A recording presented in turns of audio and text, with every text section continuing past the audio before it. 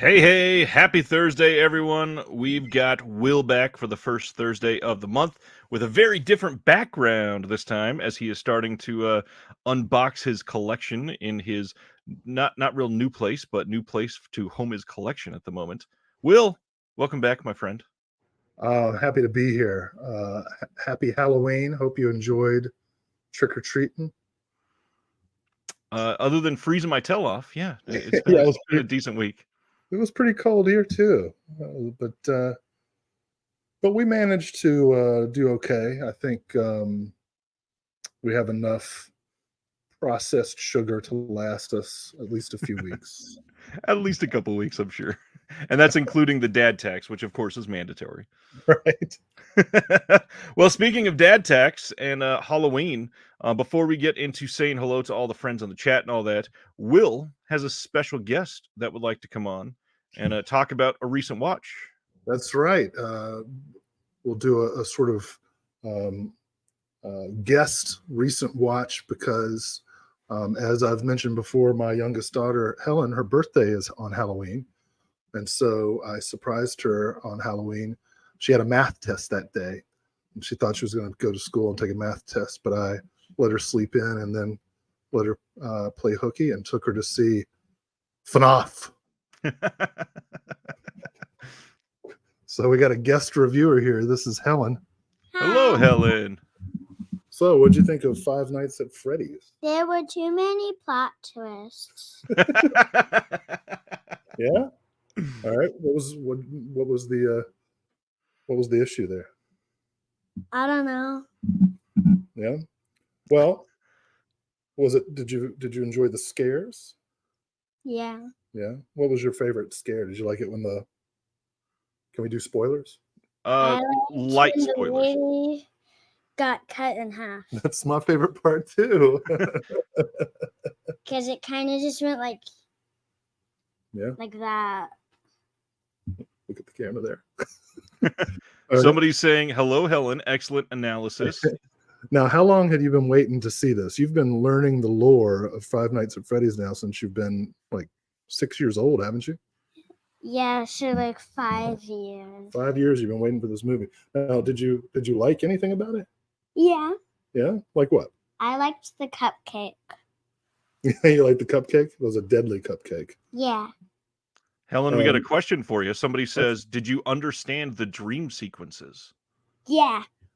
Yeah, what was happening in the dream sequences? The guy was having the same dream over and over and was trying to different his reality through his dreams. Different his reality, huh? Interesting. Interesting. Well, now I want to see it. Yeah. How about the performances? What did you think of the actors who embodied these characters you've known so long? It was good. Yeah? You thought they cast it well? Yeah. Okay. All right. What about the little girl? She was okay. She was okay? Could you have done better? Yeah. You heard it here first. Five Nights at Freddy's 2, starring Helen. Well, thank you, Helen. Yeah. Yeah, well, thank you for that review. Okay, bye. It's my bedtime.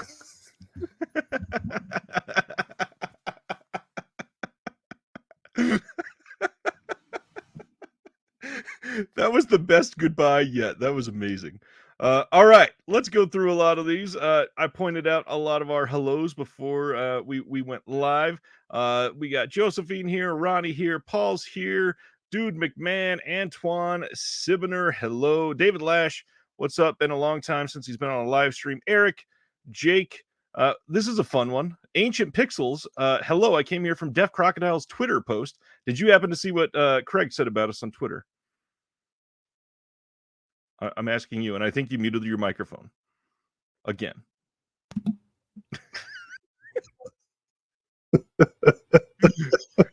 Oh, William. I have not seen the X. You should check out X. Okay. Let's see. We got Chris Silver. A lot of great announcements this week. We will be covering them. Ragnar, what's going on? Dustin Putnam. Putman. I always say that wrong the first try. If it's Thursday night, it's Reconnected. Thank you all for all you do for the physical media community, Ryan. Love when it's Will's time of the month. Will's at that time of the month for you? Man, it's always somebody's time of the month in this house. I love that we both always have red cheeks because it kind of never mind. I'm chubby. John DeMarsco's here, the broadcast director for the Mets. It's off season time. What's up, John? Unfortunately for the Mets. Hello, John. Continuing on, Silent Mandibles here, Flickering Waves. Hello, Ryan, Will, and chat. Finished October with White Zombie, The Beyond, The Composer's Cut, Houseu, Dr. Jekyll and Sister Hyde, Freaks, and Mark of the Vampire. Oh, Todd Browning double feature. That's very nice. Very solid finish. Yeah, this is probably a good time to point out through the Patreon this last weekend, we all watched Houseu together. And man, that is a fun group viewing movie. House. Yeah, if you're into that, check out the Patreon link in the description below. Craig's here from Deaf Crocodile. Thank the Helens that Helen was here. That was fantastic. Nicomedes, good evening, gentlemen. Okay, surprise me. Love that. Thanks for the little donation there, Nicomedes. Tony's here. Hello there, everyone. Missed you last week. What's up, Will? Sibner just asked a question. I'm going to answer it. Okay, I'm behind.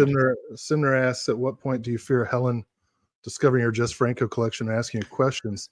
I'm just gonna turn this camera here, and up at the top, right underneath those Shaw scope boxes, that's the Just Franco collection. So it's right in the living room where it belongs. And I'm not going to introduce it actively. I'm going to let it be an organic discovery.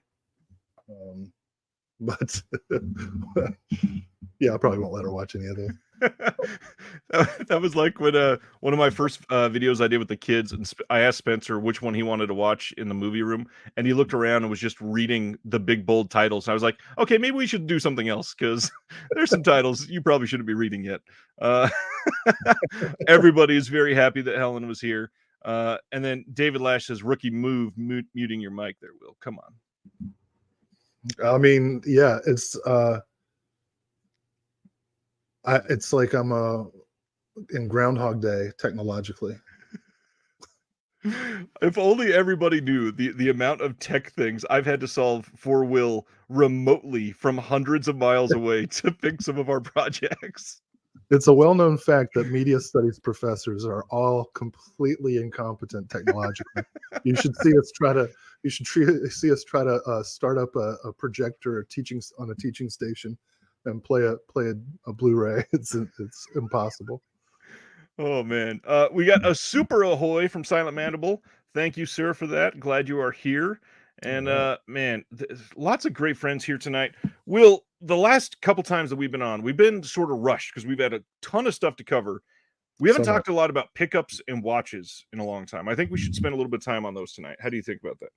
I think we should luxuriate in our pickups and watches. Let's do that. So first, let's do some pickups. One I really wanted to highlight, Vinegar Syndrome got in a copy of a book I've been wanting for a long time. This is the Amanda Reyes Are You in the House Alone? The made-for-TV movie guide. I've been wanting this. Unfortunately, I wanted the really nice one from Head Press in the UK that you could get in with the hardcover and super fancy edition, but it was free shipping, and that was super enticing. The other one, this is a very Will-centric pickup, but did not spend any time talking about this last time. The Freaks and Sideshow Shockers release from Criterion for Todd Browning. This is sort of a miracle that we have this in our hands. How much have you been looking forward to this, sir? I never thought it would happen. In my cult films class, which I've now been teaching for 17 years, the one film that is always the first in the syllabus is Freaks. And the DVD release was good, but the sound is not great. It's an early sound film, and so this upgrade has made things a lot clearer, and I can't wait to show it to people. And this set also has The Unknown, which is I like to introduce in like the very first introduction to film studies course that students take. I like to use The Unknown as the first silent film most of these students have ever seen. Wow. Because it really subverts what they imagine it's going to be like. And the Mystic is new, like it's newly released. I've never seen it. I can't wait to take a look. Haven't watched it yet, but obviously that was a day one from the Criterion sale last month. Yeah, just about 2 weeks ago now, I think. Yeah. Speaking of that, it's not technically announced yet, but I believe the Barnes & Noble Criterion sale is starting here in just a couple hours. Oh, So good God. if you are keen on Criterions, it might be time to start making that list and checking it twice, because there's a lot of really good stuff that's come out from Criterion this year for sure. Well, I got to tell you, so as you know, and I'm not sure whether this is a brag or a cry for help, but I do have the complete Criterion collection up to whatever was available in the sale last month, except for two titles, the Bud Budaker box set and the Thelma and Louise 4K. So once I have those two, and then whatever else has been released, whatever else is eligible for the sale for November releases, I will continue to have the complete spine number. Yeesh. Yeah, cry for help might be accurate there. Paul with the super chat saying hi, and then he says he's got freaks on order with a local retailer, just waiting for things to come in for it to ship. Am I guessing right, Paul? Is that Cinemaniacs? Because man, they got a lot of great stuff for Aussies down there. I really hope people are checking those out if you're down in Australia, because they are doing some great work for everybody down there. Craig says our local Barnes & Noble just closed. I think it was the last big bookstore in the area. They hung along a lot longer than everyone else, but alas, they are gone now. God, that's sad. Obviously, you were not here last time we were talking about Best Buy, but all of this is just every time one of these is announced, it's sad. But at the same time, there's labels cropping up every year still. I got a message today from somebody that's, hey, I'm starting a label soon. You want to talk about it? So it's still happening. Yeah, it's great. And you know, for someone like me, I don't think I've entered a Best Buy in a decade, but those sales, you know, are important to the overall industry. And I'll point people to a recent interview that Celeste did on her channel with Brad Henderson, who really laid out the ripple effects that big box retail has on the boutique industry. Definitely worth a listen. And you know, it's a reminder that it's important for us to support our favorite labels. Oh, I see Laurent. Laurent says, hell yeah, my favorite partners in crime.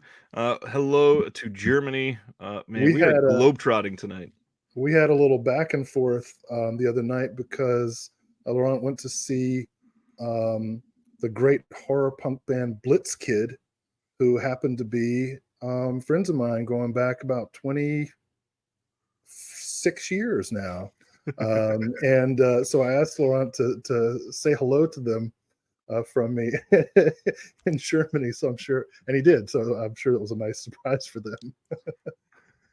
That's fantastic. A couple more I wanted to highlight. Unearthed sent in for review Full Body Massage. They're putting this out as part of the Unearthed Classics line. I just want to point out that as part of the marketing for this, they are calling this one of the most erotic films of all time. Which, it's funny you say that, because when you flashed the cover, I was like, is that Joe Bob Briggs and Darcy? Recreating the scene from Ghost. Oh man. And then two others that came in for review this time from Australia, and two that I really want to highlight. William Friedkin's Bug got a new release from Imprint. This is one that is it had been announced as coming on 4K from Kino, and it got canceled when Friedkin took a little too long with the To Live and Die in LA 4K. And then now there's no other chances unfortunately, with him reviewing some of these. But Bug is out now, and it's got a commentary from Friedkin that came out previously, and then Troy Howarth and Tony Strauss are on a brand new commentary on here as well. Plus, there's a discussion with Friedkin, and it looks like this will probably be the best release that we'll have for this for a while at least. And then finally, one of my favorite horrors from the 2000s, which I think that first decade was a bit of a low spot for a lot of people. There were some good ones, but not a lot of great horror came out around then. I think one of the best ones is The Orphanage, and Imprint put out this really nice hard box release, 2 cases and a book, and it's a decent little booklet in here. And they've got 2 discs. One of them includes a commentary by author Xavier Aldana Reyes. There is a video essay by Miranda Corcoran, video essay by Dr. Rachel Knightley, some interviews, a featurette, and then the bonus features. There's a just cavalcade of featurettes on that second disc. They have all kinds of stuff on there, and then a Q&A with Juan Antonio Bayona. And I love this movie. If anybody has not seen it yet, please check it out. Imprint does great work, and this is an astonishing release. They do. I'm a big fan of Bug, and you convinced me on The Orphanage, which I've not seen before. It's a really good one, and it's produced by Del Toro, so it's got that early 2000s, like his like super Mexican folk type of mindset behind it. It's really great. Oh, one more note from Laurent, and I want to acknowledge that I pronounce his name differently every time I say it. But I'm trying to do it the right way, which is why it comes out different every time. But we want to pitch a segment for you in which the two of us share our love for particular cheesy action titles. The segment will be called Double Dragon, and we will wear large, colorful headbands while we do the discussion. One day that will be happening. Yeah. All right, so let's go through your 400 pickups there, Will. Oh, pickups. Okay, here we go. Oh, man, I was ready, and then you said it. All right. So I'm given the abbreviated list. Oh, man, I don't have anywhere to set this damn microphone, so I have to hold it. That's all right. So, at least we will only hear every time any part of your body moves. Yeah, you will. So first, I want to highlight a couple titles from Vinegar Syndrome and OCN. I'm just going to highlight one title from the Vinegar Syndrome subscription, and that, of course, is Mother's Day, which actually does deserve a 4K in my opinion. I know I talked about Mother's Day last time I was on the show, so I won't get into it, but I freaking love this movie. It's wonderful. So there's that. Also, on the repeated recommendations of Chris from They Live by Film, I got Altered Innocence, The Wild Boys, which I'm excited to see. I went on and on about this to the point that people, I'm sure, question my psychological state. But hey, here's the Defilers, Lee Frost. This is the guy I want to become the new cult filmmaker on everybody's minds. And of course, the documentary We Kill for Love about erotic thrillers from Yellow Veil Pictures. You said this looked terrible, and that's part of the reason I picked it up. Saturn's Core SOV aquatic thriller Deep Undead. I watched the trailer and I was like, that actually looks pretty ambitious. I'm going to check it out. I didn't mean that as a bad thing. Yeah. No, I'm excited about it. And shout out to Craig. Told you I'd get the cat movie. Cat City. Can't wait to watch it. I know you don't get a chance to check in with the Discord every day, but the number of times that people have been watching that movie and only reviewing it as calling it the cat movie is so funny in the Discord.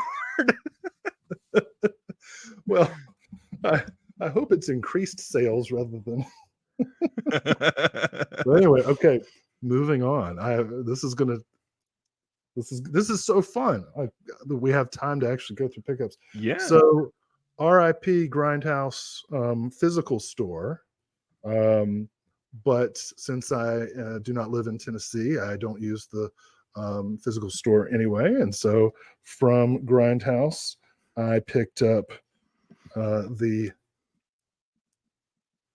Hellraiser Quartet of Torment, the Nice. 4Ks. I still have to decide what to do with my Scarlet box because of the Leviathan documentary. Yeah. For space reasons, I'm going to have to get rid of it, but I guess I'll just watch it and hope Shudder keeps it forever. Wait, I don't even think it's on Shudder anymore, is it? I don't think it is. God damn it. Well, anyway, also, I'm very excited about this one. Cynthia Rothrock's Lady Reporter, the Blonde Fury. Nice. I've heard great things about that. From Eureka. And was it Paul? We talked about this, the Australian film, Hercules Returns. Yeah. And this was like several months ago, but as a result of the back and forth we had, was it Paul? I think it was Paul or Tony, or maybe both of them. Okay. On the strength of their recommendations, I put in an order for it, but of course it was also included in this order with Lady Reporter and Hellraiser, so it took several months before I actually got it. But I'm patient. I don't mind waiting. Speaking of waiting, I had put in a big order at Orbit many moons ago, and then when they had their anniversary Radiance sale, I added to that order, and so I got a bunch of Radiance titles. Red Sun, which looks very good. The underrated OC and Stigs by Robert Altman. Fill her up with Super. Ronnie says they let us ladies be reporters now. They're called I think they're called typographers or and Messiah of Evil, which that release is wild. Like almost everyone, I've been waiting to see this for many years, and now I have seen it. So we can talk about that in a minute too. Getting near the end, Eureka, as you probably know, had a Halloween sale, so I picked up. I actually only had this on DVD, so I'm excited. Der Golem. Ooh, nice. The Last Warning. The Karloff Universal Terror box set. Oh, nice. And we'll talk about collecting a little bit later and managing a physical collection. This was a great release to get because it allowed me to get rid of 2 bulky DVDs, because I used to have Troll and Troll 2 and Best Worst Movie on 2 DVDs, and now I have them all on this Eureka Blu-ray. Nice. All right, last one. You may have... Rookie move again, Will. Your thumb needs to stay away from the mute button. All y'all can kiss my ass. All right. I'll start that over. You may have noticed I'm wearing a Legend of Boggy Creek shirt. Nice. I know this actually is a nerdy story that I'm about to tell. So the Legend of Boggy Creek 4K, which actually looks really good. The real star of that movie is the location, and it's gorgeous. The kind of backwoods bayou area of where'd they shoot it? It was same place as Gator Bait. I forget the name of the place. Well, anyway, so I ordered this from the website, and the family, I guess, did the restoration and are handling the release. Well, I get this email one day, and it says Pamela or Pamela. It's spelled with a U, so I don't know if it's Pamela or Pamela because they're from Arkansas. Pierce, and I'm like, are you fucking kidding me? I got an email from Charles Pierce's daughter, and so I opened the email, and she says, "I'm sorry to say that the extra large T-shirt is out of stock. Would you like a replacement?" And I was like, oh my God. She cares about my well-being as a person. So I wrote back and I said, well, I'd love to get the long sleeve, but it's different price. How do you want me to pay the difference? And she wrote back again and said, don't worry about it. So we're friends now.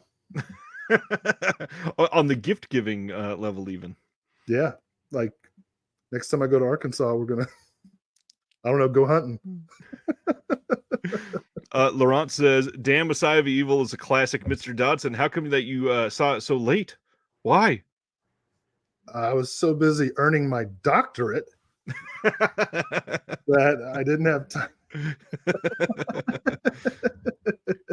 Craig says, "Literally just opened a box that arrived today. Dracula and Son from Severin, Nice. Extreme Prejudice, and Witness 4K Deluxe, all from Diabolic. Woot." You were talking about Hellraiser and the two deluxe releases that it got. I just happen to have next to me one of the rarest releases I have. I wonder if anybody's ever going to go through the trouble to put out Deader on another Blu-ray, because this thing. Have you seen how much this goes for on eBay right now?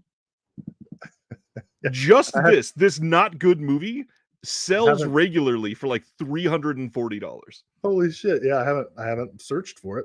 Is that the one with like the alcoholic cop? Oh, it's been honestly a few years since I've watched it, but I think so. It's either this one or the one before it. But yeah, this one is wild. It's been a long time.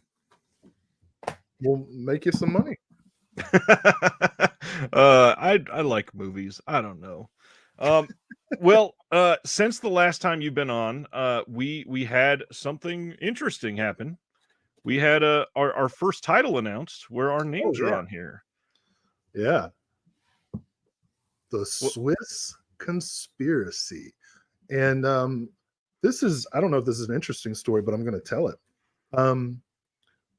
When we saw that Film Masters had that title, it just so happens that next year, a book about Jack Arnold, who directed the Swiss Conspiracy, and everybody in the audience, I'm sure, knows who Jack Arnold is if they've seen Creature from the Black Lagoon or The Incredible Shrinking Man. Or Tarantula. That's a big one. Or Tarantula, right. Or countless great Westerns. So there's a book edited by Michael Schumann, Michael Schumann, called the Films of Jack Arnold, which is coming out on the Refocus series at Edinburgh University Press, which the Wes Craven collection is also on, that came out earlier this year. And so we pitched a kind of unique visual essay in which we edited together interviews with Michael Schumann and Christopher Woofter, who also co-edited the Toby Hooper book with me and is in the Jack Arnold book. I'm in the Jack Arnold book as well, writing about his Westerns, in particular one Jack Arnold did with Fred the Hammer Williamson and D'Urville Martin. So in addition to checking out the Swiss Conspiracy when it comes out next February, you should also check out the Films of Jack Arnold when it is released sometime later in 2024. But it's going to be a pretty great book. I'm very excited. And it was so cool to work with you on this and to work with Film Masters. They were, so responsive and easy. So, yeah, really excited. And it's got other good features on it too. they are also extremely supportive, and it is saying something that one of the first things that's getting announced with our names on it is literally it turned into essentially a documentary on the story of Jack Arnold's life. Yeah, and it's not a short visual essay. This thing's almost half an hour long. So yeah, it turned out really well. You are getting your money's worth with this release. This is going to be a really exceptional visual essay, in my opinion. Had a good editor on that. And listen, this film is pretty fun too. If you've ever wanted to see David Hess and John Saxon in a fist fight, this is your chance. Yeah. Craig says, where can we pre-order? I believe it is up on Grindhouse right now for only $19 because he discounts pre-orders. So if you want to see that really sell it out for Mike, go pre-order the Swiss Conspiracy and blow Film Masters away by making this sell like gangbusters. They would love that. Please. Yeah, this release is going to be well worth all of your time, and I really hope people enjoy it because it's kind of incredible. Hey, you want to see something cool? You see that big stack behind my head? Yes, it was making me nervous. That's all my Jim Wynorski movies. Oh, gee. Well, somebody was asking. You showed your Franco titles. They said Yeah. they thought you had 200. That's not all of them over there, is it? No, I don't have 200. I have 100 and now 106. Are all 106 over there? Yeah, it's 3 full shelves. There's some other stuff on there too. Dang. Blu-rays are skinny. Yeah, that's true. And there's a couple that are like double features and stuff in there too, I'm sure. Well, yeah, and his digital films are all in slim case box sets. So there's like 4 or 5 on each of those. But yeah, 100 and what did I say? 106 now. 106, yeah. I just ordered. I know that you don't support this, but Full Moon at their sale, I ordered the Blue Rita, so that's my 106th. I saw a picture the other day. Did they change the cover art on that after all of the pushback? Not on the website. I'm gonna have to look it up because I don't know if it was Blue Rita or are they releasing some other Franco title that I missed? I'm gonna have to do some research. I apologize. All right. Silent Mandible says, calling it Will Crushed by Movie Stack, April 12th, 2024. Well, you know, it's funny. I think we're going to talk about that after the announcements, right?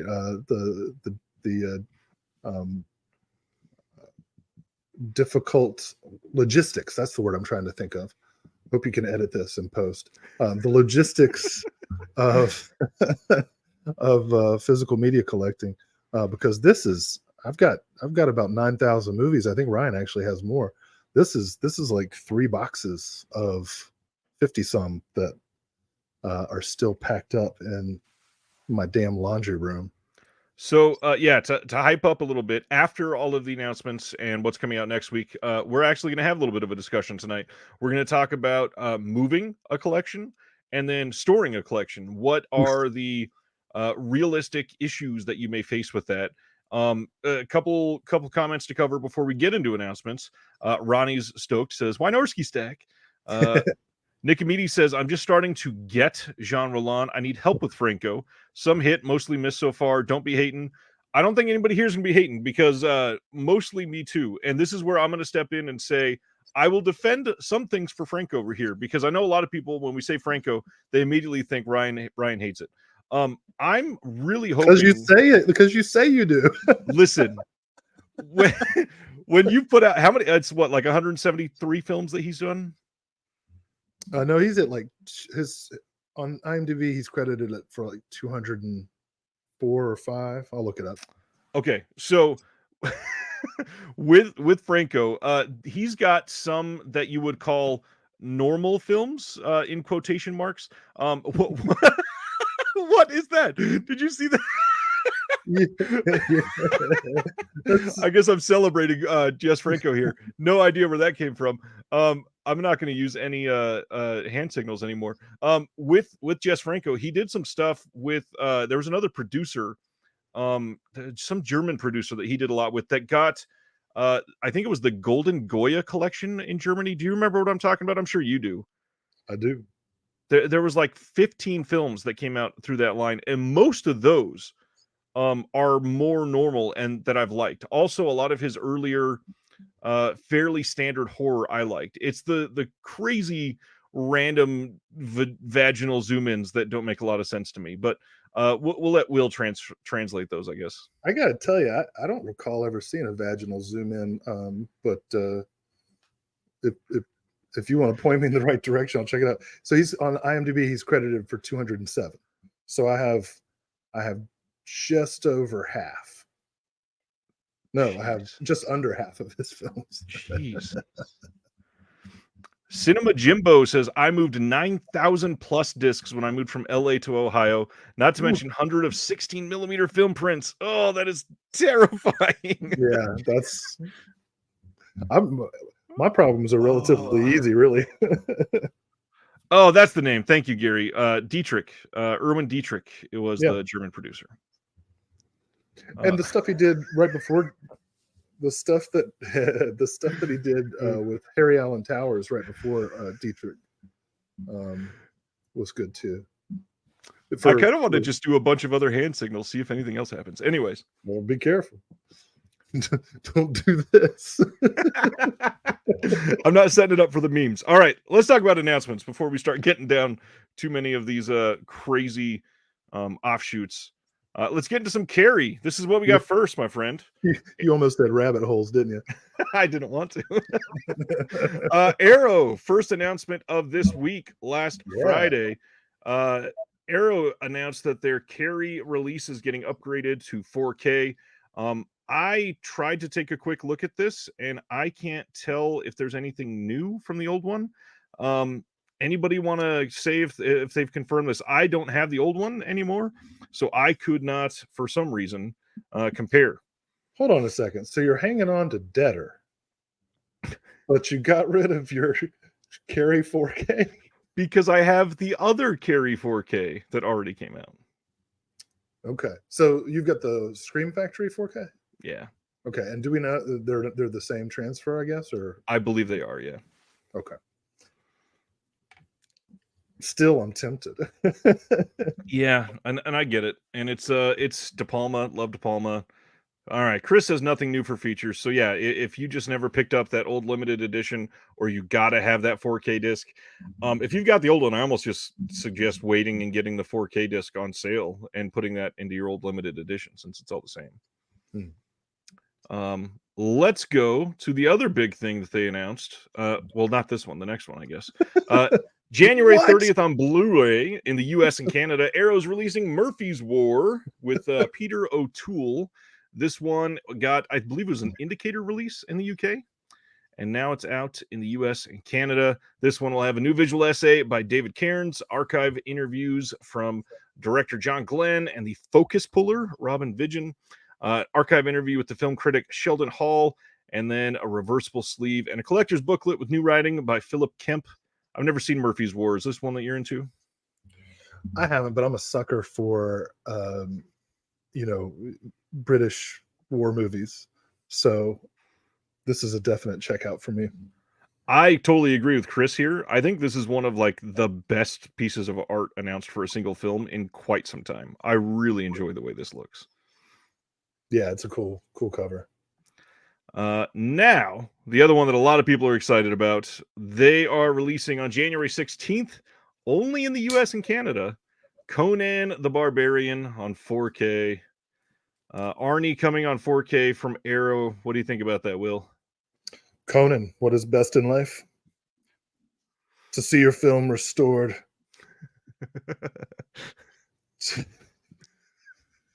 From the OCN. From the OCN. To see your film on 4K and to hear the lamentations of the women. So this one, new 4K restoration from the OCN by Arrow, double-sided fold-out poster, 6 double-sided collector's postcards, illustrated collector's booklet with new writing by Walter Chaw, who Craig is always championing, and John Walsh. We also have a lot of other stuff on here, including archival feature commentaries by the director and Arnie on the extended cut, new feature commentary by Paul M. Salmon, the author of Conan the Phenomenon, on the extended cut as well, newly assembled isolated score track, and then on disc 2 of this, it's a Blu-ray disc only. We've got Conan Unchained, the making of Conan, archive documentary from 2000, designing Conan, and a newly filmed interview with the production artist William Stout, and a whole bunch more of archival interviews and featurettes that were so long that I couldn't fit them in the post. Oh man, this is going to be a great chance to get more love for Conan the Destroyer. Which, I mean, I think a lot of us already really love it, but it's generally considered the lesser of the two. I love it.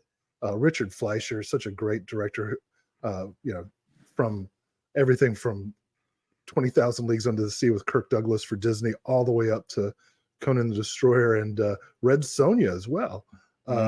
Fleischer could do anything. He does this great daytime noir with Lee Marvin called Violent Saturday. I mean, Fleischer, you can track Fleischer's career from the heyday of the studio era all the way up to these 80s sword and sandal sword and sorcery movies. So I'm really, really excited about both of these, but even more so about Conan the Destroyer. Wilt Chamberlain, Grace Slick, come on. So yeah, let's reveal that, because all the comments are about both of these, so that way we can talk about both of them. January 16th, they are also releasing the sequel, Conan the Destroyer, on 4K in the US and Canada.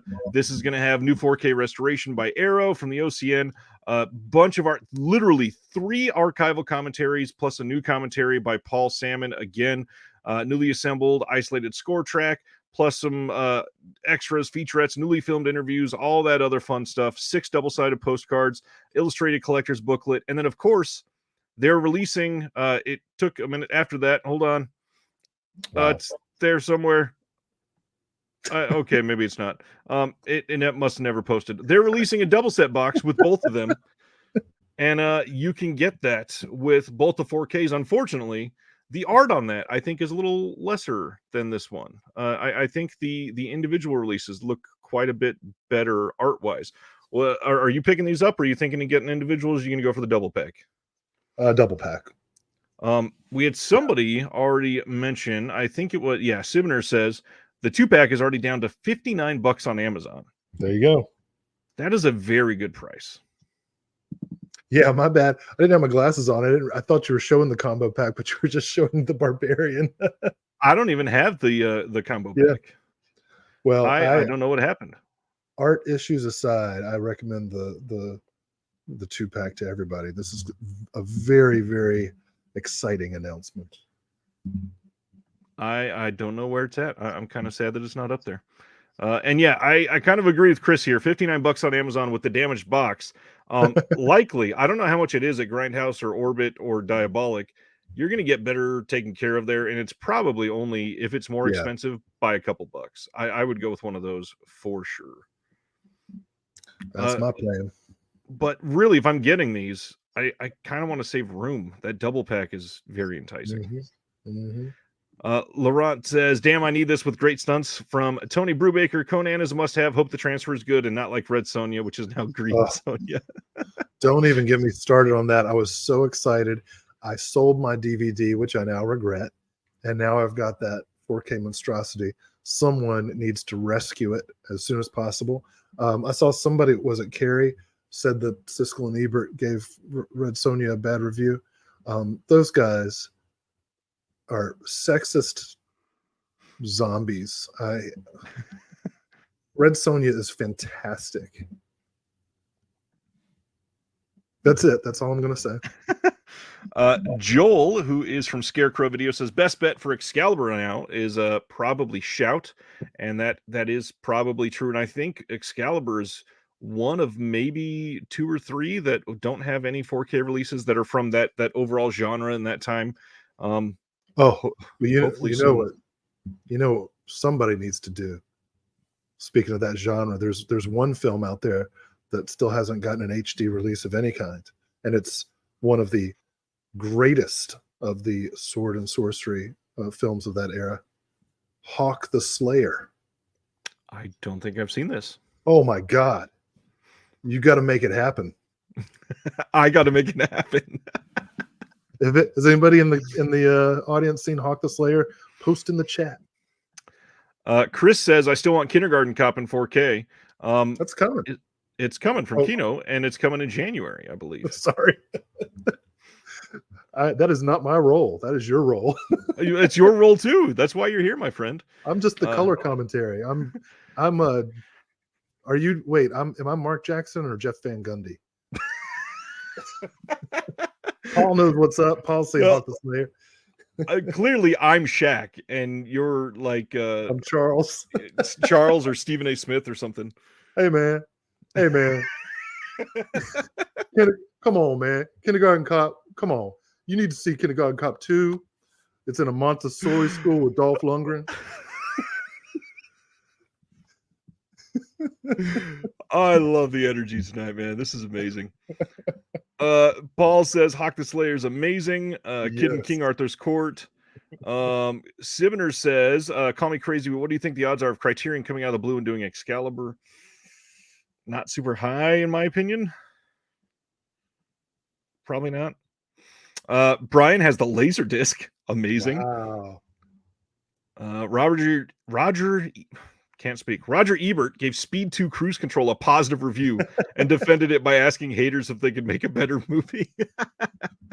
I mean, it's weird, right? Because when guys like that go, because they had such an outsized impact on film culture. So when they do something, when they like something you like Last House on the Left or The Cable Guy in the case of Gene Siskel, you're like, yeah, these guys get it. But then 90% of everything More they often say than is not. so stupid. Cinema says used to have Hawk the Slayer and Super 8. Wow. CinemaScope. Wow. I love that movie. Video store. What's going on? Oh. Sibner says Excalibur feels like one of those Breakfast Club titles they would put out to make money. Maybe. I don't know. Well, possibly. yeah, but unlike Breakfast Club, I'd be happy to get Excalibur. And I've got friggin' Chasing Amy DVD now because of my obsession with having all the spines. Excalibur's way better. We had somebody ask earlier, and I forgot to highlight the question. How is the Laserdisc collection? Do you have many or all of the Criterion Laserdiscs? Oh, no, I don't have any Laserdiscs. No. Oh, you are not complete, you traitor. I'm sorry. I have the complete Okay, we got rid of him. We're good to go now. Complete DVD Blu-ray 4K. That's pretty incredible still. It's ridiculous. Paul says Imprint should do a sword and sandal set and include Hawk the Slayer. Yes, they should. Paul should be head of acquisitions. Dude McMahon wants to know, do you have Armageddon and The Rock? Yes, I have the complete collection. I have all the spines. Got the killer, got everything.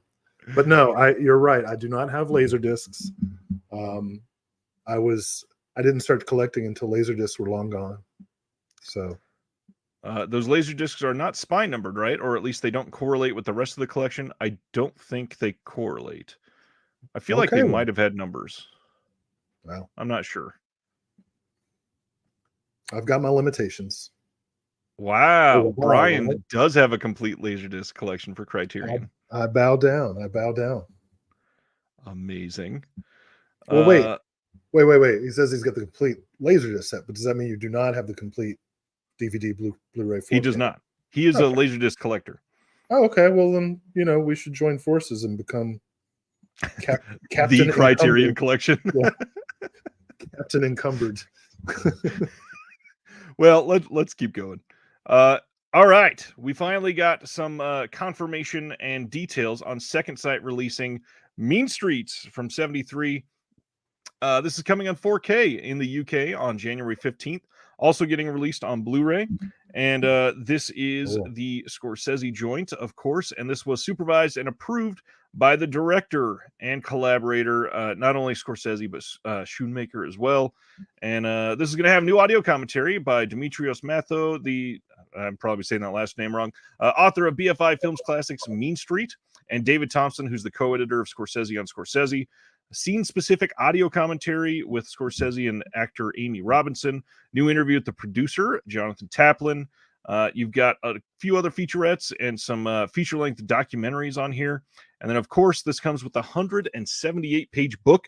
New essays by Mark Ash, Daniel Bird, Charles Bramesco, Lillian Crawford, Elena Lazik, Manuela Lazik, Christina Newland, and an extract from Scorsese on Scorsese, plus 8 collector's art cards. Wild set. That looks great. Is it the same 4K transfer as the Criterion release, or? Maybe we should talk about that real quick, because do you know why everybody is talking about this to begin with? No. So there is an individual that reviewed the Criterion Mean Streets release on the Blu-ray.com forums, and it is somebody that is notorious for being extra hard on color grading that he supposedly knows next to nothing about. So Second Sight has been getting that same exact question. Just today, they answered and said, we've had a few queries, LOL, they've probably had more than 1,000, regarding the master we are using for Mean Streets. We co-funded the new 4K restoration with Criterion, and therefore we are both using the same master. The restoration was closely supervised by Scorsese and Schoonmaker, who used Scorsese's own personal print as reference for the color grading. This may differ from previous releases, which did not have his involvement and were not accurate to the correct look of the film. An additional print held at the Academy was also viewed and closely matched his reference print. Scorsese worked with colorist Ivan Lucas on his new version to finally have Mean Streets look the way he originally intended on Blu-ray. So they're both the same, The Criterion and this one are exactly the same. but this one's got a book. This one has a book, and art cards. And I believe this one, I wasn't talking about extras. I was just talking about the restorations. I think this one might even have exclusive extras as well. Man, that's a tough choice. Obviously, I got it for reasons already stated. I got to get the Criterion, but you know, and in my little Scorsese slow marathon, I had to watch the old crappy Blu-ray of Mean Streets, so I'm excited to be able to go back and watch it again. I'm glad. What did you think of this on your rewatch? Oh, I love Mean Streets. I thought it was great. You know, I could tell the Blu-ray was a little deficient, especially in the sound. So when I saw the announcement for Criterion and now this, I was pretty pleased. I agree. Yeah. I just watched the 4K of After Hours, which I still don't like that much, but it looked great. Carrie Mulligan says, "Are you referring to the Films at Home guy?" I am not. It is somebody that writes reviews for Blu-ray.com, and I don't know if any other YouTuber has covered Mean Streets and about the color grading or anything like that. I normally don't say this, but I would just say if Films at Home is talking about it, he likely just read the review that's on Blu-ray.com to be able to make the video. That is what everybody is going off of right now. So if you've got a lot of people out there talking about the color grade, when Second Sight comes out there and they are transparent like that, I respect that. I'd rather have it look like the way Scorsese wants to. Perfect world, I might want both options on the disc, but just monetarily, that's not going to be feasible. Yeah. Just plain and simple. That's not going to work. I mean, we have releases where they're needing to choose between certain cuts being in 4K. They're not going to give us two different restorations on 4K just for the fun of it. Yeah, they can't do that. Anyways, Mean Streets 4K available to pre-order now, and yeah, January 15th, 4K and Blu-ray. Check it out. Man, if physical media is dying, it is going out with a bang. As we always have at least like 60 titles to cover on the first week of the month. Yeah, you can say it's going out in style if it is. I'll tell you what, yeah. I'm like, why can't you put me in the middle of the month? Well, let's go to the next one, which the next one this time is 3 films actually. Sandpiper Pictures is releasing these 3 films on December 19th on Blu-ray. We get The Sure Thing from 1985, little known film from some indie startup director, Invaders from Mars by Toby Hooper.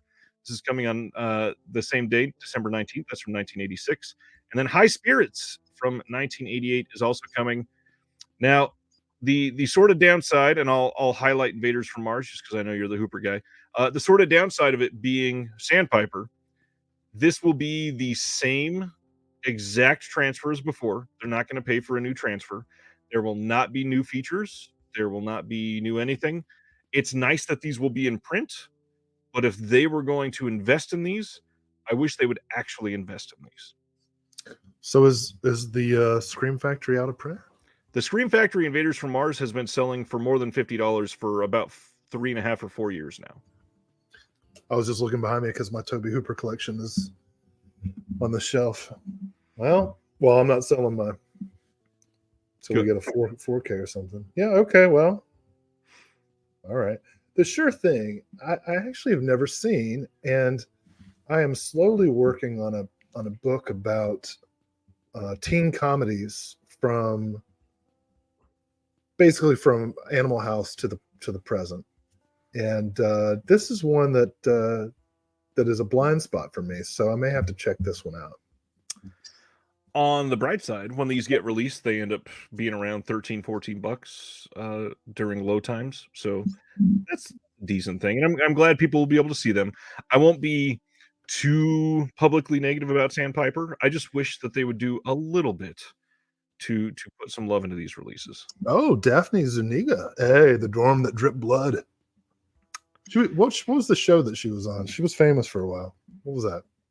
I'm not sure about the show. Somebody help me out in the chat there. Dude McMahon is asking, did Criterion release the Sure Thing on DVD? No. Do you have all of the titles memorized? I know that. Yeah, well, more or less. I know what's not. I know that's definitely not. The Sure Thing is definitely not on. Melrose Place. The Sure Thing is definitely not on Criterion, or I would have it. All right, so yeah, Sure Thing, Invaders from Mars, High Spirits. Those are all coming December 19th on Blu-ray. High Spirits, for anybody that doesn't recognize the title, that was on one of those double features from Scream Factory as well. Wow, look at that cast. Peter O'Toole and Steve Guttenberg at last together. No mention of Daryl Hannah? Well, you know, it's the male dynamic. Daryl Hannah blows them both out of the water. Well, look at the others. You also got Beverly D'Angelo in this and Liam Neeson in a very early role. Liam Neeson. And he's fighting ghosts? What is this? I don't think I've ever seen High Spirits, so I'm not sure. Liam Neeson is a ghost, so it's like Beetlejuice, but with Liam Neeson. I think he would actually scare people. All right. Going to the next one. He and Alec Baldwin could have a low talk off. Kind of like.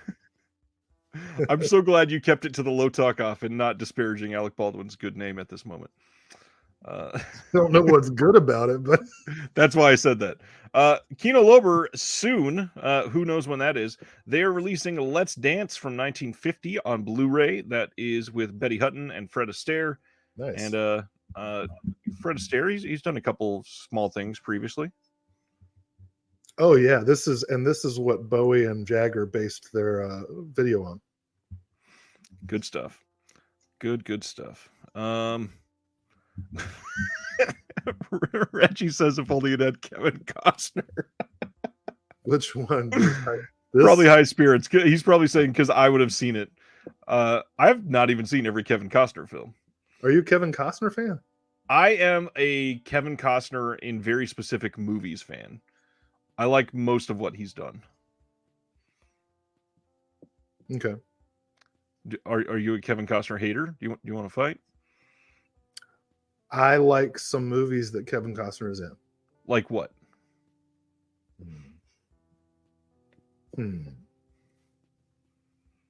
It's a good answer. Let's go to the next announcement. The Untouchables. That's a good movie. Yeah. Nay, that's a great movie. All right. December 12th on Blu-ray, Kino is re-releasing The House of the Long Shadows from 1983 with Vincent Price, Christopher Lee, and Peter Cushing. This is going to have the same transfer as their 2015 release, but they've encoded it at a higher bitrate on a dual-layered BD50 disc rather than a 25 gig disc. So this will have a much better encode. It should look better than the previous release. They've also added a full-length documentary on this, a 104-minute full-length documentary.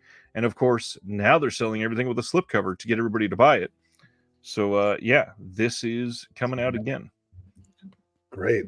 Anytime we can get some Pete Walker out in the world and, you know, the cast, obviously. It's a good movie, too. So, yeah. God. Wow, look at all these comments with great Kevin Costner titles. I've never seen such a rapid fire list of shitty movies. I like A Perfect World. That's a good one. Did you ever see Mr. Brooks? No, I didn't. So I can't comment on that one. So I have a feeling that you would hate it, but it is the most unhinged Kevin Costner movie in the world. Do you remember the premise? Do you remember hearing anything about it?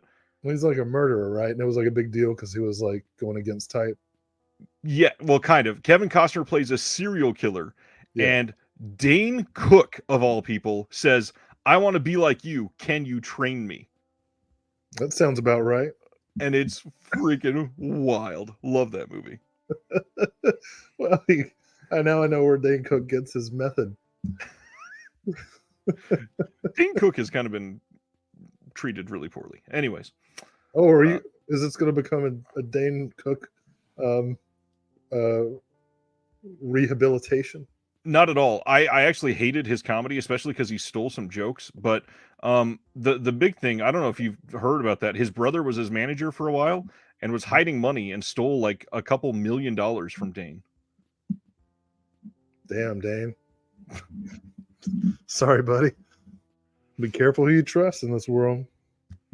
Ah, there's a good classic. Did you ever see Fandango? That's where I get movie tickets from. All right. Let's go to the next. No, I've never heard. I didn't know that was a movie. I never heard of it. It's a Warner Archive release. Came out in '83, I think. Great one. Oh, yeah. What's the trauma movie he's in? Is that Sizzle Beach, USA? Yes, I believe so. I believe so. All right. So Grindhouse Video. Will already said rip Grindhouse, but to go into some details here, Just the physical store.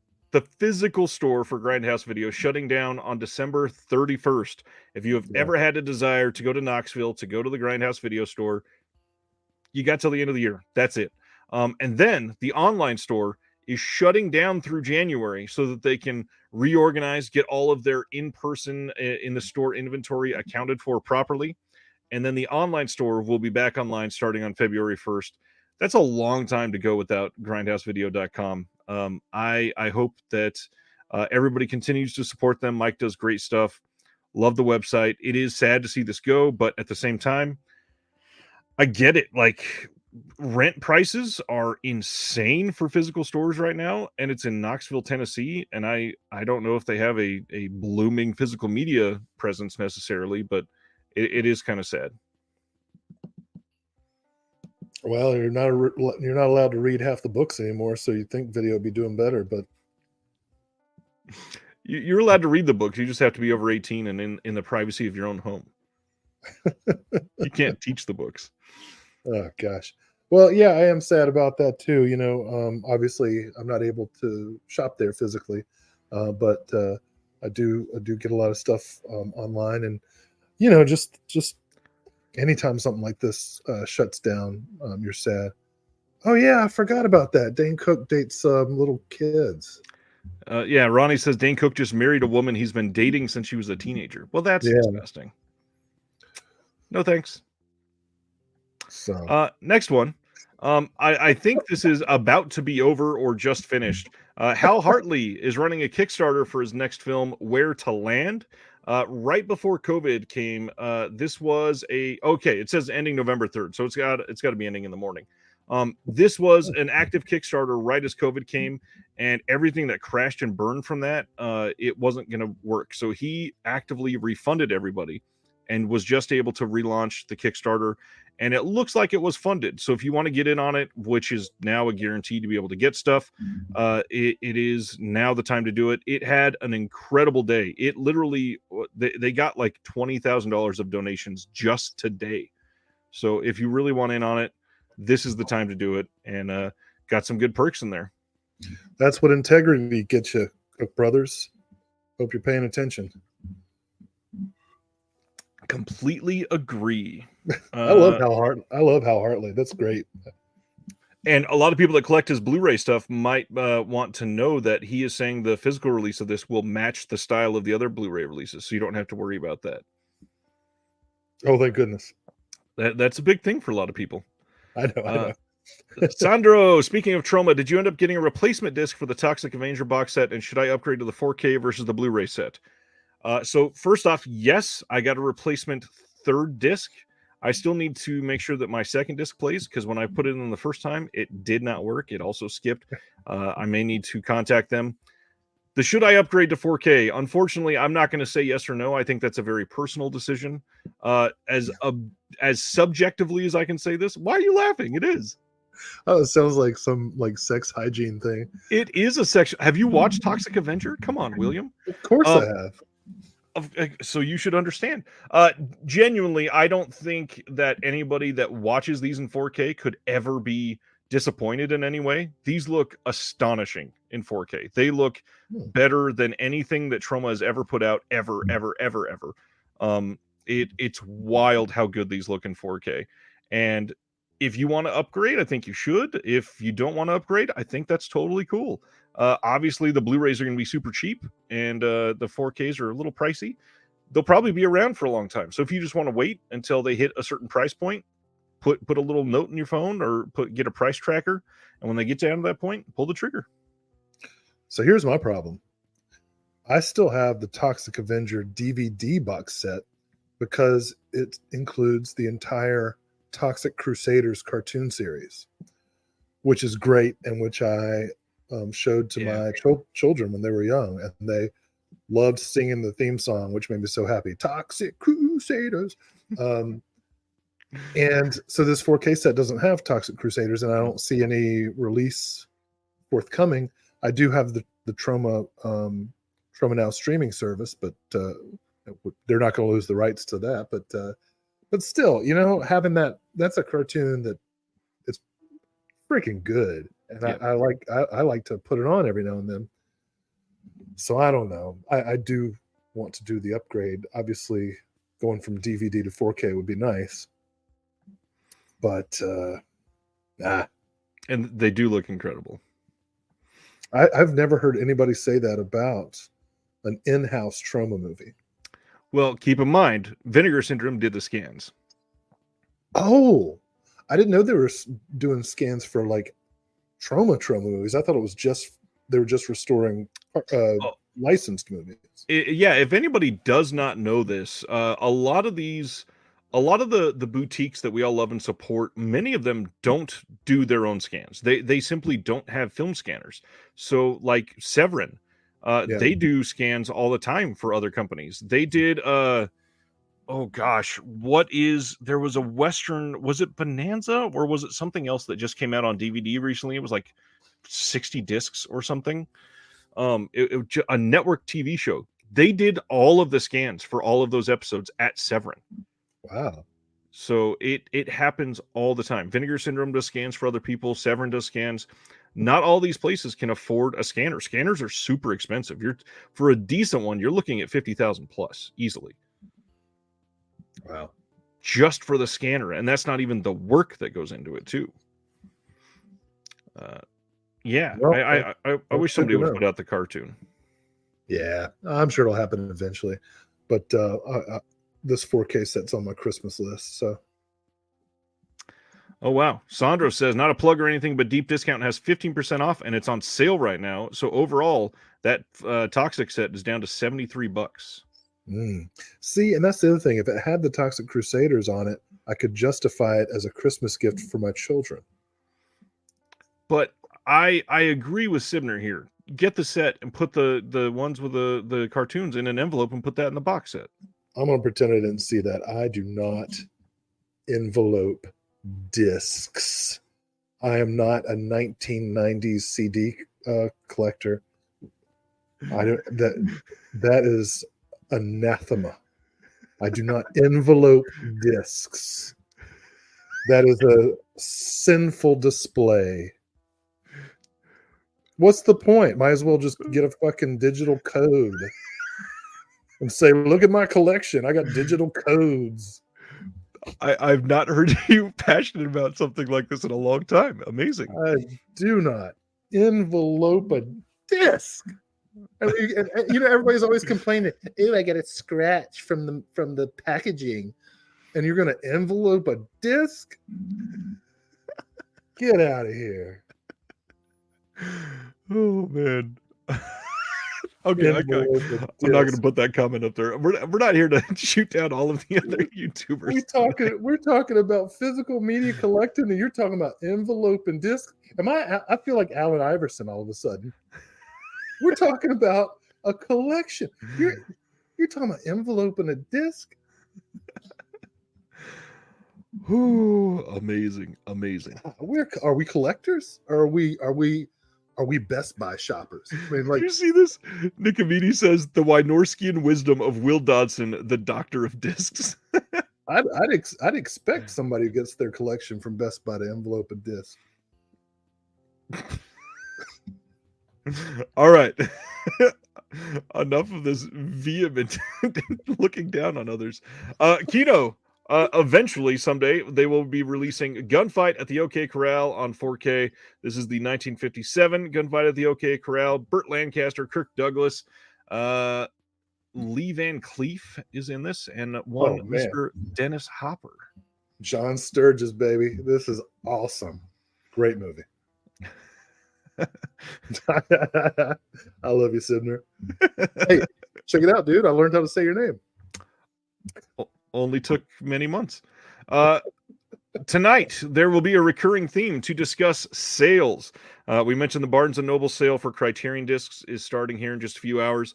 Next one we're talking about, Indicator is hosting their 7th anniversary sale right now at the site until noon on the 6th of November, UK time, of course. They are having our final sale of the year, our 7th anniversary sale, and our largest ever, of course. It's the hyperbole. They've put out more films since then, so of course it's going to be the largest one ever, which includes nearly 250 items. Now, here's the thing. They have selected limited edition titles on sale for $6.99. The return of a 3 for 15 pound deal on a wide range of standard editions and selected limited editions. Lots of things have sold out already. And a reminder that at the end of the year, they are doing away with the whole points program. So if you got points, spend them now. The hard part is they are making it tough. If you're getting a 3 for 15 deal, you cannot use points on that purchase. So make sure you're doing it the right way. Get all your money's worth, and keep track of everything, and make sure you're spending wisely. I used my points and did the 3 for 15. Nice. Well, any big ones that you got that you're excited for? Yeah, I got one of the Hammer box sets. I think it was volume 5. A bunch of stuff was selling out as I was filling up my cart. What else did I get? I got several titles. Chris Silvestri on Facebook says, I ordered 70 titles. The movies came out to $6 a piece. Jesus. Gotta do it. There's so many good things in that sale. Impressive. I found some stuff. Yeah, I found a couple films by directors I like that I hadn't heard of. So I picked some things up. Yeah, I got a couple box sets. There've been so many sales, I'm like forgetting all the stuff that I ordered. I've not even looked. I keep forgetting to check to see if I even have points. I'm not sure if I do. And the only thing I'm really after, I really want that Mexico Macabre set. They're down to like the last, I think they like less than 50 of the US releases of that box set. Yeah. I'm going to be throwing a bunch of money at imprint soon. I still haven't gotten the Sidney J. Fury or the Walter Hill or a couple other. I never got the Sidney J. Fury. I wish. Yeah, I got to do it. Craig, I wish restoring films paid better. I'd buy a ton more movies. On that note, everybody go to deafcrocodile.com and buy from them directly. Gets the most bang for their buck there. Please, all of the new release titles for Deaf Crocodile are all available on the website. And Will showing off the cat movie. I got one close. Which one was it? I think I had visitors somewhere nearby. Oh, I got my visitor, my Arcana Kickstarter, yeah, with my trading card. So if anybody wants to trade trading cards, I'm now available for that. Paul, Deaf Crocodile ships worldwide. It'll be a little pricier. It'll be pricey. But think of it this way. For $20, something will go all the way around the world. This is true. That's pretty amazing. Craig says, we ship to Australia all the time. It's not cheap, though. This is true.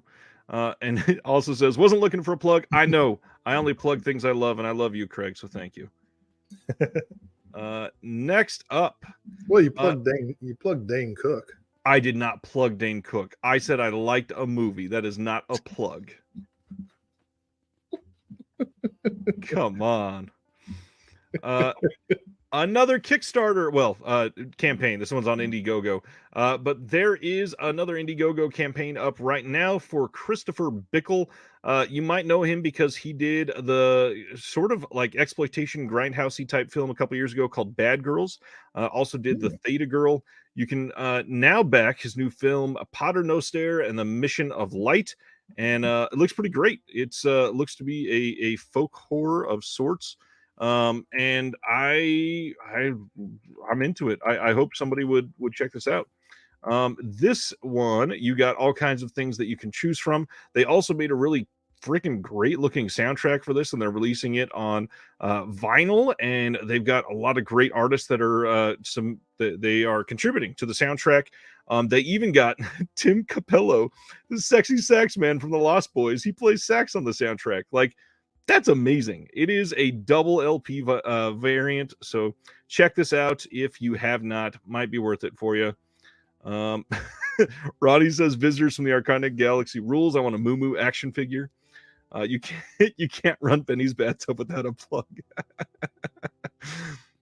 Speaking of crowdfunding, one of my favorite artists, Kelly Jones, has a Kickstarter up doing a Dracula graphic novel. Nice. Dead Sea Life says he played with Tim in 2 separate bands. Was Tim playing sax then or something else? That's fantastic. Do you like the Lost Boys, Will? Did you seriously mute your microphone for the 3rd time tonight? I mute it because you tell me to. I used to never mute it. And you're like, when you're not talking, you should mute it. That's for audio commentary, sir. I'll go back to the Dracula graphic novel real quick. Because Dracula's an epistolary. So how can it be a graphic novel? Because it's just letters and journal entries. Good try. Well, I guess we'll find out. I'm excited about it. Scream Factory. Like nobody's ever adapted Dracula the way it's actually written. All right, what was the other thing you were talking about? I asked if you liked the Lost Boys because oh yeah, Sexy Sax Man is on the soundtrack for Pater Noster and the Mission of Light. Man, talk about milking it. That, and I say that with all respect. That guy, I forget his name, but he's managed to stay relevant for 3-4 decades now. He still goes to cons as the Sexy Sax Man. I mean, the Mad Men guy played him on Saturday Night Live or something. Yep. It's amazing. What's his name? John Hamm. That's him. Hilarious. Dead Sea Life says he played sax for us in the Dead Elvi, and Bobby Steele had him play on an Undead song. That's incredible. Oh my God, are you in the Dead Elvi? That's what he's saying. I love you guys. Oh man, that's incredible. That's awesome, dude. Chris Silvestri says Lost Boys needs a proper 4K release with a nice box and new extras. I did get the 4K. Is it okay? I thought it looked okay. It looks incredible. Yeah. I don't know what's wrong with the 4K. What's wrong with the 4K, Chris? Dead Sea Life is the singer of the Dead Elvi. No shit. Wow. I am honored. This is so cool. Everybody, if you don't know Dead Elvi, get on it. Speaking of plugs, there you go. Yeah, I'll plug that happily. Well, let's talk about Scream Factory then. First release, January 23rd, they are releasing Thinner from 1996. This is coming on Blu-ray. It has a slipcover on it, and it says extras in progress and will be announced at a later date. Wait, let me do it. Go ahead.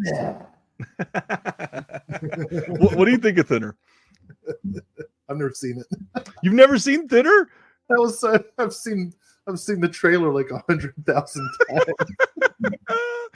Oh man. I'm definitely going to watch it now for certain reasons. This is a great release that you should pick up. I will not say that it's a terrible movie. I won't say that it's a great movie either. I think it could have been adapted a little bit better. It's a fun movie, but also it's got some great features that are going to be on this, and I know because I edited them. And Yeah. this is going to be a great release. This is fun. It has some stuff that I can't say specifically, I guess, but I would suggest checking this one out. Spent a lot of time on the features on this, and they're really interesting. So check them out. I'll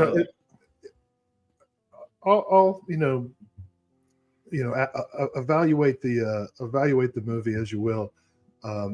Any film that came out in 1996 in the horror genre has a disadvantage automatically, especially in retrospect because of Scream. Of course, Scream didn't come out till December, so it wasn't like it wasn't like they were competing. I think Thinner came out in the summer sometime, but I could be wrong on that. But when people are evaluating and looking back, 1996 horror films, Thinner's not the one they're going to highlight, right? It's going to be Scream. But it's worth a watch. I haven't seen it.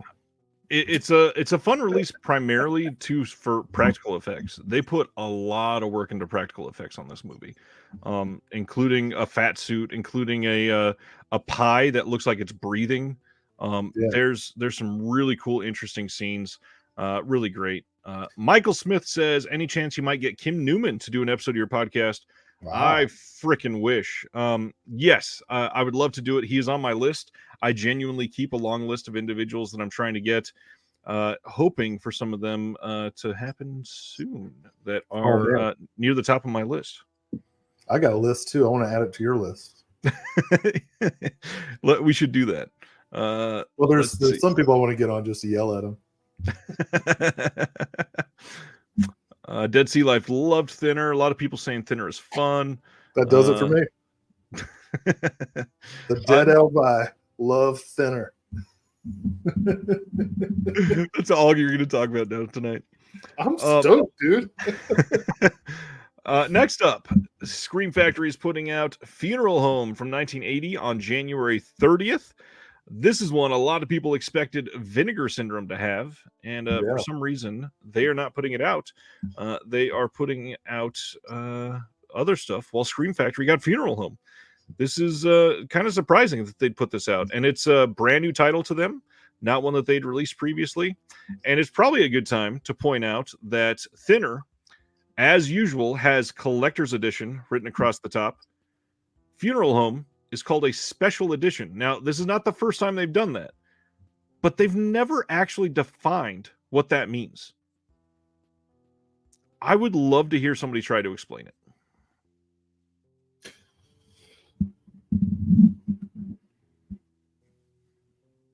I don't know. Maybe Collector's Edition, they're saying, hey, these suckers will get like multiple releases, and a Special Edition is code for this is it. There's not going to. Collector's Edition is like, wink, there's going to be a 4K in 3 months. Well, and that's the thing with Thinner. I was shocked it wasn't a 4K. They were talking about it together on the special features that they were expecting it to be a 4K. Well, that's what I'm saying. I'm saying Collector's Edition is this is a hypothesis. I know what you're saying. Let's see what happens. The other thing, Thinner is already available on 4K with HDR on digital. Why is that only a Blu-ray release? I think that's ironic, given the themes of Thinner, that you can only get it on 4K if it is physically immaterial. That's stretching of the word ironic, but we'll take it. That's literally what ironic means. Jennifer 8 is also listed as a special edition. This has been a weird title. By the way, this is coming on January 23rd, Blu-ray only from Scream Factory. This one has been like a public knowledge title that they've had and been working on for about 3 years. This one has been rumored to be coming out in a few months since before COVID, literally. This is wild. It technically never got officially announced previously. It got leaked, and then they must not have ever been able to finish it, and now it's finally here. This one is an interesting one. This is a hell of a cast. Andy Garcia, Uma Thurman. You've got John Malkovich, Lance Henriksen. I don't think I've ever seen this one because I don't remember it at all. Have you seen this one? I had no idea Bruce Robinson directed that. Yes, sir. I'm going to have to see it now. I remember when it came out in theaters, and I was like early high school, maybe. When did this come out? 92? Yeah. So I was like 8th grade, ninth grade, maybe. So I started kindergarten in 1992. Yeah. Well, Dane Cook might have been interested in you. I'd already aged out. Jesus. It's not libel if it's satire. So yeah, I remember thinking that the trailer looked interesting, but I wasn't able to drive or anything, so I couldn't see it. I guess this will be my chance. Bruce Robinson directed this? Yes, sir, with Neil and I. Yeah. I'm very curious to see how he would do a thriller. Yeah. This one is definitely intriguing. Like I said, also has the special edition title at the top. So we'll see. Extras in progress will be announced at a later date. Next up, January 2nd, they're putting out Forced Vengeance with Chuck Norris. Is this the original art, or is there something going on here? Because man, I don't know. I don't remember seeing that before. I don't like the way that looks. Can vengeance be forced? Like if it's a forced vengeance, is it really vengeance or just an obligation? Maybe it should have been foisted vengeance. Oh, geez. So this one coming on Blu-ray. This is the era of Chuck Norris. It's always fun, though. 1982, coming on Blu-ray January 2nd. This will only have a trailer and a new 2023 scan from the Interpositive on this Blu-ray. It's a forced scan. It's just literally off of the Interpositive. Yeah. Ronnie says Norris is unrecognizable there, and that is exactly what I'm getting at. Craig says that is the original poster art. That is wild. He looks like Tom Atkins. He really does. Tom Atkins after getting punched. Oh, geez. Yeah, that doesn't look like Chuck. Halloween 4, Forced Vengeance. It would have just been, it said Halloween 4 CED Vengeance. Yeah. Oh, man. Then January 9th, here we go. They're releasing Telephone from 1977 with Bronson. Yes, new scan from the Interpositive, just like Forced Vengeance, and a trailer. That is it. Nothing else, which means no Paul Talbot commentary. That's kind of disappointing. That is disappointing, but I'm super stoked that it's getting a release. Didn't this have an old Warner Archive DVD? I don't know. I saw it on like a squished double feature DVD with St. Ives, which that's your cue to click to the next one. Oh, sorry. I was looking at comments while you were talking. The next one is Street Girls. It's not even the right one. The other Charles Bronson movie. Okay, let's go to the other Charles Bronson, then we'll back up. St. Ives, this is from 1976, coming on January 9th. This will have a behind-the-scenes featurette, a new scan from the Interpositive, and a trailer. Charles Bronson, St. Ives. So both St. Ives and Telephone are awesome. I love Charles Bronson so much. Look, the dude was a coal miner who decided to get into acting because it seemed easier. That's like, what better origin story could you have than that? A Lithuanian immigrant coal miner in Pennsylvania who's like, you know what? Acting looks easier. Just like that.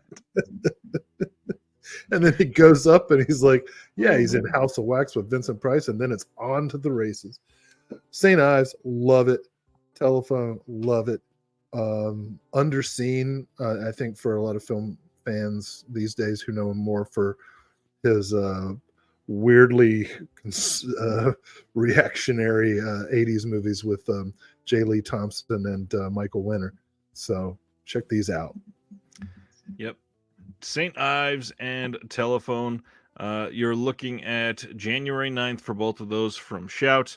And then the other big one in between these that we glossed over here, Shout Studios has a new site exclusive up, which they announced at the same time as all the other titles, which was interesting.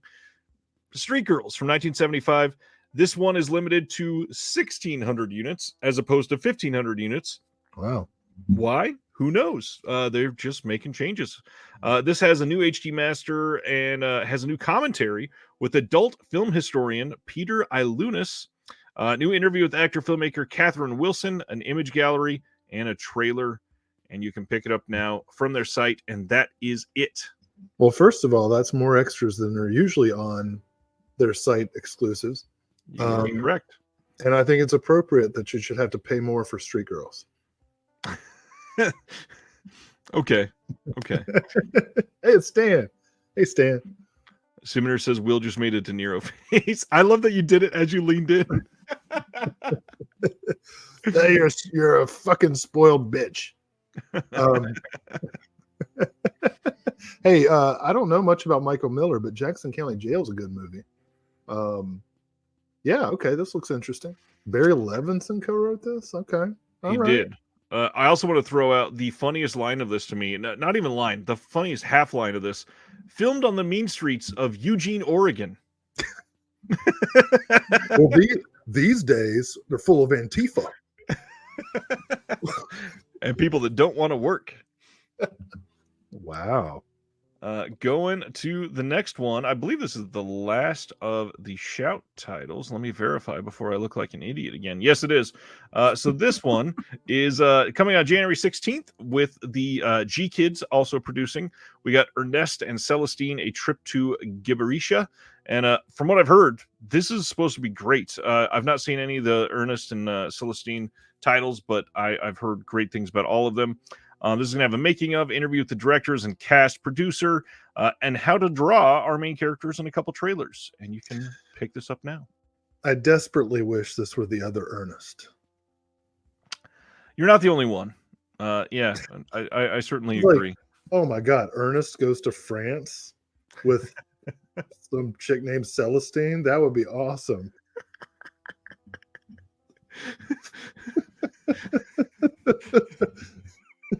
Oh man, that would be incredible. Ice is here tonight. What's going on, Ice? I hope you're well, my friend. Well, I don't want to take away from the film though. That actually. So is it the same people that did? Oh, I gotta put my glasses back on. The same people that did Triplets of Belleville. No, it's one of those from the producer of. Yeah. Never mind. Still looks interesting. First film is incredible. Can't wait to pick this one up and watch it, says Ben. Yeah, I've heard great things about that first one.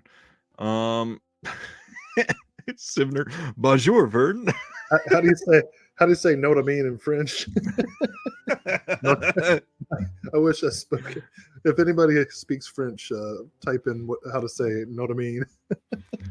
So before we keep going into these deeper titles, because we're coming up on some of the super intriguing ones that we're going to deep dive some features on.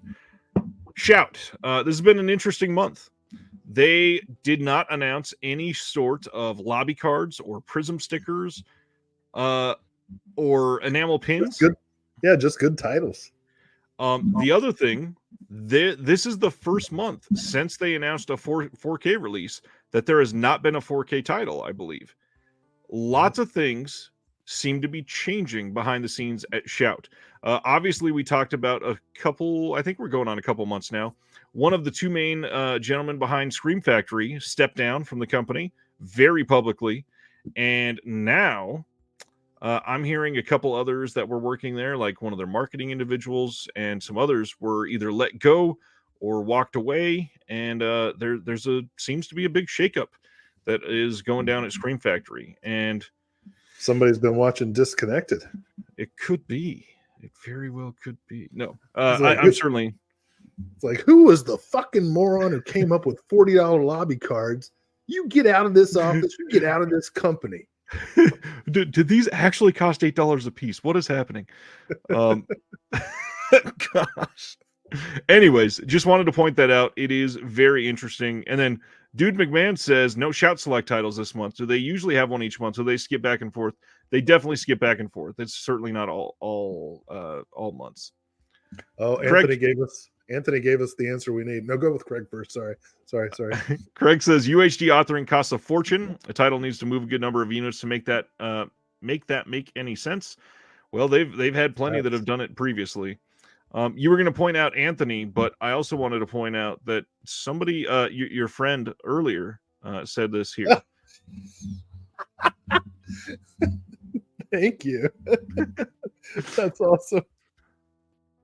And it's a very different translation than what Anthony has.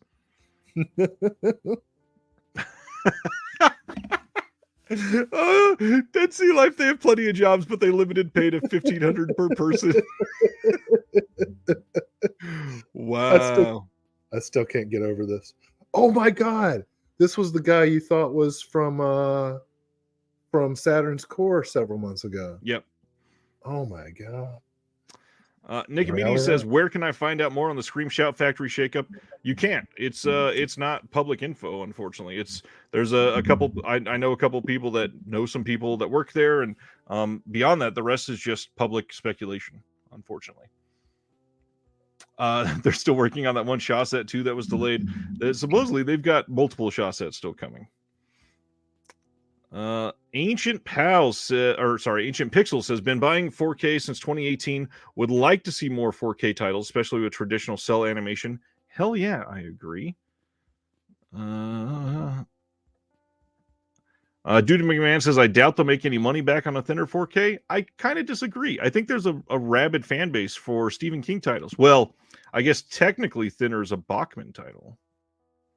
So maybe you're right. Benefits to be announced at a later time. That's a good one. Oh, that is a great line. Oh, I love that. Let's see. I was just looking up to see if there's any Dead Elvi tour dates coming up soon, but I don't see any. So we'll want you to get to work. Hey, I'll be there. Nick Amidi says, shouts delays on announcing extras is crazy making, especially on the Shaw Brothers sets. Not only that, they know what they are going to be when they announce these titles, and that's what frustrates me beyond belief. Multiple times I've finished and submitted extras before they announce them, and they don't announce them. I don't get it. It is weird because it seems like more people would buy stuff based on the extras. Well, that, and so many of us are looking at Region B releases of the same titles and wanting to compare and make a decision. And if you're not going to announce extras, how do you get people to buy yours? Yeah. John says, I think Shout is the only studio who hasn't done a Jess Franco.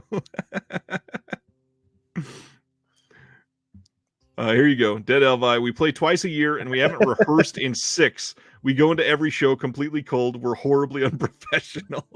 Wow, sounds like us. Yeah, that's true.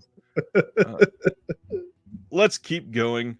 All right, Nicolas Cage in Butcher's Crossing is coming soon on Blu-ray. We don't have a final date on this yet, but this is coming from Sony, and you can pre-order this one now. And the way this looks like, he had not been in any Westerns ever in his career, and it looks like this is now going to be the second or third one he's done in like the last 18 months.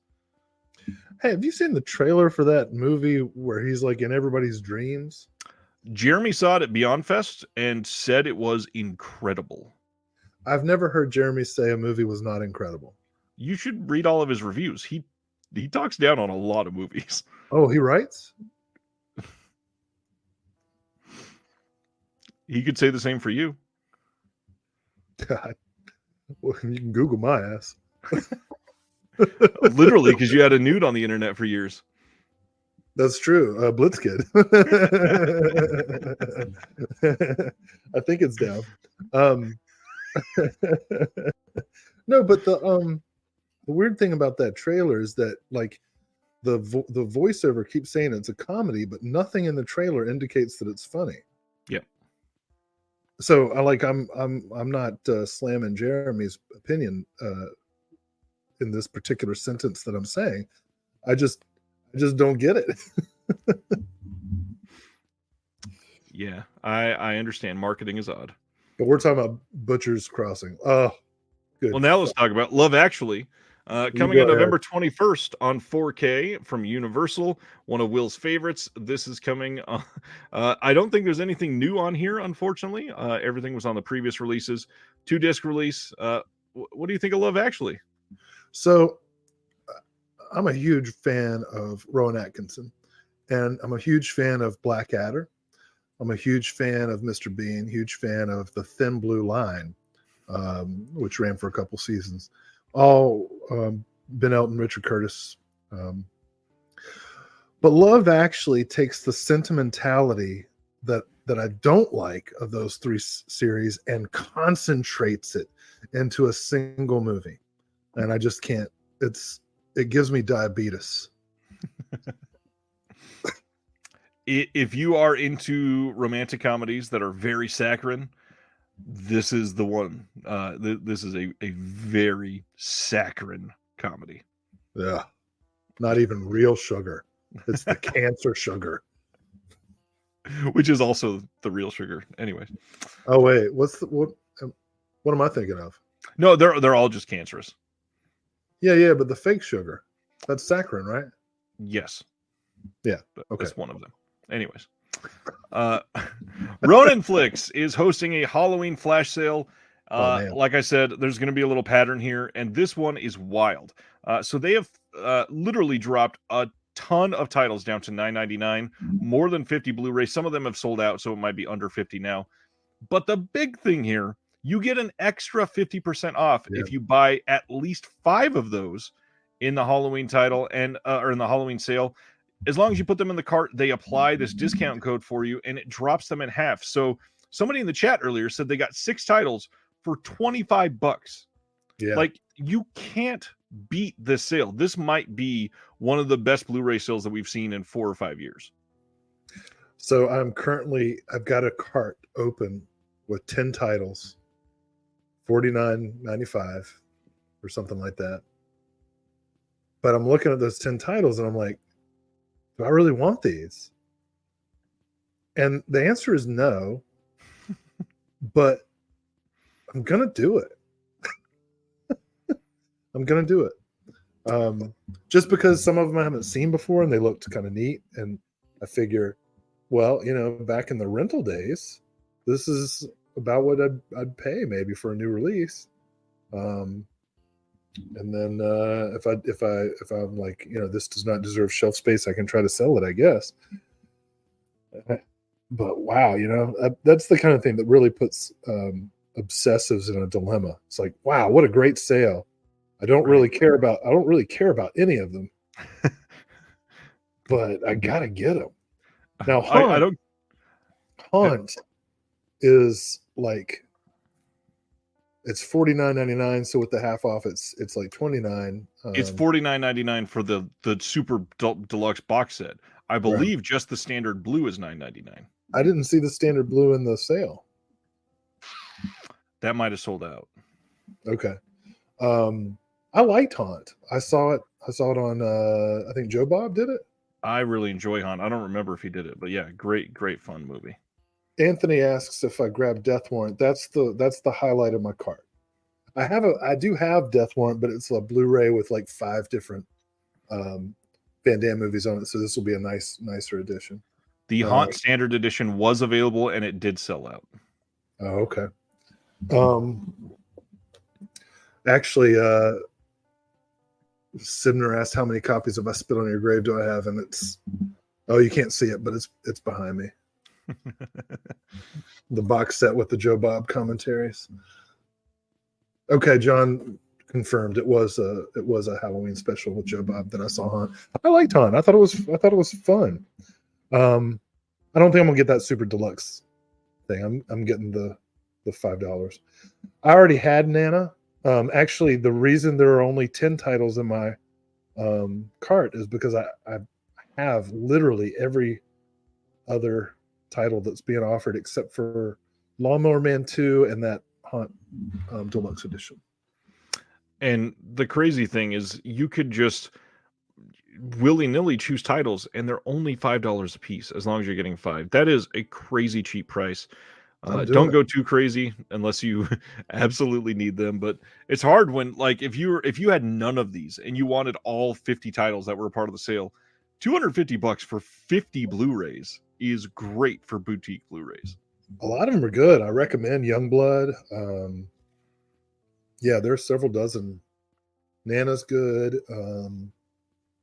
There's several dozen that I already had that I really enjoy. But yeah, so this 10 is like the dregs. Like I have almost all these titles from previous sales over the years. So these are like the last ones that are perennially included in the sales. Barely hanging on. Yeah. And I'm still not getting Lawnmower Man 2. Alrighty, next up, I put up an interview with a Jonathan Gillette from the Rivoli Theater in La Crosse, Wisconsin, and I know that sounds super specific, and we talk about his theater, and it's going to like make you want to go to that theater. However, I think it's a really great conversation for theaters in general, and people discussing the theater experience and all that goes into it, and running a theater. And this individual just bought the Rivoli Theater last year with his 2 siblings. So if you're into that idea, I suggest giving it a watch. That's so cool the way you, I mean, like, I looked through your archive of interviews and it's unbelievable the diversity of people connected to the art. I mean, everyone from, John and the art of like live editing, live directing, sports, to theater in Wisconsin, a theater / pizzeria. Which, and I'm not saying that to make fun. I'm saying, like, this is awesome. I've not watched this interview yet, but I've already got a tab open so that I can enjoy it. It's just amazing. I appreciate that. Yeah. Stay tuned next week. I got a really fun one coming. And yeah, we'll talk more about that next week. More on sales. Mondo Macabro is currently running their Halloween sale, and they are getting low on the new limited edition pre-orders. They are going fast, just like that flash pre-order that they did. All of their stuff is for sale right now through November 7th. And the big thing, the shipping is slashed to almost nothing if you're buying the catalog titles. They are crazy cheap for shipping.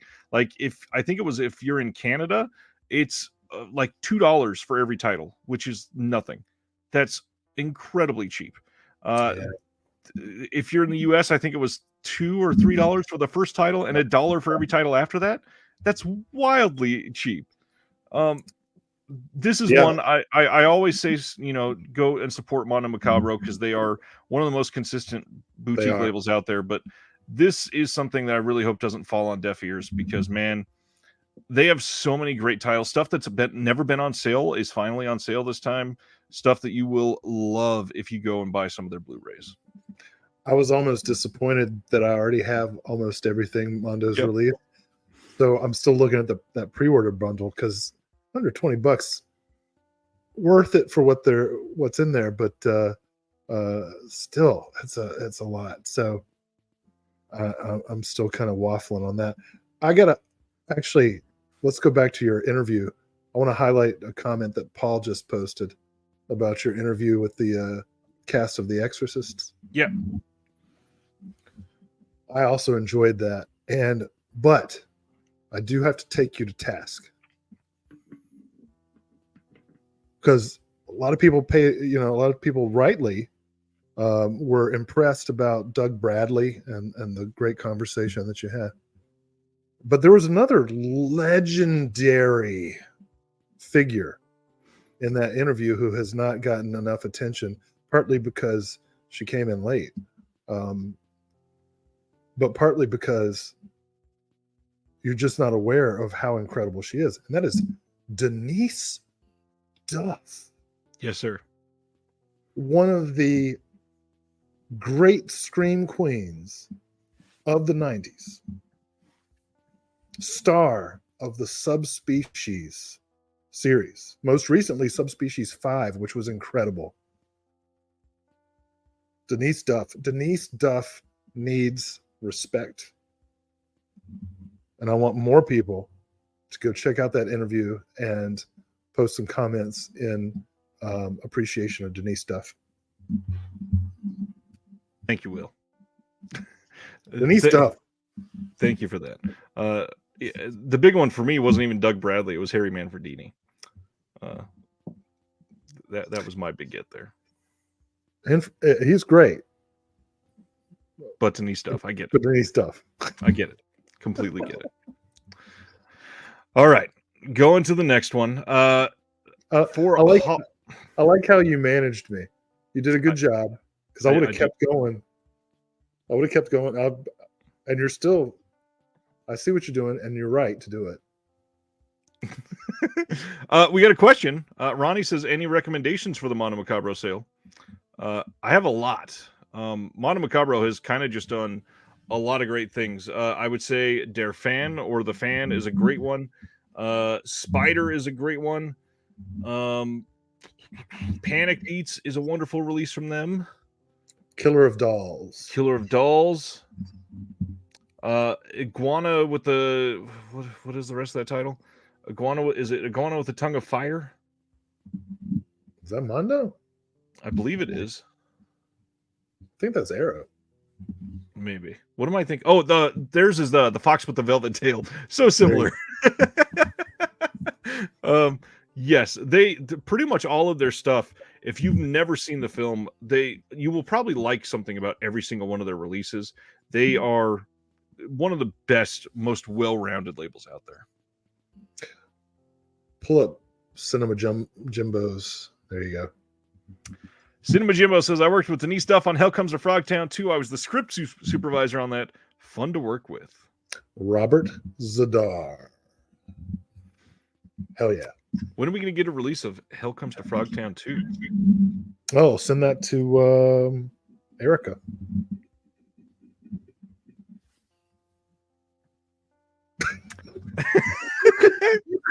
You could have provided context just now.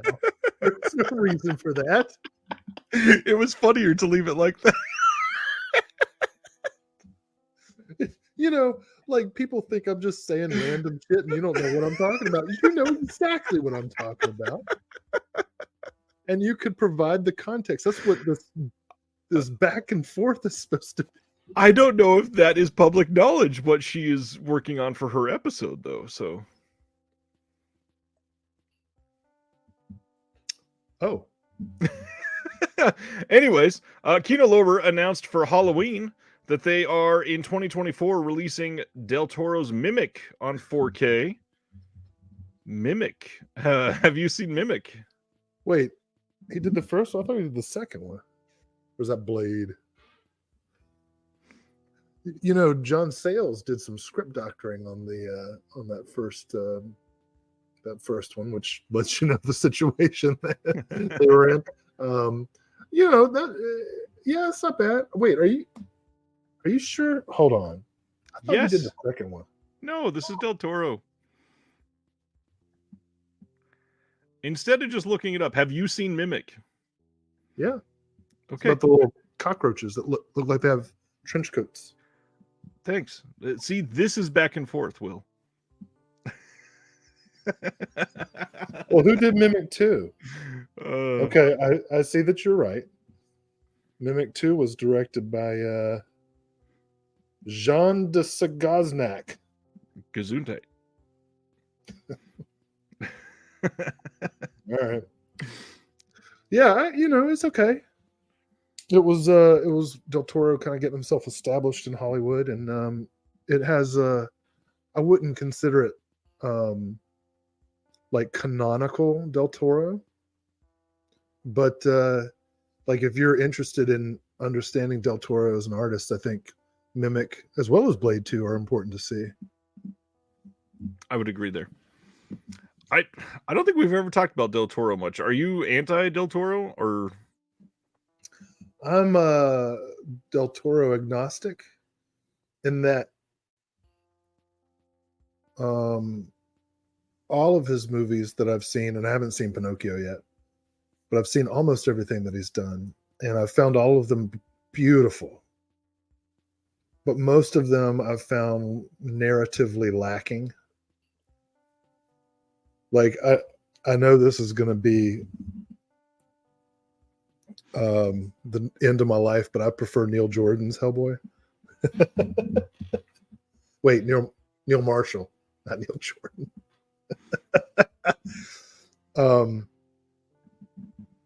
But yeah, I mean, anytime, yeah, Devil's Backbone, just a gorgeous film. I remember showing Kronos to a film class on my 40th birthday,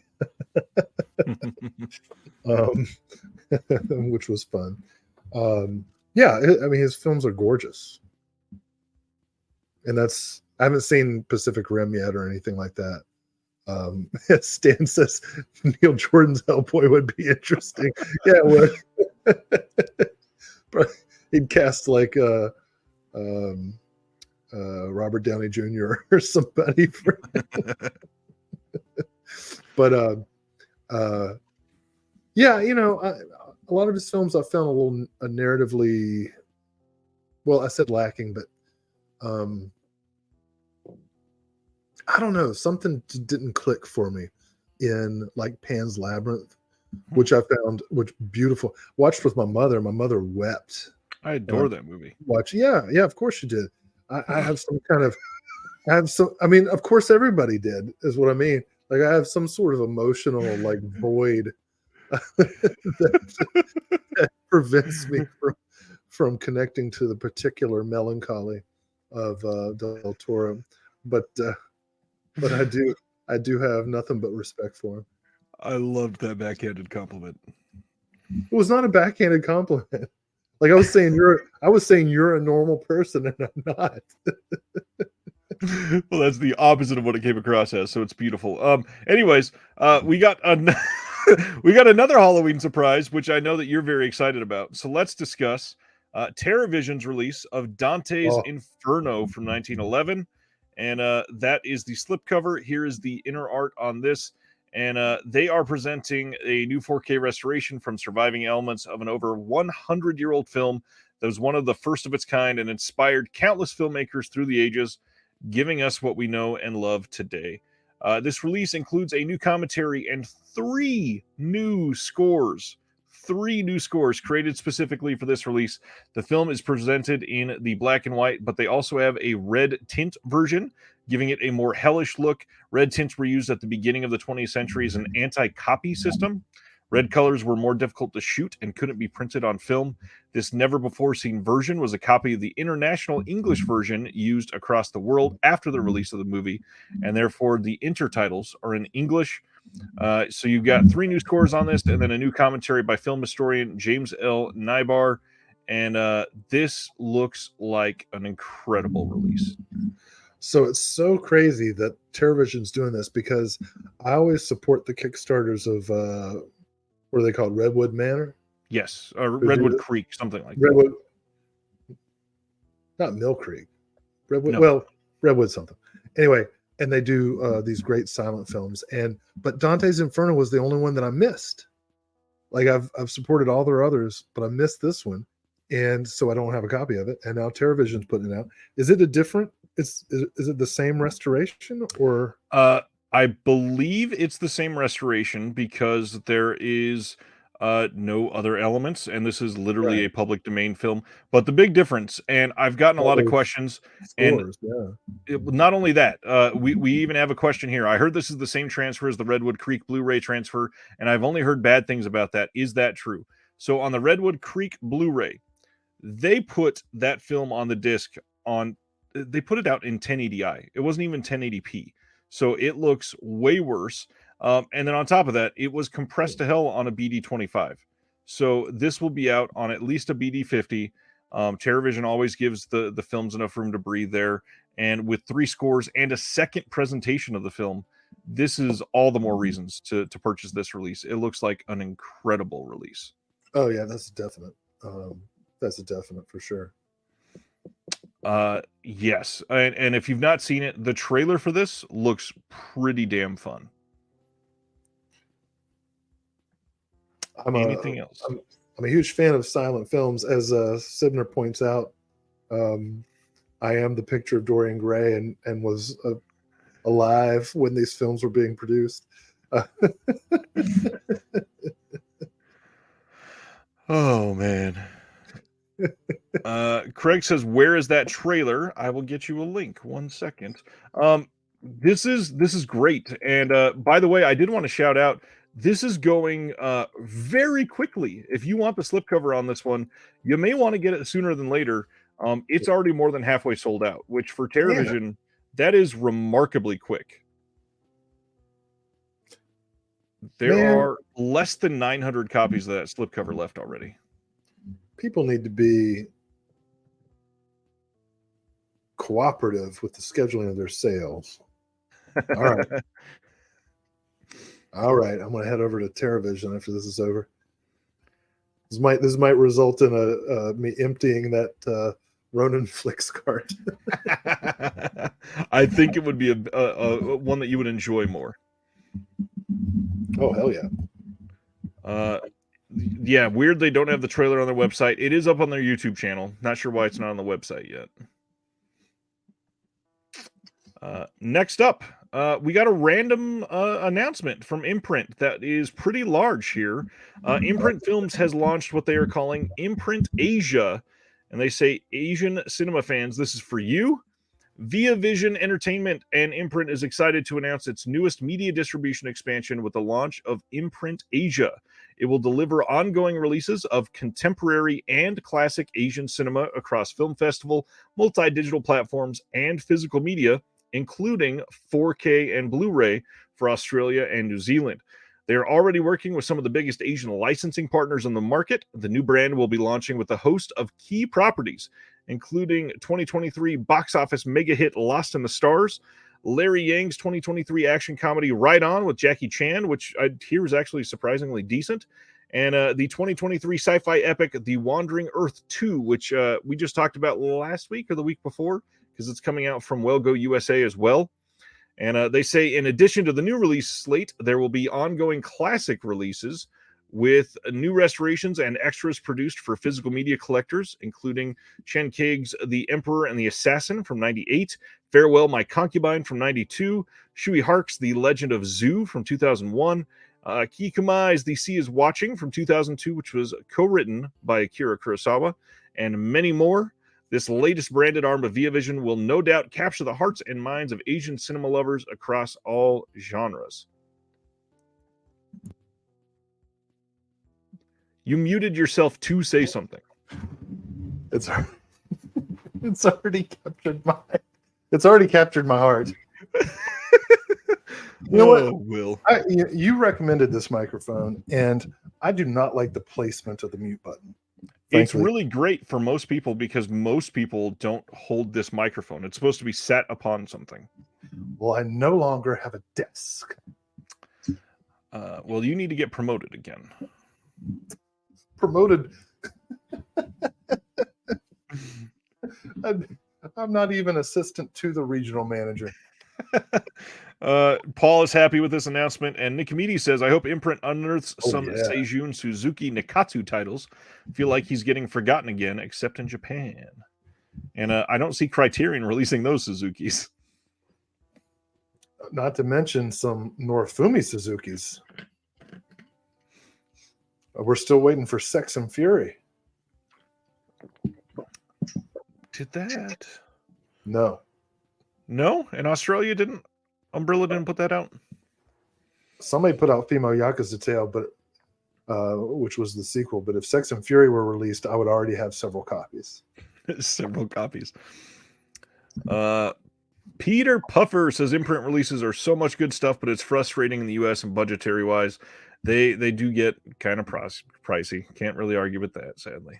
I do kind of like it when I go to the website and I look at the Australian price and I'm like, whoa, and then I click US dollars and I'm like, okay,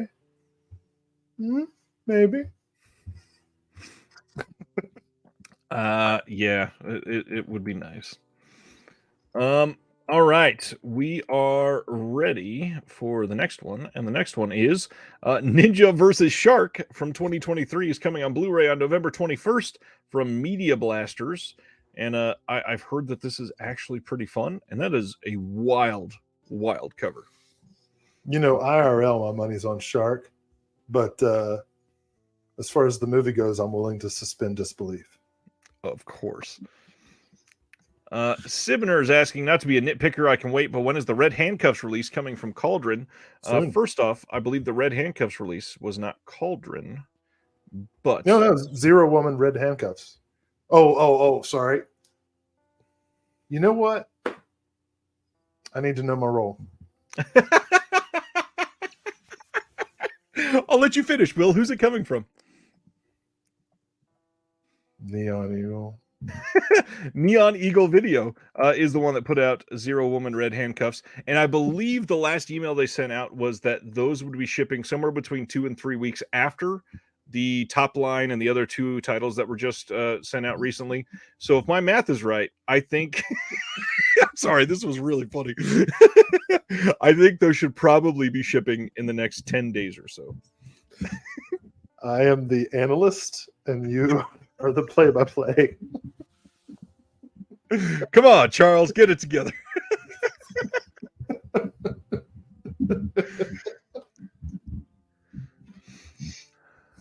Sibner, you ordered from Cauldron, but the label that is putting it out is Neon Eagle Video, that is owned by Jesse from Diabolic and Cauldron and Mr. Jared Honor from Mondo Macabro.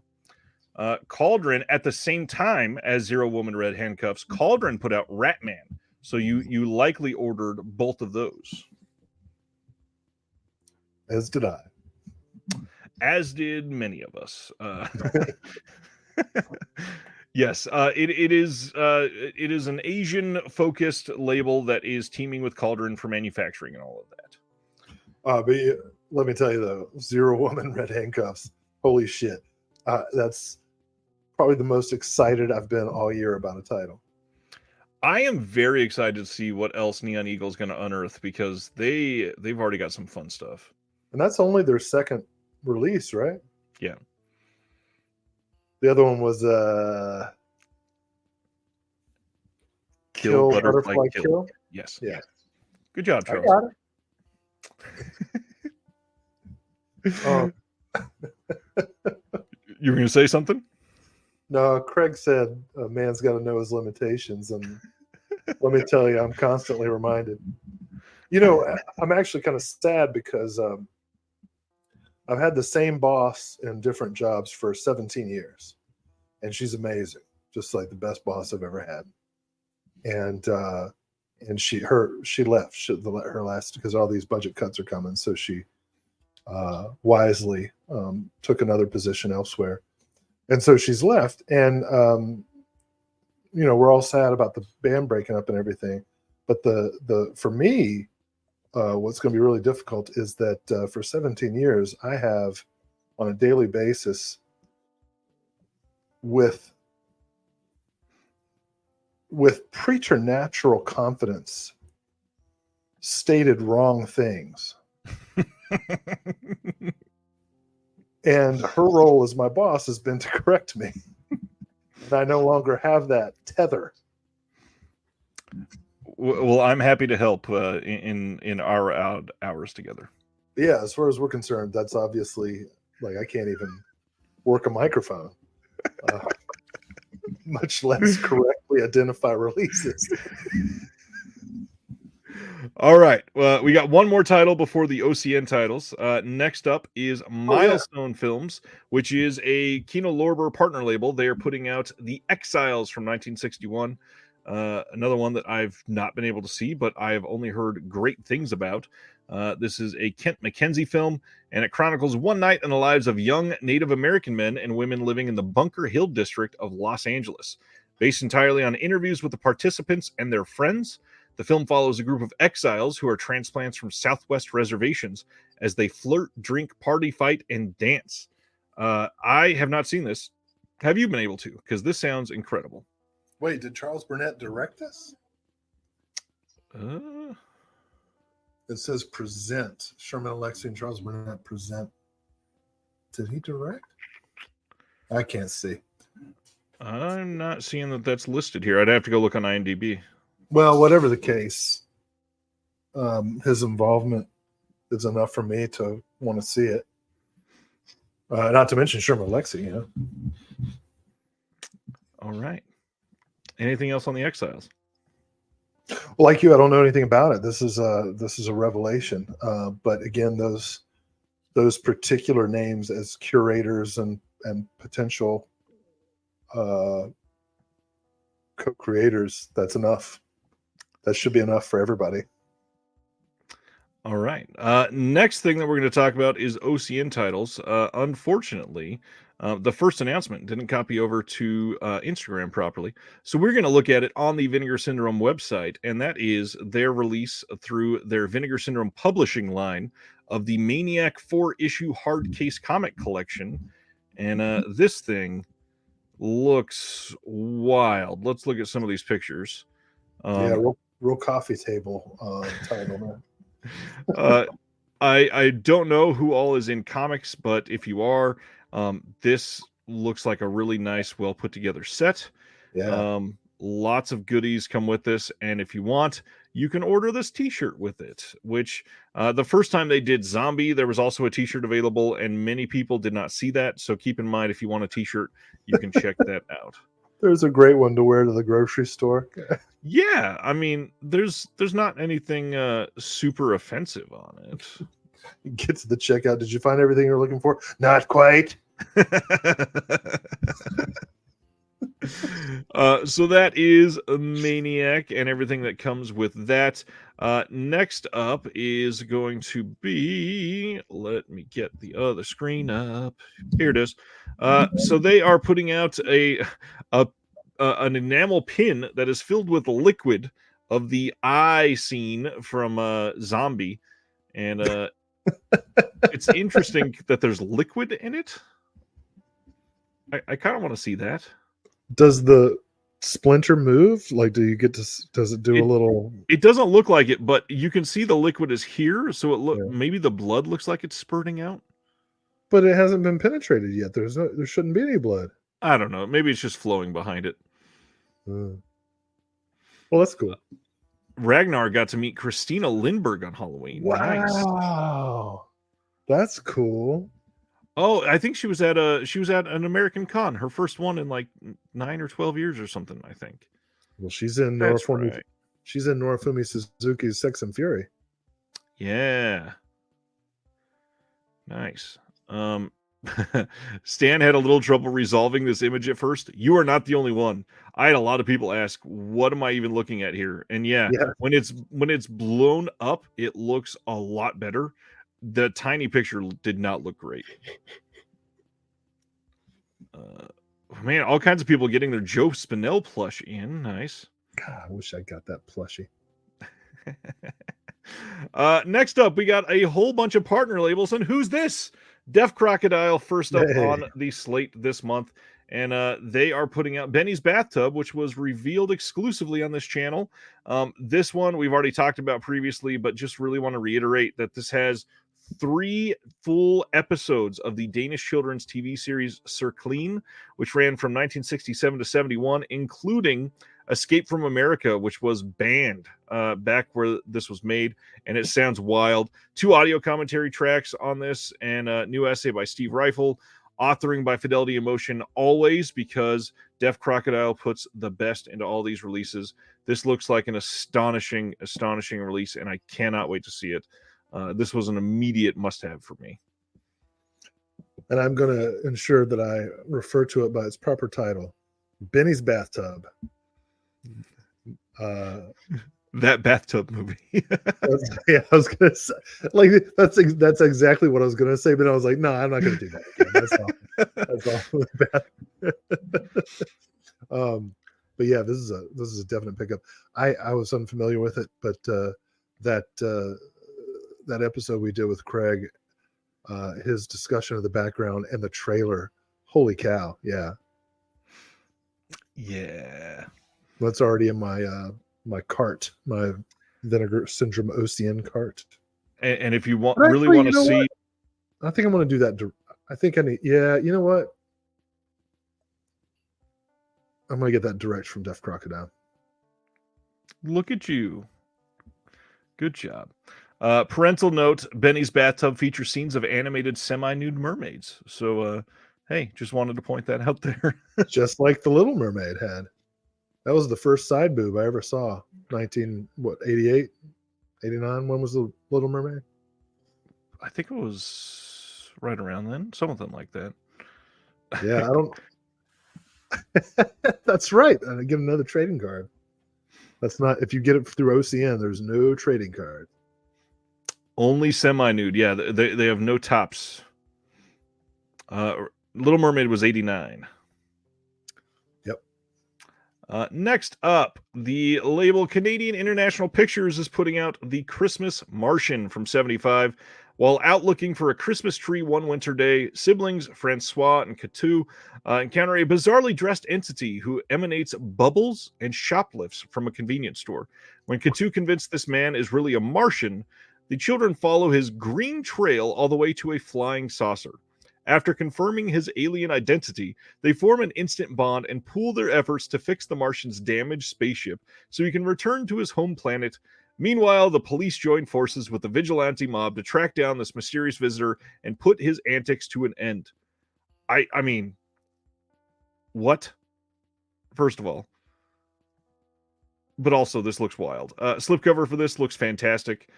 Really loving all the colors on this. And they say a viable contender for the weirdest Canadian movie of all time. Of all time. This also has on this, available in the French and the more outlandish English dub, there's a commentary with Paul Karup and Jason Pachonsky from Canucksploitation.com. They also have Trailers for All, a 32-minute compendium of the trailers for The Christmas Martian and the first 15 films in the Trailers for All series. Trailers for All commentary as well. New audio interview with the actor Marcel Sabourin. There is a Joy of Winter documentary short, an animated short, and a booklet with a new interview with the NFB curator Marc St. Pierre and an essay on the composer Jacques Perron. I mean, this is a loaded, fun-looking release. Well, Marsh asked for help. You help him.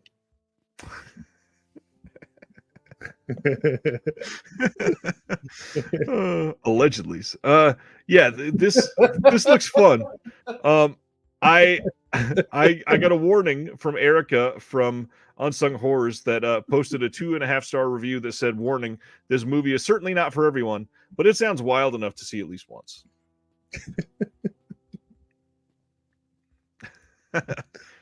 just You're still laughing about allegedly? That was good. Ronnie says, I asked my Canadian friends if they knew this movie, and they didn't. I was disappointed they didn't have weird nostalgic feelings for it. Yeah. Well, this is a Quebecan movie, right? I believe so. So it's different. A Quebecois. Quebecois? Yeah, that's different. That's different. Yeah, like a Quebecois might not even say this is a Canadian movie. Yep, every single movie is someone's favorite movie. Completely agree. There you go. Well said, Ragnar. That's that's the one. Then we got an announcement. Altered Innocence is putting out Fogey is a Bastard from 1998. This is set in Zurich during the early 70s and boasting a killer soundtrack that includes the Stooges and the Velvet Underground. This one sounds and looks pretty decent. You got a region-free Blu-ray, new interview with the director, restoration trailer, and a couple other trailers. Decent-looking movie. So on the slipcover here. What are you thinking on this one? I know you like a lot of the Altered Innocence releases. Yeah, well, you can't go wrong with that soundtrack. That sounds like worth a watch at least. It's a very Will soundtrack. Yeah. Yeah, I'm all over it. Let's see. Ronnie just pre-ordered this. Says it looks good. Yeah, it definitely looks good. Next one, I Blame Society is coming from Decanalog. This is a 2020 film and really kind of intrigued me. So this says, we gave you all these ideas and you go off and make weird Francis Ha, the famous last words of a producer who doubts the awesome power of writer-director-star Gillian Wallace Horvat. After a few idiosyncratic short films, Horvat gave the world a concentrated dose of her meta madness in I Blame Society, a film that destroys itself and its benefactors as it goes on. Lots of great individuals in this, including Macon Blair, who I adore. And I believe there is a film from 2015 called Kiss Kiss Finger Bang that has Anton Yelchin in it. It's only a short, but it's Anton Yelchin. I love him. Well, I don't know if I want to see this though. Why not? I don't know. You know what? For some reason that I don't want to sound like a Puritan or anything, but for some reason that title sounded gross. That's just a short film on there. Well, being short doesn't have anything to do with it. I think it somehow. Hey, we're both tall. That's okay. And you know what? I bet this was part of her point. It somehow accessed a deep-seated puritanical imprint in my psyche, a remnant of the patriarchy that is ruining culture. So yeah, let's do it. I blame society too. Solidarity. I'm a feminist.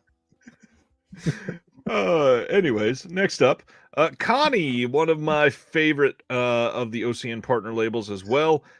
They are putting out Journey to the West from 2021. Again, great looking art on this release. I think that they really picked some great imagery on this. And this is going to be a Region A locked Blu-ray HD presentation, director's introduction for this interview with Kong Deshawn. That is 24 minutes, some trailers, promotional videos, and a booklet with stills and posters. This film, though, if you've not read the synopsis, I'm going to run through this real quick because this sounds wild.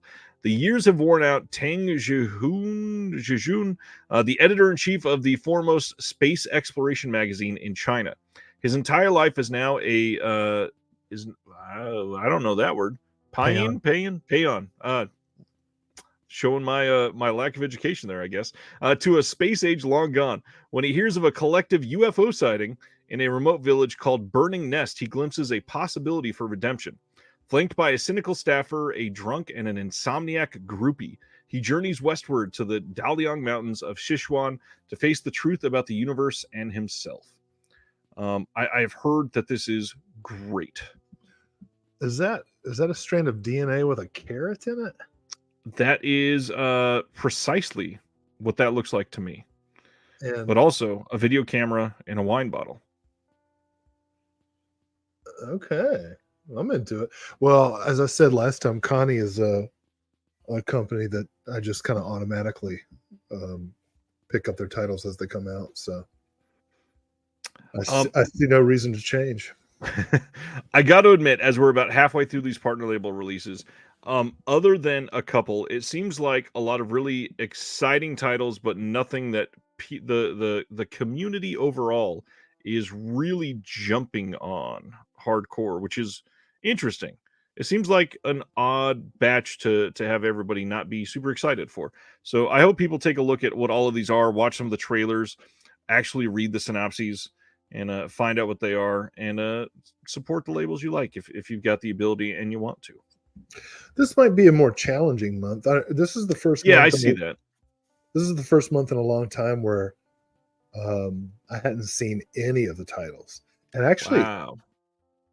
Yeah, I don't actually was not familiar with any of the titles, so I don't know if that's part of the issue for other people, but because it certainly gave me a moment where I'm like, well, I don't know what I'm interested in this month, right?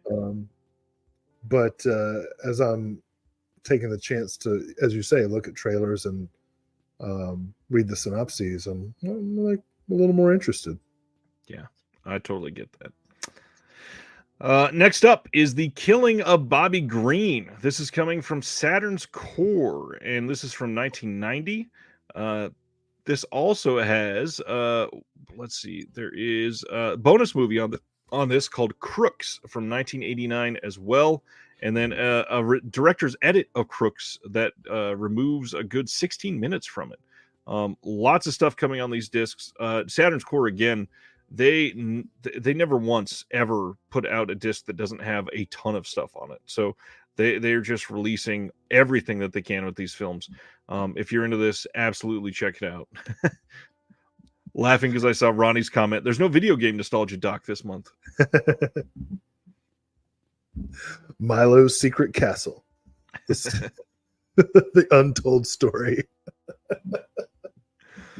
Oh man.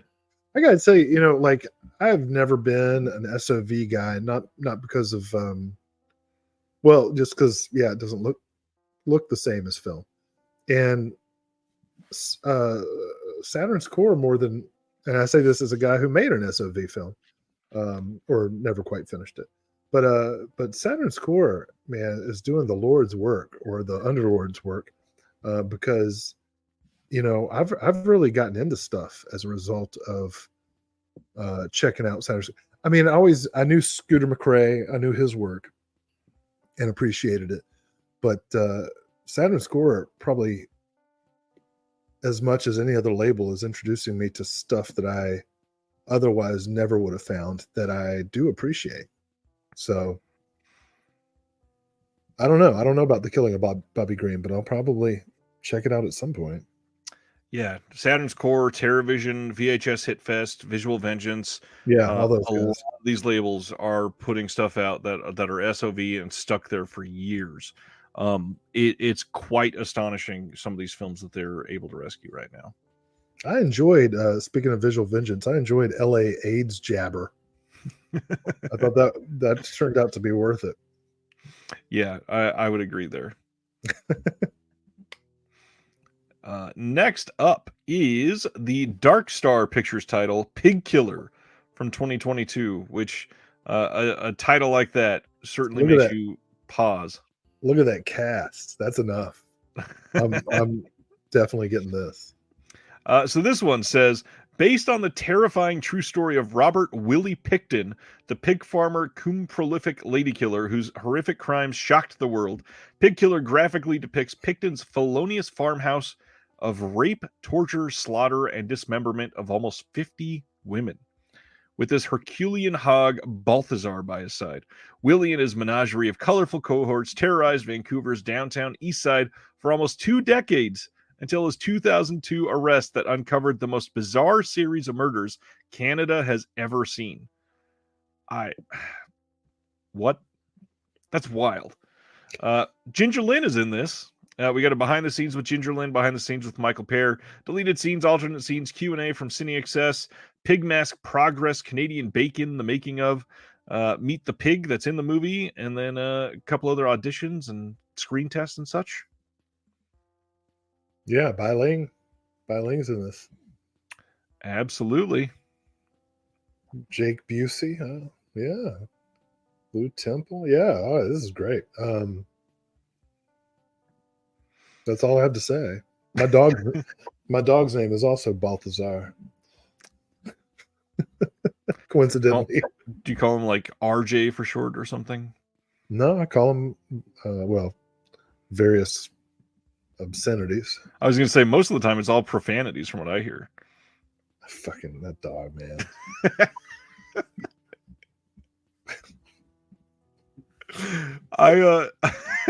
My dog has been for some reason, I think it's because it's finally getting cold. My dog has been nestling between the wheels of my office chair while I work, so I can't move at all for hours at a time. And I go to move like a half an inch, and she freaks the hell out. And I'm just like, oh, get out of here. Anyway, your dog's great though. Yeah, and she always acts like nothing happened right after that. She's like, "Oh, you want to talk? I hear you yelling. You want to hang out?" Anyways. Next up is Yellow Veil putting out The Runner from 2022. This says a strange bloodied woman travels to a secluded rural town, and that's the only synopsis you get. And the odd thing here, that's the synopsis you get, and you'll like it, and that's it. The odd thing here, this is 39 minutes. Really? Yeah, The Runner is 39 minutes. How do you feel about that? Is there anything else? I mean, there's other stuff because there's an intro from Stephen Hanley. There's an interview with a couple people, a commentary track, some music videos, a Polaroid slideshow. The big thing, there's an essay by Alexandra Heller Nicholas illustrated with Polaroids from the set. Well, I like her. But that's it. I'm not against shorts. Yeah, full price? This is up for full price. If you're not a subscriber, this costs $28. I don't want to sound like an old man or anything, as opposed to everything else I've said tonight. But I see on there featuring all new music from Boy Harsher, and I'm like, who? Yeah, same thing. Never heard of Boy Harsher. $28 for a 39-minute movie. Well, better be some good ass minutes. That's not a great thing, I don't think.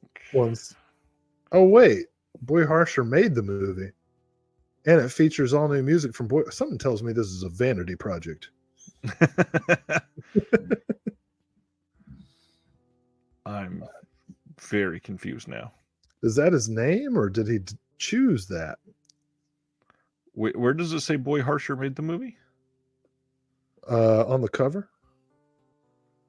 It says a Boy Harsher film. I'm too busy looking at the credits, I guess. It says directed by Jay Matthews and Augustus Muller. Oh, well, I wonder if Boy Harsher's like the producer and is like one of those is doing like from the producer of. Yeah, it could be. Have a good night, Tony. Good to see you. Will puts his glasses on and gets within 2 inches from the camera and doesn't want to sound like an old man.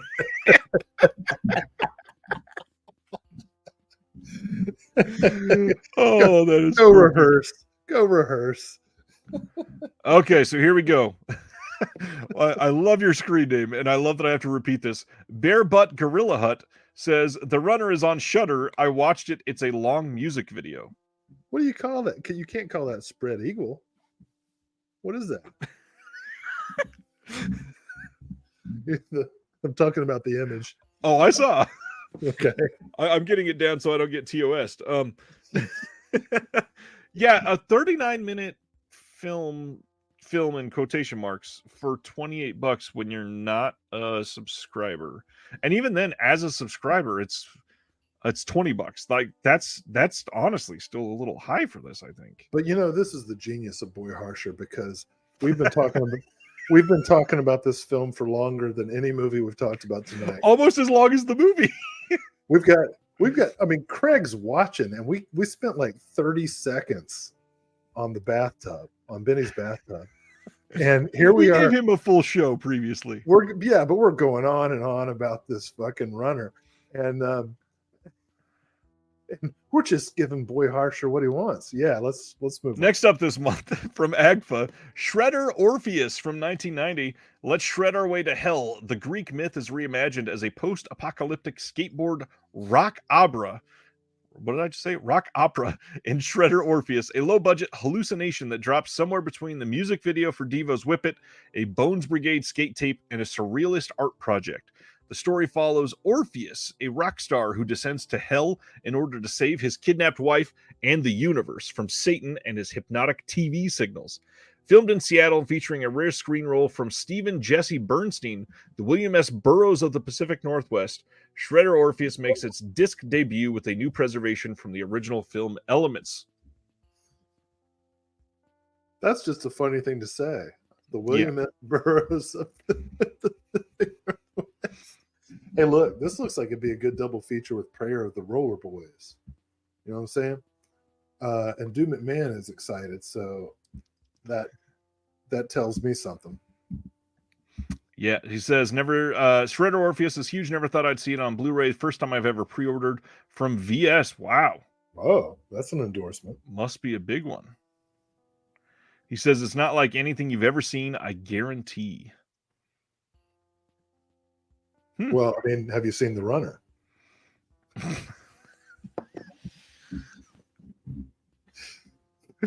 We almost have a full commentary done for it now. Yeah, send them an invoice.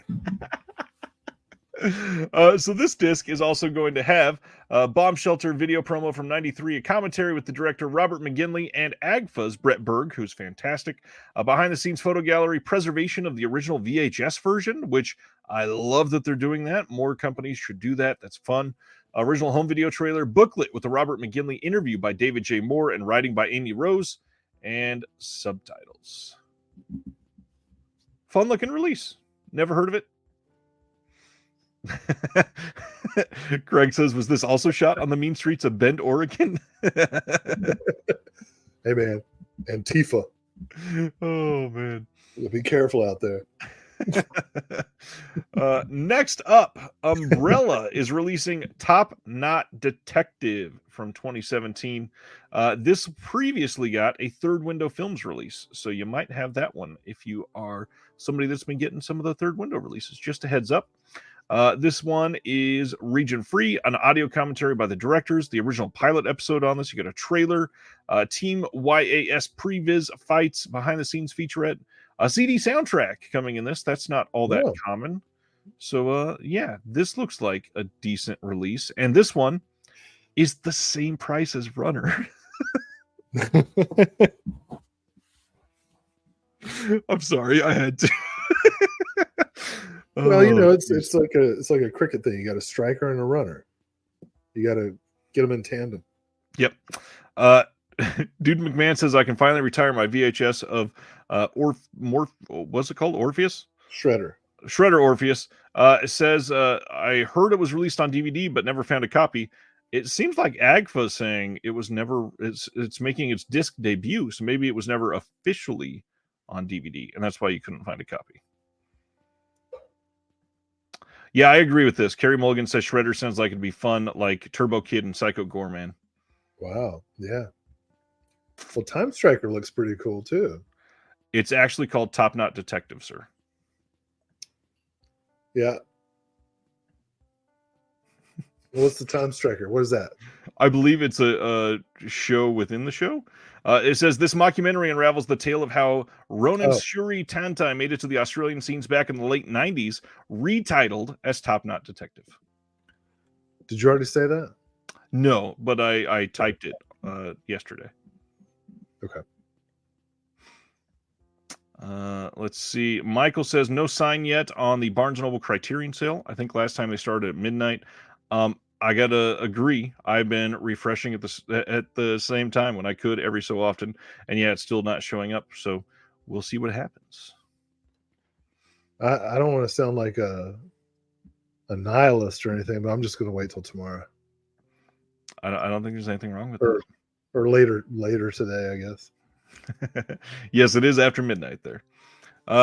Factory 25 is releasing Warm Blood from 2022, cool. And this one looks like it could be a really interesting standout from this month.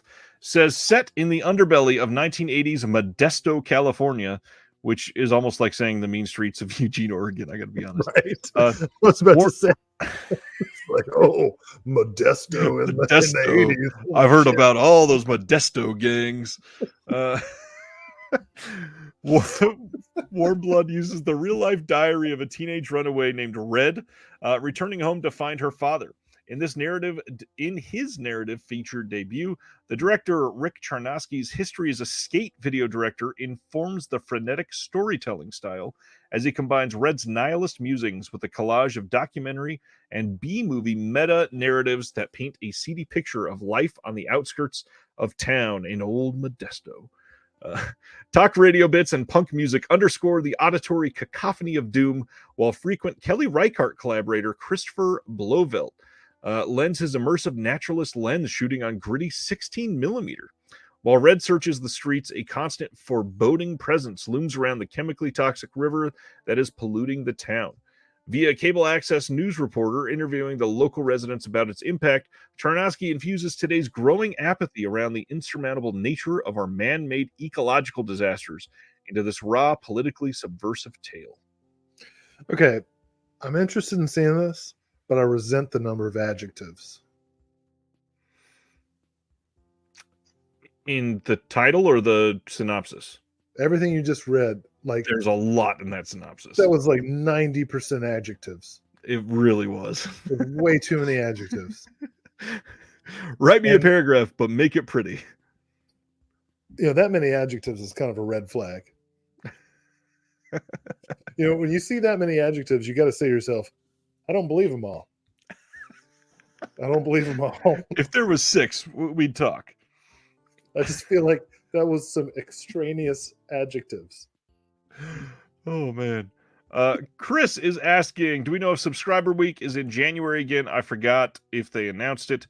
I believe, don't quote me as many people might, but I believe Justin has confirmed on Facebook that it was going to be in January again, but I am not 100% sure. And Sibner, I think it'll be at 3 a.m. that it starts, so it matches with the West Coast. Last time, it actually started with the East Coast.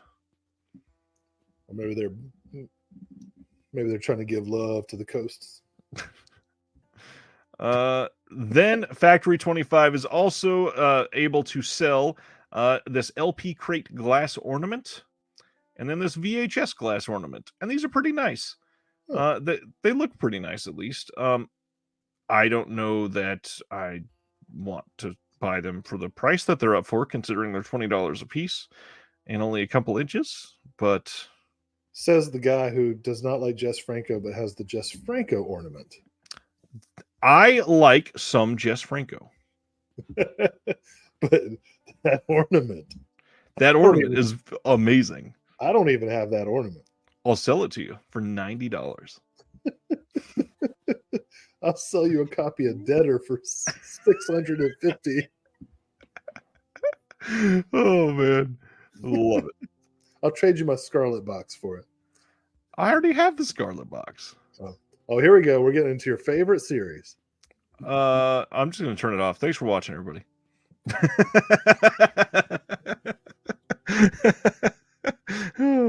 Anyways, next up, Kino Lorber announced the 38th entry. Sorry, I don't know Roman numeral. 16th entry into their film noir, The Dark Side of Cinema series is coming on January 9th. This is going to have the brand new HD masters of The Mystery of Marie Roget, Chicago Deadline, and Iron Man. These are from 1942, 49, and 51. All 3 are in black and white. They're all from a 2K scan of the 35 millimeter fine grain elements. We got a new audio commentary for The Mystery of Marie Roget by Tom Weaver, Gary L. Pronge, and Tom Zimmerman. We got a new audio commentary for The Mystery of Marie Roget by Kim Newman and Stephen Jones. New audio commentary for Chicago Deadline by Alan K. Rode. Another new audio commentary for Iron Man by Gary Garani. Some trailers, and that's it. I know you're not excited, but I'm 100% all in on the film noir series from Kino, and I love the fact that like half of them are titles that are so obscure that this is the only way they can get released is Right. in these kind of branded box sets. Every box set that I've gotten, and I've got about 6 or 7 of these so far. Everyone has at least one movie that was a revelation to me. That's good. Yeah.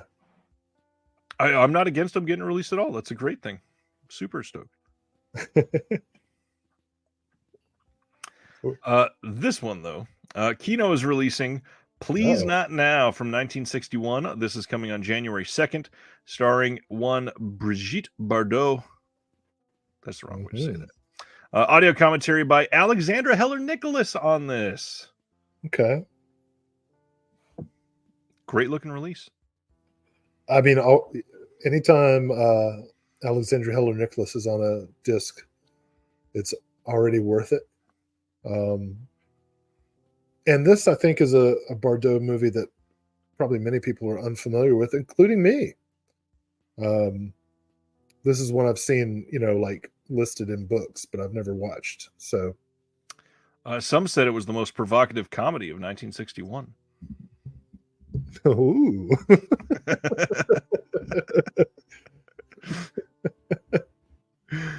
Then we got some BFI announcements today. They are Oh. releasing The Wages of Fear on 4K from 1953. This is coming on February 5th in the UK. And this is where you wax poetic for the next 3 minutes on this film. Go right ahead. No, just get it. Anybody watching this show who hasn't seen The Wages of Fear should get this and see The Wages of Fear.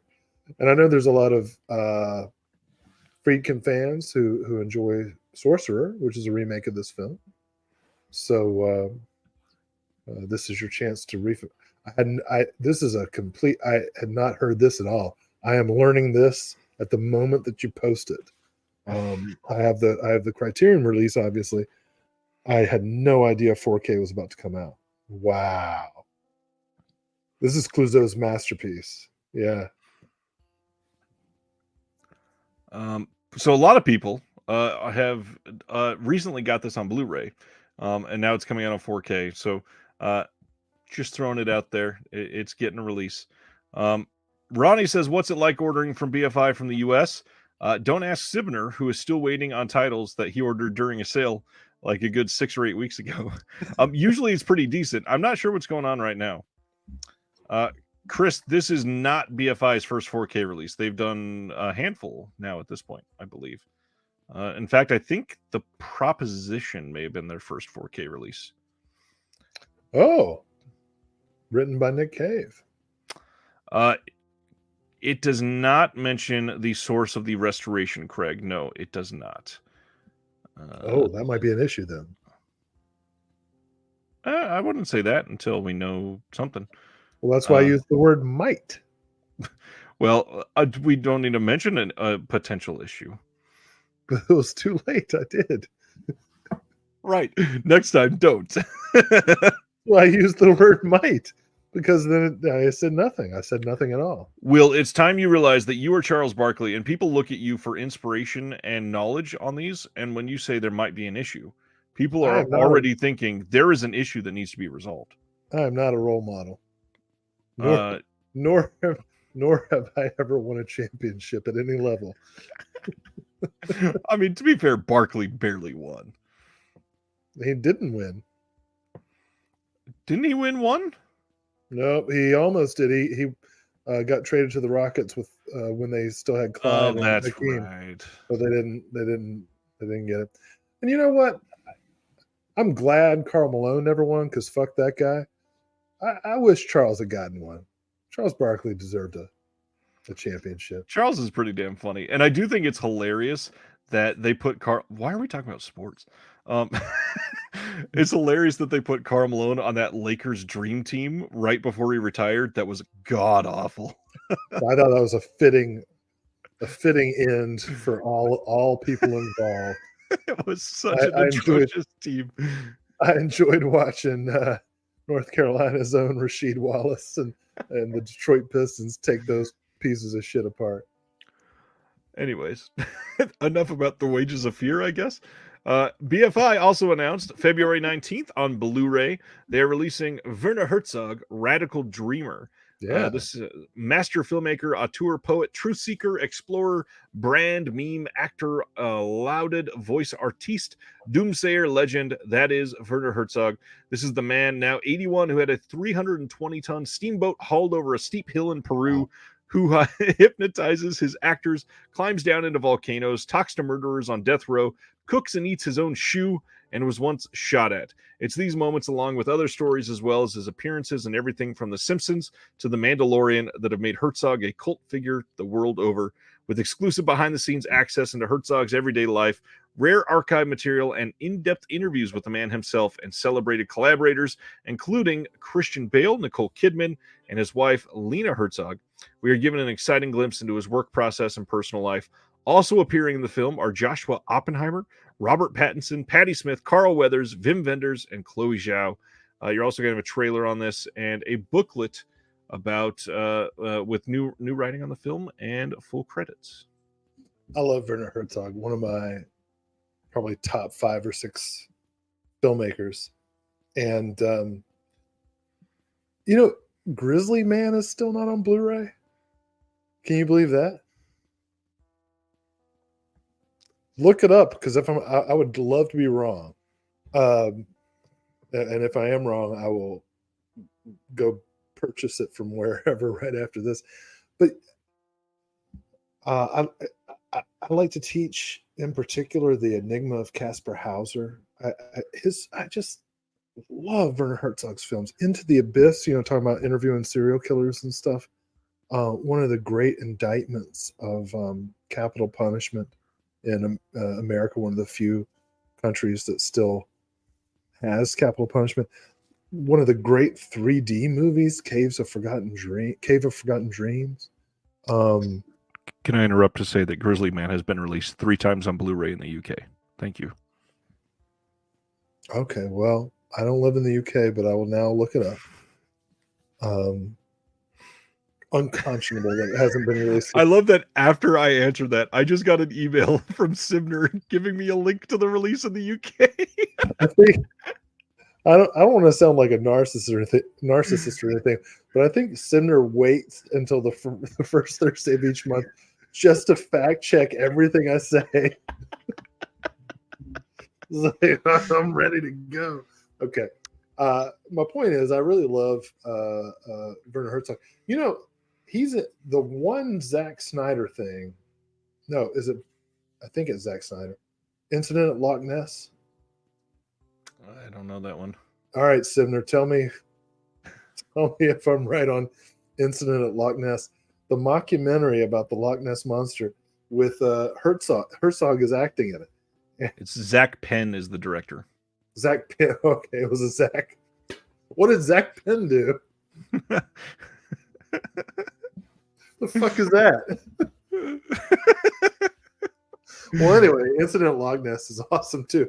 So, what I'm trying to say is, I can't wait to see this documentary because I love Werner Herzog so much, and there are the endless parodies of his voice and the way he talks cosmically about everything.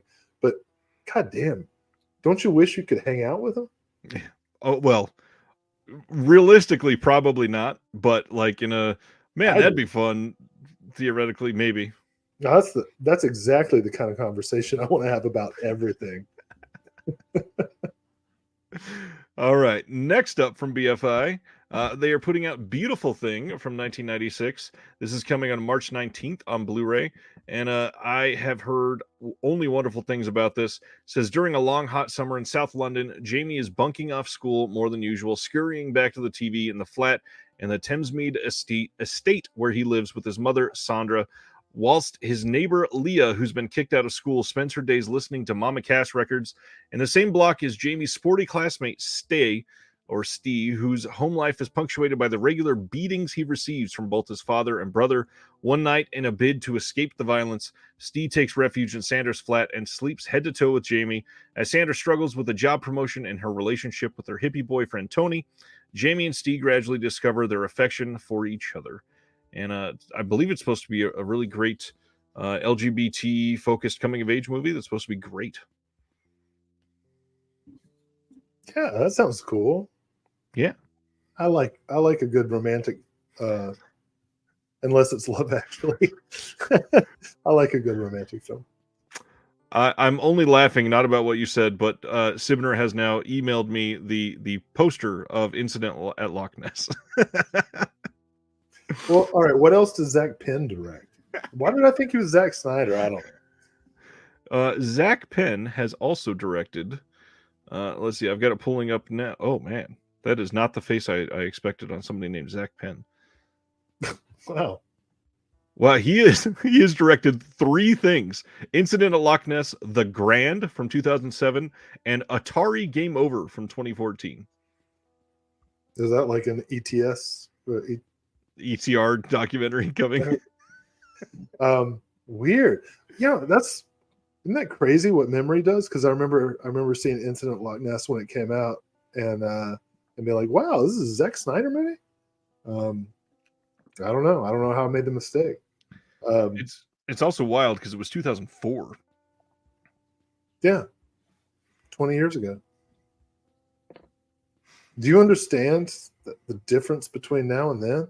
Oh my God, I was so smart and thin and beautiful.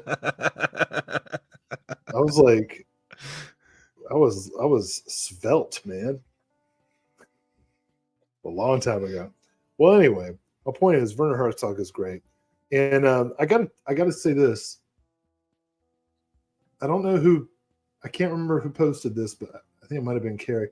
Somebody said that towards the end of the night I had morphed into Norm Macdonald. Yeah, that was... which I don't exactly know what that means, but I guess it's because I'm getting tired of my voices.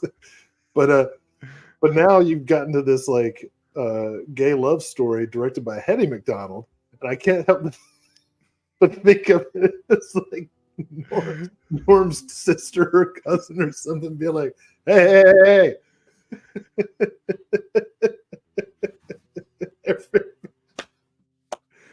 Hey, everybody deserves to love. Now I want to hear the mashup of Charles Barkley playing Norm Macdonald. Oh God, I don't even know what that would be.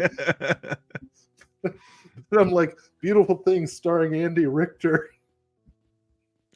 Wow. Yeah, Simoner says to check out Zach Penn's writing comments and not comments, sorry, credits. And he's got a lot of stuff in here. Free Guy, Ready Player One, The Avengers, The Incredible Hulk, X-Men: The Last Stand, and Fantastic Four, and Elektra, all of Will's favorites. Okay, well, I just want to say that Zach Penn made a good movie.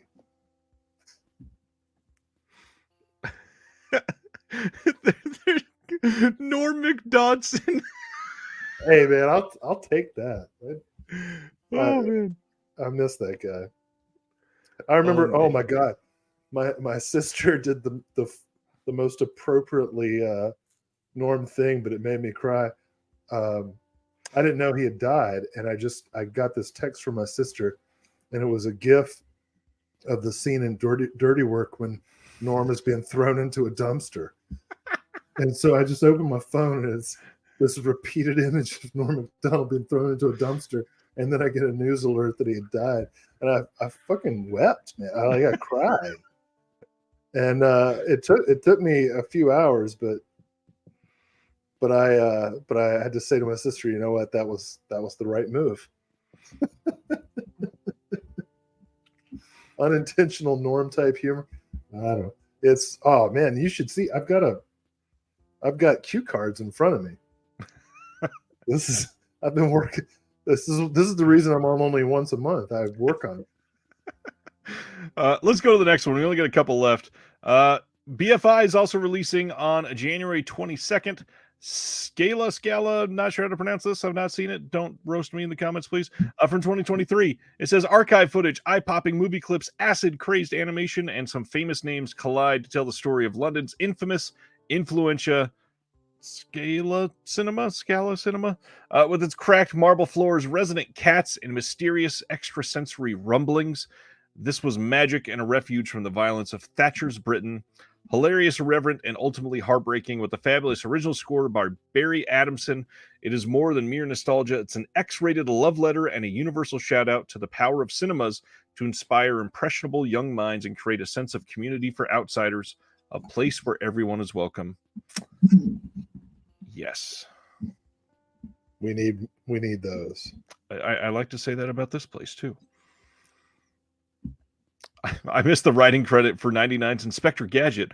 I didn't expand the IMDb. I apologize, Sidner. Terry says the only way that this could be more for Terry would be for them to retitle it From Scala to Terry, the incredibly strange film show clip package is the cherry on top. Yeah, there's a lot on this. Oh, this is it was 100% definite. Audio feature commentary by the directors, best of the rest, essential outtakes from it, 30-minute intimate portrait of the cinema in its later years, originally made for Cable London. The Scale is Projectionist at Work, incredibly strange film show sampler, essential psychotronic interviews with some Scala favorite filmmakers, animations from the film that's from 2023. The Viz cartoonist creates a piece of artwork for the film. That's from this year as well. Lots of new stuff. This looks to be a pretty loaded disc if you are into something like this. And Will left. I think we only got one or two left, so let's discuss The Eternal Daughter. We had gone over this one previously, but Joanna Hogg's release is coming on January 22nd on Blu-ray from BFI. This is going to have an audio commentary by Joanna Hogg and the PD, Stephanie Kalange. We got a short film by Joanna Hogg from 2023 that's 11 minutes. And there's a theatrical trailer and some other extras that will be announced at a later date. And yeah, looks like a good release for this one. And we don't have a U.S. release for this one yet. So love Joanna Hogg. Sorry, I had a familial situation occur. Love Joanna Hogg. Good. Let's do it. BFI's got some shit this month, whenever they're releasing them. Well, this one is January. They're kind of all over the place, including one of these was March. We're already getting March announcements, sir. Man, who knows if we're even going to be here? I know. Oh, well. February 26th, they're also releasing Getting It Back, the story of, again, another word that can be pronounced 6 different ways. What would you say as you're reading this, Will? You're the educator. I'm going with Samande. Samande. This is from 2022. In the racially turbulent UK of the early 70s, a group of black musicians came together in South London with a common love of rhythm and a message of peace. Samande, with the dove as their symbol, combined jazz, funk, soul, and Caribbean grooves to form a unique sound. Despite success in the US, they faced indifference in their native Britain, becoming disillusioned and disbanding in 75. This is going to have a trailer on it and an illustrated booklet with new writing on the film and full credits. And that is it. I just want to... Simande. Got it. That's what I fucking said. You said Simande, not Simande. I just looked it up. I was correct. Samande. It means dove in Calypso. I love how you sound like so, I don't know, like nonplussed about that. Yeah, this is what the fuck it means. Fucking Calypso. God. I'm doing an impression of my dad.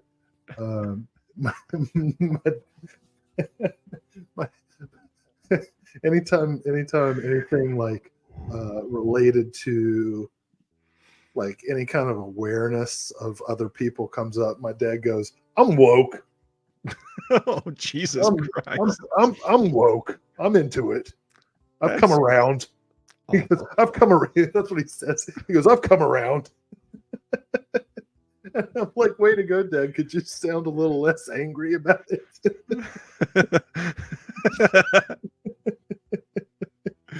All right. Last thing we do after announcements is check on what is coming out next week, just in case you were forgetting. And there's quite a lot. Fargo 4K, Witness 4K, that's an Arrow release, American Graffiti 4K, which, again, I'm not one to trash like we were talking about with Mean Streets, but I'm hearing American Graffiti is littered with DNR, so you may want to wait on some more specific reviews from those that are getting that early. I'm not checking that one out anytime soon. It's also littered with shitty writing.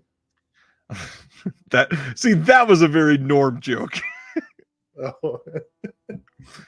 Scrooged 4K next week, Trading Places 4K, new 4K Steelbook of the Guns of Navarone, Jackie Chan box set from Criterion, Black Hawk Down 4K Steelbook, Surviving the Game finally on Blue from Shout, Violent Nights re-release on 4K, Duck Soup Monkey Business, Animal Crackers Horse Feathers are all getting standard releases from the studio next week.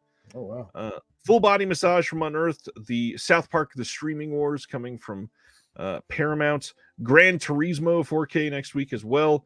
Coconuts, also one of those standards from the studio. Buster Keaton Collection Volume 5 from Cohen Media. World of Giants from the Classic Flicks Collection. Seamus coming. T.R. Baskin from Fun City Editions, which we don't get to talk about enough.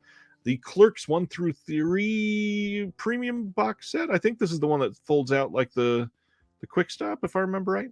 The Perfume of the Lady in Black, that's a Raro video title. Bullet for Sandoval coming from VCI.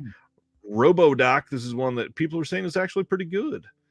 The Gamblers coming from VCI. Warhorse 1, I believe that one is coming from Well Go USA. Lion Girl coming from MVD.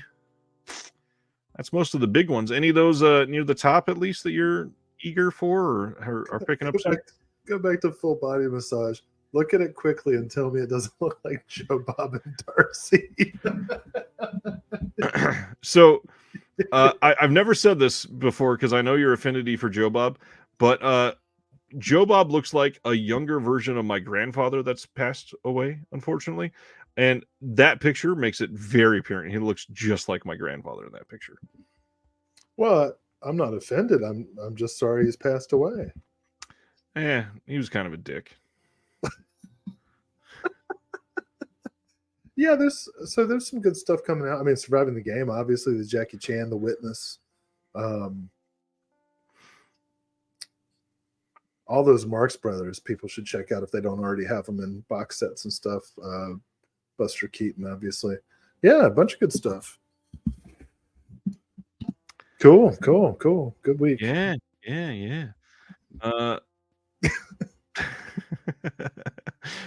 Craig has a Witness already. Sibner wants to know if anybody else listened to the new Beatles song today. Did you hear about that and listen to it at all? Oh man, I remember when it was like, what was the song when the anthology came out like 20 years ago, the big documentary? Yep. And it was like, oh, this is the last song. So no, I haven't heard it yet. I'm sure I will.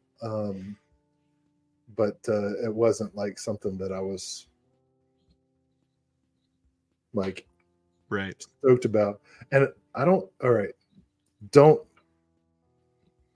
never really been a Beatles guy. You don't seem like a Beatles guy at all. I like them. I used to date a woman who was like obsessive and had like every, had live recordings of them singing in German at playing in German clubs and stuff. So like I've listened to all of it and Abbey Road, what a great album, but it's not like my thing. I'm more of a and this is probably because of my dad, I'm more of a Kinks guy. I like the Kinks, working class rock operas, Yeah, I get that. Yeah. Lots of stuff going on. God, lots of films being released. That's the big thing. And yeah. Man, one thing I did want to say before we get into this whole managing a physical collection part of the conversation, I had somebody comment on one of the Instagram posts, and I glossed over it tonight because I didn't know if I was going to mention it. But there was a comment that said too many new movies, and somebody upset that a movie post 2000 was getting another release, and essentially just posting negativity on an announcement. All these films need to be saved. There are countless films going through film festivals right now that are not getting any release, not going on streaming, not getting any physical media release, and therefore will be on the verge of being lost media very soon. That's crazy to think of in 2023. And you know what? This is so important that you're saying this. I didn't know you were going to bring this up, but I'm glad you did, because I want to make a confession. When I looked at the OCN releases, I found myself going like, oh God, everything's from like 2022, 2023. I don't know about this. And I had to stop myself and be like, why am I like biased against new movies? Well, there's a couple reasons, right? One, most new movies suck because of the effect of the blockbuster over the last 30 years. Okay. But in fact, throughout history, most movies suck, just like most books suck and most songs suck. You have to look to find the good stuff. And sometimes the stuff that you think sucks is actually pretty good. It just takes a while to realize it. But the other thing is, as somebody who is trained in film studies, you're kind of, because you spend so much time studying film history,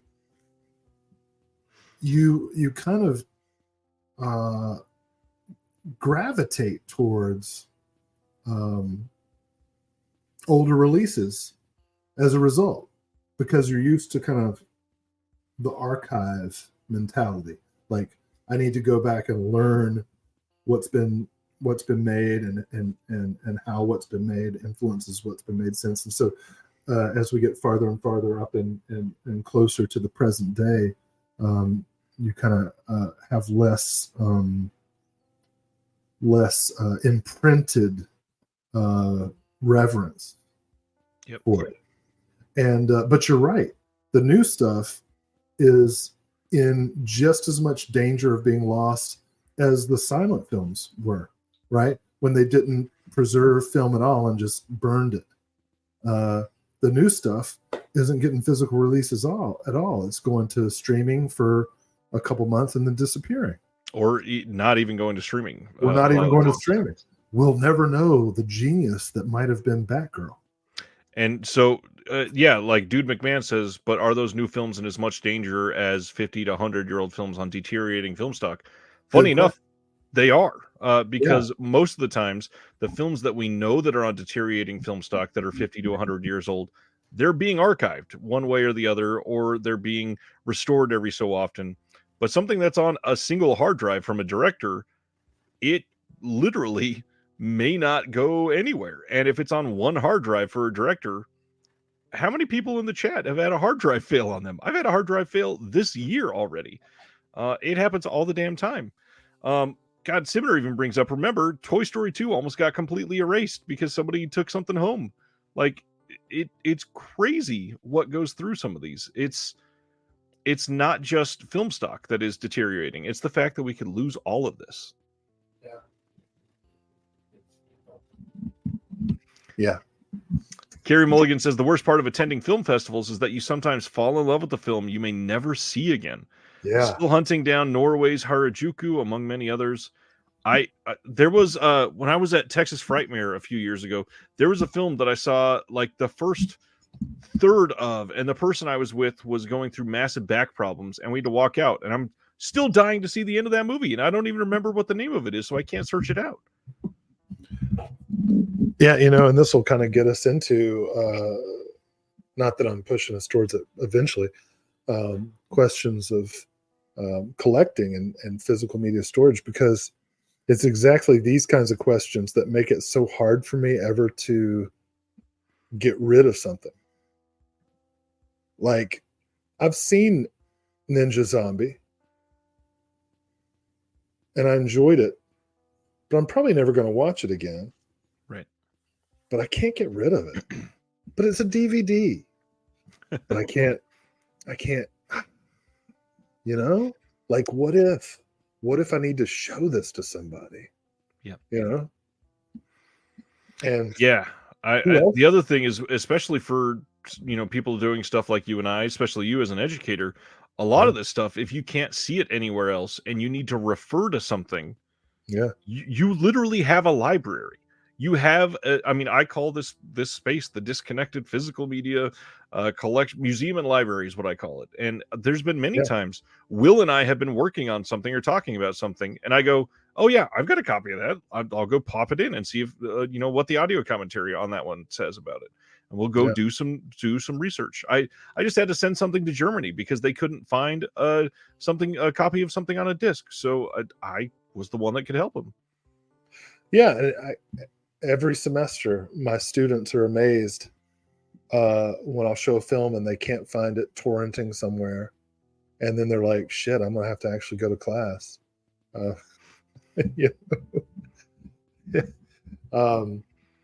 So many things just completely unavailable. And it's amazing that I'll even have a physical copy of it when you think of how many films have not even made the leap to VHS, much less to DVD, Blu-ray. And that's why the work that these boutique labels do is so important, right? Because the big studios definitely aren't doing it anymore, Right. You still have Warner Archives. Hopefully, we'll keep going. Paramount. Most of the stuff that needs rescuing isn't necessarily with the big studios. So Right. yeah. And that's why like the Netflix DVD program was such a big deal for people like Mhm. Will. That's why Scarecrow Video offering people to rent nationally through their rental program, and they will send it to you. You can send it back. That is a huge thing where you can access some of these, not only just the old films, but the bonus features that are on those that could be potentially lost as well. That's one of the things I had to send to Germany. Like even if you get the rights to something, some of these places they just don't care and don't have copies of it. It's wild what some of these go through. It's anyways. I could just go on for this for hours. Well, we're going to be. That's what we're talking about for the. Touche. So that's why it's so important to physically store your stuff well, and when you're moving, take good care of them. So I want to highlight Dude's comments here first, and then we'll go into some of that.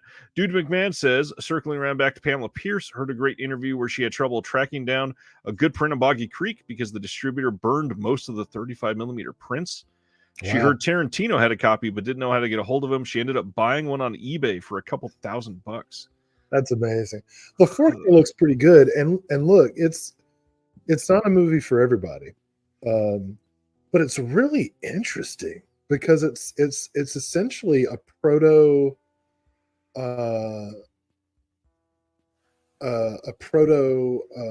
true crime, proto unsolved mysteries, proto ancient aliens, or one of those kinds of pseudoscience reality shows, because it's a compilation of reenactments of quote unquote real Bigfoot encounters. Yeah. And I think for any unadventurous film goer, it's a boring movie, but when you really sit down and give it the attention and enjoy the incredible location photography, I mean, it's just gorgeous, but also kind of get into the experimental structure of the film, it's a really fulfilling experience. So yeah, Boggy Creek is a movie that I don't know if I'll ever watch it again, but I'm definitely not getting rid of it. And I love my long sleeve tee that I got with no extra charge from Pamela Pierce herself. So on that note, as we said, we're going to discuss a little bit on the physical maintaining of the discs and some tips for moving that I had prepared for somebody else. I was going to put this in another video, but may as well go over it here. So first, you've had to move quite a bit recently. Do you have any casualties? Anything that got damaged in the move at all? Yeah. And this is why anytime Criterion makes an announcement and I see a cardboard box set, I'm like, God damn it, because I know that it's going to get damaged when I have to move it around inevitably in storage. Right. Yeah. So right now, yeah, my collection's in about 50 some boxes. I had kept everything entirely alphabetical, with separate sections for box sets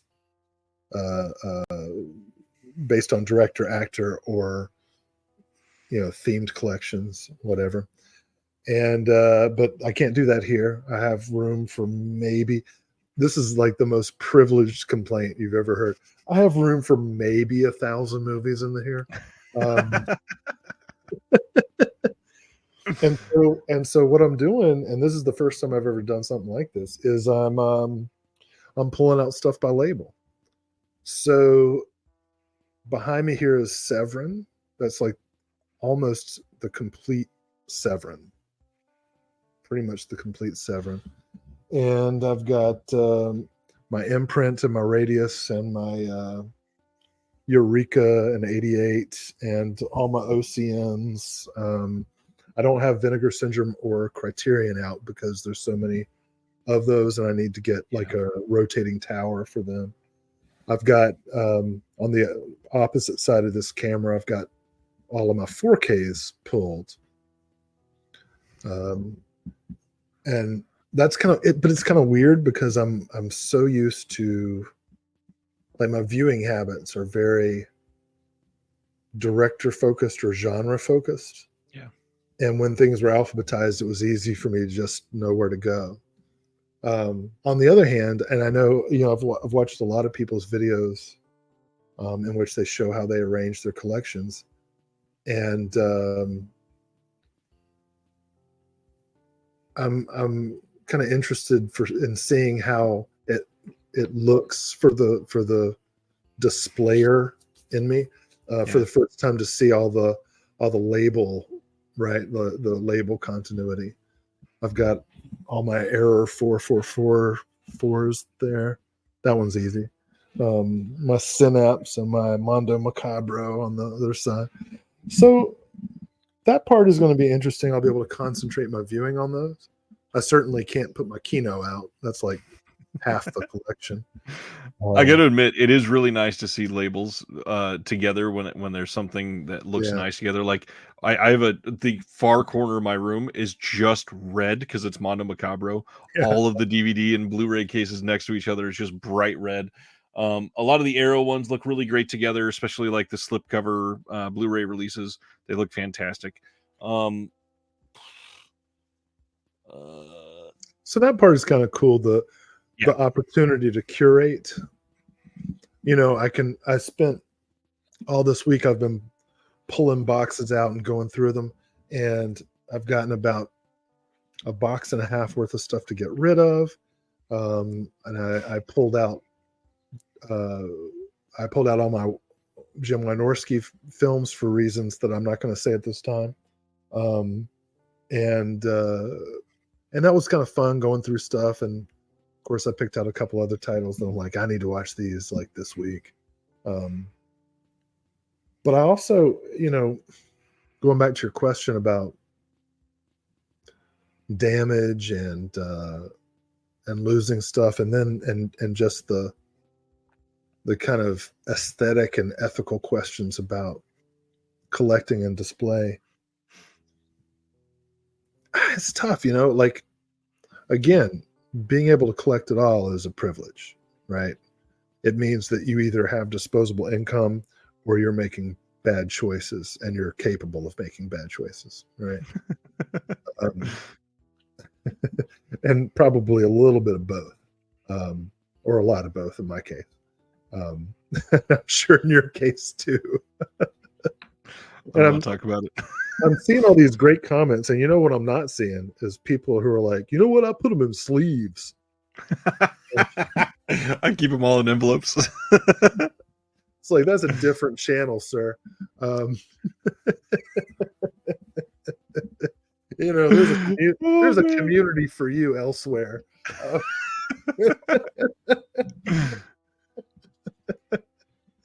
Dude McMahon says he only has 2 Wynorskis. I don't believe you. I think you have more. You just don't know it. Chris is saying, Will, if they came out with a 207 disc Jess Franco complete box set for $2,000, would you buy it? The answer is yes. Yeah, I mean, that's a pretty good fucking deal. I'd probably get that if it was a Spielberg set. 207 movies for $2,000. That's a Spielberg wishes he did 207 movies. Fucker. Where were we? Get 3 ring play. And I gotta say, in the 90s, when I would see people put CDs into those binders, I would just like, that would be the end of our friendship. I'd be like, you have no respect for art. Like, what are you doing? I only did it because I carried it in the car everywhere. That makes it even worse, because then you pull them out and you got to blow on them and rub them on your pant leg, and then the player. Nah, I maintain my stuff way too much. Yeah. Yeah, so it's a lot of questions that can come up from that. Obviously the ethical side of displaying and everything that comes from that is 5 other conversations in one. Um, the big thing though is caring for these. And we're talking about archiving in a way that doesn't lead to lost media. And one of the things that you hear about is disc rot. That's a scary thing for a lot of people. Have you had any discs that you've lost to disc rot? I have never discovered it. I'm sure I mean, chances are there's something in here that isn't going to play anymore, but it's not happened. So for those that have never seen it, disc rot usually shows up as like a white cloudy uh, Right. film, basically, that is on the silver side of a Blu-ray. That it over time it will likely be expanding to from the inner to the outer rings of the disc. I've not ever had a disc rot on any of mine. However, I don't know if you remember, there was a batch of, oh gosh, I think it was Lionsgate from like 2011. They had like a couple months where all of the discs failed super quickly. And unfortunately, one of mine fell into that batch and I went to watch it a few months ago and it just didn't work at all. Nothing about it didn't even try to spin. It's crazy. What was it? I think it was House of a Thousand Corpses. And you're going to be like, "Yeah, it's Rob Zombie, who cares?" But That's exactly what I was going to say. I love that movie and I really wanted to watch it. And Carrie Mulligan just said her Devil's Rejects. you know what? It might have been Devil's Rejects. In fact, now I think it definitely may have been Devil's Rejects because I've got that autographed by Bill Moseley and someone else too. So yeah, disc rot sucks, and a lot of times there's nothing you can do about that. People talk about disc rot as if it's something that you can combat. If the Lionsgate thing was disc rot, there was nothing that collectors could do. They were all going to fail no matter what.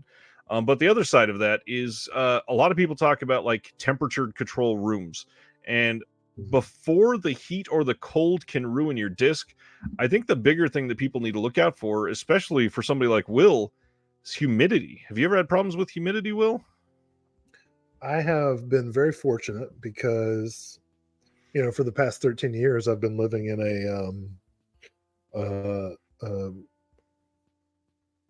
an apartment, a faculty apartment that was connected to a residence hall on campus, and so it had, super centralized heat and air, and was really well maintained, no problem. Now I'm in a house, a rental, and the house itself is good, well insulated, but the bulk of my collection are in boxes stacked up, which means that there's weight, pushing down, and they're in our laundry room, which, because of the way the house is done, it doesn't get like humid, balmy, or particularly cold, but it's still a laundry room, and it just makes me nervous. And then my book collection, I have about 2,500 books. That's in about 48 boxes, and we have that in an outbuilding.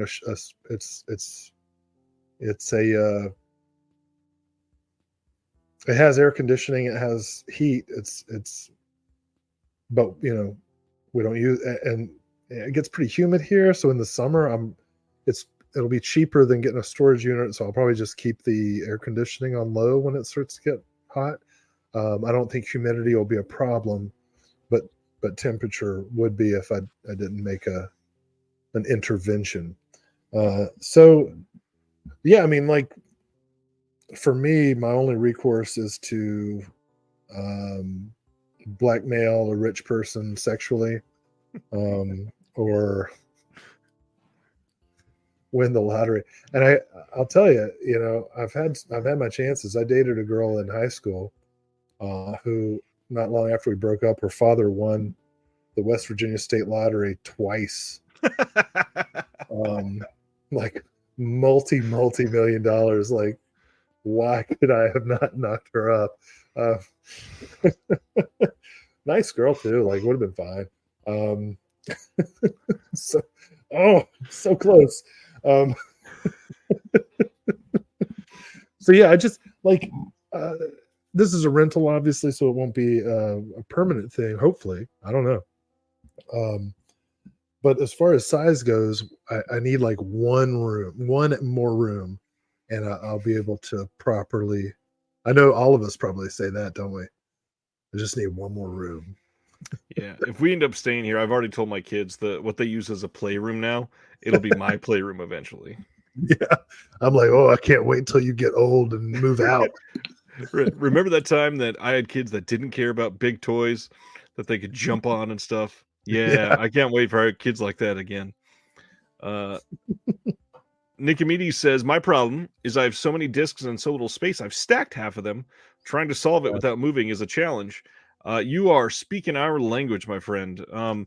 Will and I are both seeing a lot of stacking issues. I mean, I've got stacks you can see right here starting to go on top of my shelves. I've got stacks. I don't really show this side, but I've got stacks piled up on the table right now that need to be put away, and I have no place to put them. I've got the closet of shame that looks ridiculously bad. Space is a true issue. And so that brings us to a big question about our collecting and curation, right? Like, what's our, because we're going to die, right?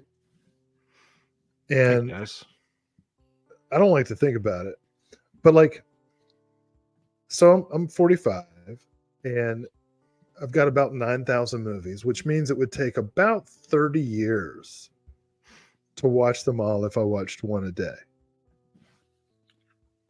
And I like to think I have 30 years, maybe, hopefully 50. But also, one a day shooting it pretty short. That's about all I can do right now. And then there's also all the streaming stuff, and I have about 9,000 movies now, but Nicomedes says the closet of shame. I came out and I still have one. That is the best comment. I love that. But that's the big question now, right? Like realistically, because I get new movies every week, I'm probably going to pass away with some films unwatched in the collection. Man. So what are we going to do? So like, I'm some people who are into film studies might be familiar with, and I've mentioned him on the show before, David A. Cook, who wrote A History of Narrative Film and Lost Illusions, American Cinema in the 70s, as well as a new book, History of Three-Dimensional Cinema. He's one of the top film historians in the world. And he happens to also be at my school, and we've become friends. And he has a collection that is somewhere around 15,000, 20,000 movies stacked all over. Like, he's got the whole house. It's an abomination. But he's 75 years old, and he's starting to think like, what should I do with this shit? Because I heard somewhere I can't take it with me. I think it was a Frank Capra movie. And so he's enlisted my help in trying to find a way to donate his collection to a library. But it's actually very difficult. You can't just call up a library and say, hey, would you like a library of my personal library of 20,000 films to make available to the world? You'd think a library would be like, hey, yeah, that's our mission. But most libraries are like, no, I don't want anything.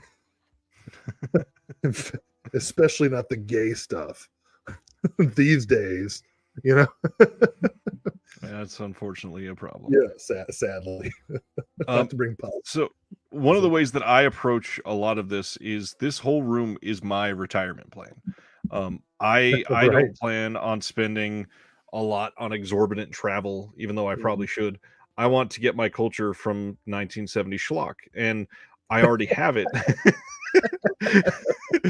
And the other thing is like, yeah, if I die prematurely, I kind of feel like my kids have a built-in library already for their futures. And because I'm working to instill some of that passion for film, I really hope that it's something that they're into. And I've already seen some examples of that. And if not like, trying to pimp out the Patreon more or anything like that, but if you've watched the videos with my kids in them, a lot of these, they're already fascinated with the actual physical product of looking at these films, what comes in them, what comes with them, what the films can say, what else is on the disc. Even the act of putting the disc in the thing is just this almost ritualistic thing that we do. And I really hope I'm building that passion. And so if I were to die next Thursday before our show in a bus accident when I'm crossing the street, they'll have a built-in retirement plan for them for years.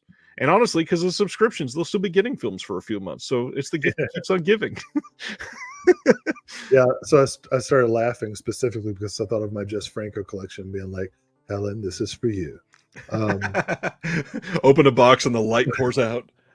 But I got to say, Simner said university will take them. No, I'm talking about a university. They won't. There's a whole difficult process of transferring media to libraries, and then non-university libraries will just be like, no, we can't take them. You can give them to us and we'll put them in our like dollar sale. But I don't like the idea. That makes me think of Ghost World, with Steve Buscemi going to like different garage sales to find 45s. That's realistically, it's going to be a situation like I'm Dangerous Tonight, where all my stuff's going to end up in a cursed trunk.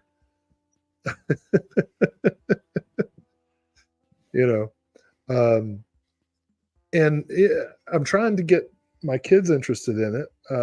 I took Helen to see The Invisible Man, not the new one, the James Whale version, at the Alamo a couple weeks ago, and she enjoyed it. And there are some films that she's starting to get into, like she loves Nightmare Before Christmas and things like that, which I hope will lead to an interest in all of this stuff. But I just don't know, like my dad tried to leave a legacy for me and I rejected him resoundingly. Me too. I mean, my dad tried so hard to make me an alcoholic, and thankfully I just completely went away from that. Well, my dad's into marijuana, so that's probably why I'm stuck with the alcohol. Too bad. It's too bad. No, but my dad is an incredible gardener. Like raises all of my folks. They eat food that they grow, and both me and my sister were like, "Fuck you, Dad. We're going to stare at screens till we die." What kind of secrets are you harboring? What kind of what? I said, what kind of secrets are you harboring? I'm just trying to be funny. Yeah, well, he's got them all. Like if Escape from LA happens, I'm going to die in the first wave. I'm going to die in the bad CGI. I'll be able to talk for another time. Escape from LA, CGI issues aside, that movie was right.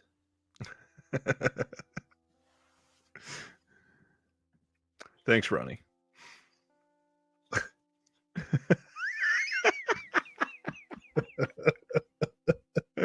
Simner, oh my gosh, what? Well, yeah. Simner, you'll be happy to know that I've settled it on my stomach. I wanted to bring up some tips for moving. I had somebody message probably about a year ago, and I'd been planning on making this another video of itself, but we were talking about this because I've been saying this for like a year, but we're really trying to we're really trying to focus on this and get going. But we're hoping on moving soon, and there's so much shit in this room that just Yeah. the idea of moving it, I kind of want to not ever move. And I know. And y'all, I've seen it.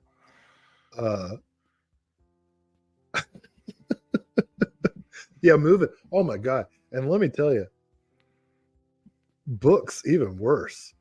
But yeah. boxes of books are so heavy. Oh my God. Oh my God. And none of them are the same height, of course, ever. Yeah. It's I'm the still worst. working. I'm bringing one box a day home from my temporary storage in my office, my new office, to the outbuilding that we have on this property. But my book collection is like 58 boxes, so it's going to take 58 trips to get them all. But yeah, as you're saying, like having seen your archive, yeah, the best thing about moving movies is that you can divide them up by format. Of course, your media books are going to be a problem. Oh yeah. And your beloved media books. Thanks, so many of mine. thanks Europe. This is their revenge for our measurement Germany. system. Yeah, Europe's revenge on our measurement systems is media books. But yeah, when you move, you find yourself being able to throw away like half of your stuff, but none of your movies or books or music. That's the stuff that takes up so much space. And you're like, but no, I've got to preserve this. I've got to save this for the next generation. And you realize how ridiculous you sound, and yet you also cannot let go of it, because it defines so much of our lives. Like,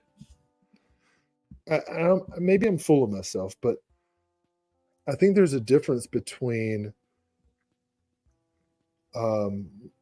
collecting this kind of stuff and basic materialism.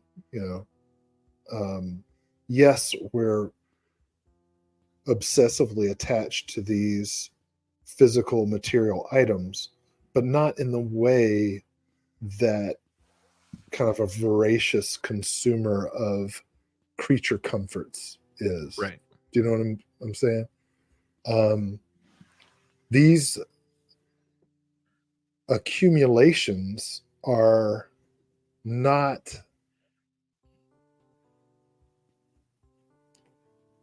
they're luxuries in the sense that we have the ability to amass them, but they're not luxuries in the sense of making our lives in any way like more pampered, right? Like collecting film, collecting books, collecting art, collecting music is work.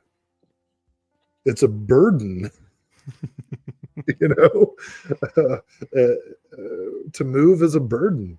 And these are, you can't just throw these out and get new ones like you can with, say, clothes or appliances. Right. So I don't know. Sandro is asking, I know you guys don't like paper sleeves, but do either of you take DVDs or Blu-rays and put them into multi-disc 4Ks if you want to keep all 3 iterations of the movie? Look, I don't want to sound combative, but the idea of adulterating the packaging, even if it's bad packaging, to some other kind of format to save space or for any other reason, just I can't do it. Even if I've got some like Mill Creek double feature case, I couldn't take the discs out and put them in something else. I have. I'm more than willing to mention. I've got multiple 4K discs that I wanted to keep. The I think it was a DVD release that came with special features that were not on the 4K or the Blu-ray. So I'd get one of the 4K swinging tray discs and be able to put 3 discs in there. So I just take the sleeve out of the other release, put it in the new case, and get all 3 discs and call it a day. Why not? That's perfect. Oh, I think I misunderstood the question then. What Yeah. you just said is okay. Frankensteining releases together, not using other forms of storage. Okay. Then yes, that's okay. I haven't done it. But I'm not against it. But we have your permission. Got it.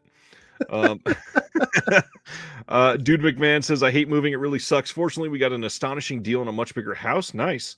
Nice. Plenty of room to spread out. Never moving again. Yes. Smart. Sibner, okay, to go with the theme, you die tomorrow. You can fit 3 Blu-ray, 4K, or DVDs in your coffin with you. Which do you go with? 3. 3.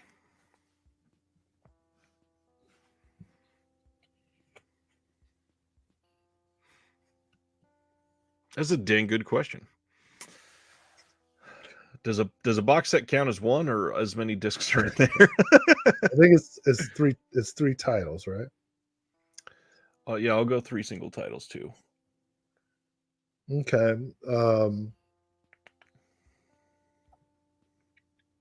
Well, for me, it'd be sentimental, and so I would go with Cemetery Man, Frankenhooker, and Slumber Party Massacre 2. I know that those are not obscure or anything like that, but they were formative.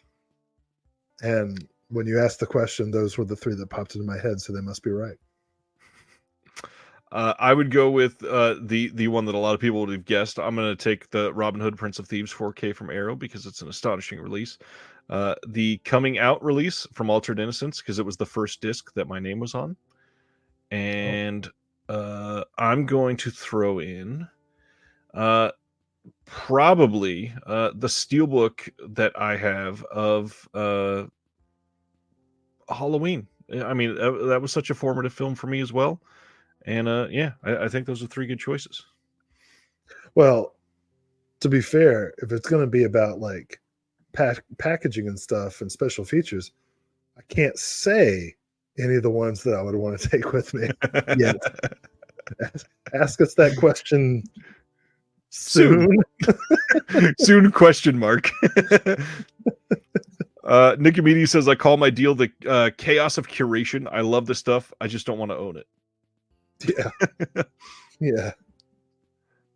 Kerry Mulligan, a guy freaked out on Michael Keane because he let his son play with the Friday the 13th box set during a live. All right. Interesting. Who's Michael Keane? He's another YouTuber. He's been on the show before. He was in the Shelf Shock last year as well. What does he do? Keene. Yeah, that sounds familiar. He does like mostly Vinegar Syndrome stuff. He does editing for Vinegar Syndrome special features and also has done some TerraVision. He's got that movie The Head coming out from TerraVision that he directed. Oh, okay. Cool. I knew I'd heard that name before. Sibner says we'll just physically clutch his pearls. What was that over? Well, was it repackaging stuff? I think it was just through the whole rant there about it being more important than consumerism. Mostly agree, Will, but the firm Blu-ray artwork is terrible and had no problem throwing that disc in the 4K space. Well, I also say the movie The Firm is terrible, but that's okay. We don't have to agree. Yeah, so going into the ethics of display, so my wife very kindly told me this room I can have, right? And that's kind of a big deal because it's not like enclosed. Like if somebody comes into the house, they're going to see the room. So obviously I can't hang my Demented Death Farm Massacre framed poster or Frankenhooker or anything like that. I've got like Metropolis and things like that. I do have my Jess Franco films on display subtly, like I'm not calling attention to them. But if somebody were to walk up to them and look at the titles, they'd be like, what's this Sinner and Nymphomaniac about? No, right. It's Citizen Kane. It's a remake of Citizen Kane.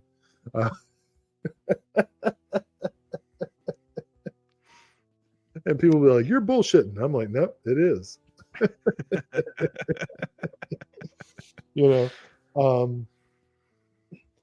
But the I don't know. The choices are difficult because as I was going through the boxes to pull stuff out to find stuff that I could sell and try and shrink the collection a little bit, everything that I picked up, I'm like, God, I want to watch this tonight. I want to watch this tonight. I want to watch this tonight. And then, what ends up happening is I watch a show while I wait for my wife to get sleepy enough so that I can then put in a movie after she leaves. And then she leaves, and I'm like, God damn it. I'm going to watch an episode of like Gen V and fall asleep on the couch. So it becomes this big question of like going back again, like, what am I doing this for? I've got a collection that is impossible to see all of, and it's growing faster than I could watch. Even if I could watch 2 movies a night, no problem. Right. And so then you got to ask yourself, like, well, why am I buying all these movies? To eventually try to leave it to a library that may reject me, to try to get and Thursday nights people don't even get to watch movies at all. They just watch you yapping with somebody. That's crazy. Like, how did this even happen? That's a different question. Like, how did you conquer this niche market? And we've been talking so long that Deaf Crocodile has already restored. He restored a film while listening to us. I guess we provide some service, like filling the blank space between your ears. If you need some background noise to help you focus on a frame by frame restoration of a film that's not even a Deaf Crocodile release. Not even. So, like, I don't know, this question I think we all come to at some point.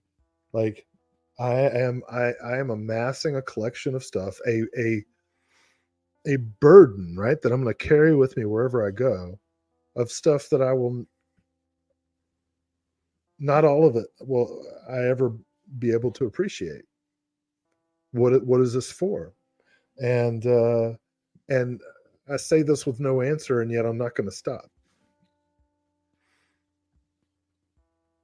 Because I love cinema, I love film, and even if I never watch something, I know that by getting a copy, I am contributing to its existence.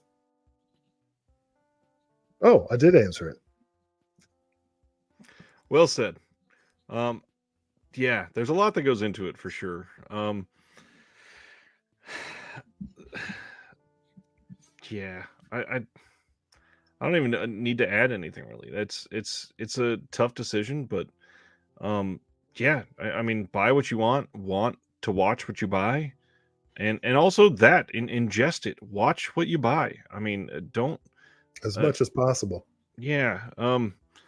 This whole 1 or 2 movies, like I'm genuinely treating mine like a retirement plan. I'm planning on watching as much as I possibly can. And honestly, and I know Will's going through a lot of the same thing, counting down the days until either, no offense to the kids, that they're not in the house or they're 15 and I can listen to films loud where they're cussing or there's murder happening on the screen and not going to be, traumatizing a 7-year-old with autism that walks into the room because I'm watching this murder movie. Especially because Kino's releasing the Ilsa movies next year. Thankfully, my youngest will be turning 8 next year, so that's a plus. Well, if nothing else, make sure you watch Cat City by Deaf Crocodile. Great film. Beautiful release. Chock full of extras, including a commentary by Sam Deegan. Any moving tips that we want to throw out for somebody that might be doing that? Okay, so this is an amateurish thing, but most of the moves in my life, I have like gone to liquor stores and grocery stores and just kind of begged for boxes. And one thing I would say is that it's worth it to pay money to get boxes that are all the same size. That was definitely on my list, and it's the second thing on my list, actually. The first thing on my list you kind of already mentioned, so I want to go through it real quick. I would say even if you have a giant collection, do not worry about packing in order. It is more important to pack by format, so it's the same height and a lot easier for you to put weight on things in a way that is safe for everything in that box. And if you're a longtime VS collector, put the Picaramas in a separate box, both so that you can keep it away from people who don't need to see it, and so that you can have access to it when you do need to see it. Yes. So yeah, my thing, pack by format, and same as Will. I say don't cheap out on boxes. Like, I know a lot of us get a lot of boxes, so your first mindset is I've already got 40 boxes saved from Diabolic DVD or Grindhouse or Severin or what have you. A lot of those boxes are not made for moving boxes. They are fairly thin. They're not going to hold up. U-Haul, Use those for knickknacks. yeah. Put your knickknacks in those. Your knickknack paddywhacks go in those boxes. Get the strong uniform boxes for your collection. That's a big deal. And then on top of that, you are getting packing materials. So make sure you're saving some of that bubble wrap and those air pillows. That goes a long way to save things up on the sides. You are going to have, a little bit of protection that helps and goes a long way. Boxes are going to shift no matter how tightly you pack them, no matter how much you put it in there. The boxes that you use are super important. Yeah. The big thing too, for a lot of us that are going to be doing this, some people go with the moving company, and I would say have them pack everything that is not your collection. Pack those yourself. If you want them to be treated as importantly, you can really only trust yourself with that. Yeah, save those guys for plates and shit. Y'all seen Hellraiser? You can't trust moving companies. If you are using a moving truck, we talked about some of these, standardized boxes, but also the better thing that you can do, put those like cube-sized boxes standardly stacked behind tall furniture, so that way they are lodged in place and protected. That's a big deal. Yeah, What if you have 100 of those film canisters that Vinegar Syndrome used to ship? You probably already have your space problem solved if you have 100 of those. Yeah. I don't have any. Man. One thing that I'm sure Will could attest to right now, when you're looking at how much time you're prepping to pack and move a collection, take that time and probably double it at least. It takes a lot longer to do this stuff than you think. Oh yeah. What I like to do is schedule my moving time in the same week that I have a hard deadline for something else. not just one, like 3 hard deadlines. Yeah, that usually helps. I remember when I was moving out of the apartment, I thought I had all this. I thought I had plenty of time, and I was like, "Yeah, I'm gonna have my last night in the apartment. I'll have a bottle of wine and watch a movie and have a good night's sleep." And this was around like 6 o'clock at night. It's like, yeah, I just need to finish packing up the movies. And then around 4 a.m, I was like, I'm not gonna get done packing tonight. I just need to sleep for 3 hours and then get up and finish. And so I go to sleep in my own sweat. It just there was no elegance to it at all because it took so much longer than I could have ever imagined. Yeah. It's rough. Let's see, a couple of others that I'd written down. One, a lot of people, when they're talking about moving, they seem to go to the idea of totes. I say for collections, for these, never use totes. They don't have the give that you want, and it will dent everything. And then the sides that they're a little bit thinner and they do give, they're going to dent whatever you got on the inside. It's going to push into it.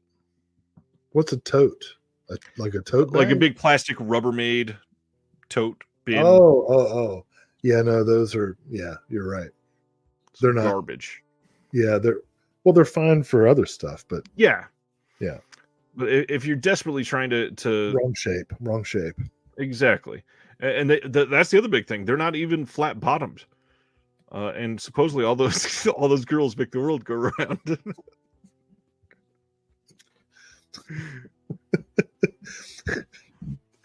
I had to make a joke before you went there. I prefer the round bottom tote, but okay. Normally, yes. But yeah, these are not full in the way you want them to be. the Karen series. What about the actual physical storage in your room? When you've got stuff on display, anything that you found that you want to throw out there as meaningful ideas or protection ideas? Well, as we already mentioned, if you have limited space, in particular, highlighting individual labels is a good way to go, or format like 4K, for example. That's really hard for me because my particular psychological idiosyncrasies demand like the full everything get displayed, and so it's really hard for me to pull things out and then know that stuff's out of alphabetical order things like that. But yeah, I think most normal people are able to make displays that are themed, like here are all my westerns, or here are all my torture porns or something. See, and I've never even understood the idea of alphabetizing. Like, I understand it's easy to find a title quickly, but I'd rather go by genre, because I'm storing these to watch, and I normally I don't think I want to watch a movie that starts with the letter L. I think I want to watch a horror movie, and I go grab a horror movie. Yeah, that makes sense. But I mean, of course, you get in the difficulty of like hybrid genres. Like, where does where does this film go? Where does that film go? Where does where would I put Cowboys and Aliens? The trash, the garbage.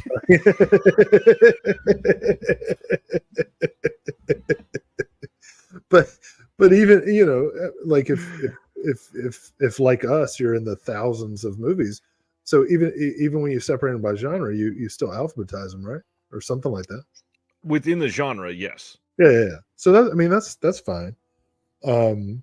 Yeah, it just gets tough when you have to make decisions about like horror comedies or right. So yeah, so I understand that, because you always know where a title is when it's alphabetical. But again, right. I don't go, what letter should we watch tonight? And see, this is how weird I am. Like, most of the stuff I watch, I'm like, okay, I'm going to watch everything by X director, or I'm going to start at Z and what, like when I first started getting into movies, and this is one of the reasons that I'm a huge, well, I'll explain. So I started working at a video store, and I was like, okay, well, I'm going to just watch every single movie in order alphabetically in the horror section. But I decided to start backwards. And so one of my formative influences is, at the time when I was 19 and a college student in 1997, at the time there were 14 witchcraft movies. And like my introduction to like immersing myself in film studies was that. amazing. It's amazing I'm alive. Um, but yeah, like I watched all 14 at the time, all 14 witchcraft movies, and then kept going backwards all the way to Enigma was the first one in the section. See, and this is actually a good topic to bring up in response to this, because obviously everybody sorts in a different way, but the way that we're describing it back and forth, you've got your quirk of how you watch. Yeah. I've got my quirk of I like the whole.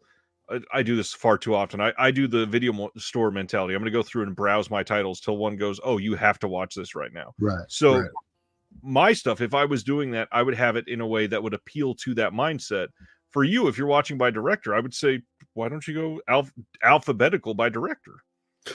Well, I've got, all these different like spreadsheets and Google Docs and things that I can consult.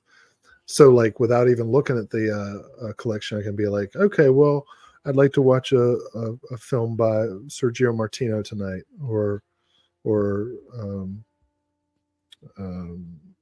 Michele Soavi tonight. What do I have? Right. And then I can see a list like, oh, okay, or like, how many movies do I have by Ringo Lam? 6. Oh, I'm gonna watch all 6 of them this weekend. I'm gonna go from City on Fire to Replicant. Yeah. If I was doing what has been sort of steering my viewing lately, I'd almost be organizing by runtime. Runtime seems to be super important lately. That's a big deal. That stops me from certain directors. Oh, this is 75 minutes. I'm watching that tonight. yeah. That may be one of the reasons I love Lee Frost so much. As opposed to like the various Russians ideology notwithstanding. For me, the full alphabetical thing still allows me to do kind of a video store browse, not via genre, but I'll just kind of go through, okay, L, and I'll see these films from all different genres and finally settle on one, whether it's Let's Scare Jessica to Death or John Sayles' Liana, or the various, there's like 6 different films called Laura. And for some reason you end up watching Leprechaun 4. I think, is that one of the Trenchard Smith ones? Yeah, it is. So that could happen. That could happen. For Vinegar Syndrome and Criterion, do you go by catalog number or title? I feel like you do Criterion by catalog number and VS by title. No? Well, I mean, everything's alphabetized, but like, the stuff that's got spine numbers on it, like Criterion, causes me to have like a sand spur in my soul, like as I'm looking through, like, oh man, I should really put all the Criterions together just to see what it looks like. Well, now I probably will as soon as I'm able to.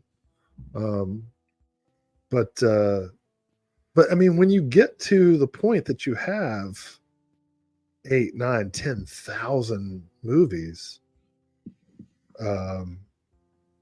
the alphabet really needs to be part of your thinking. Yeah.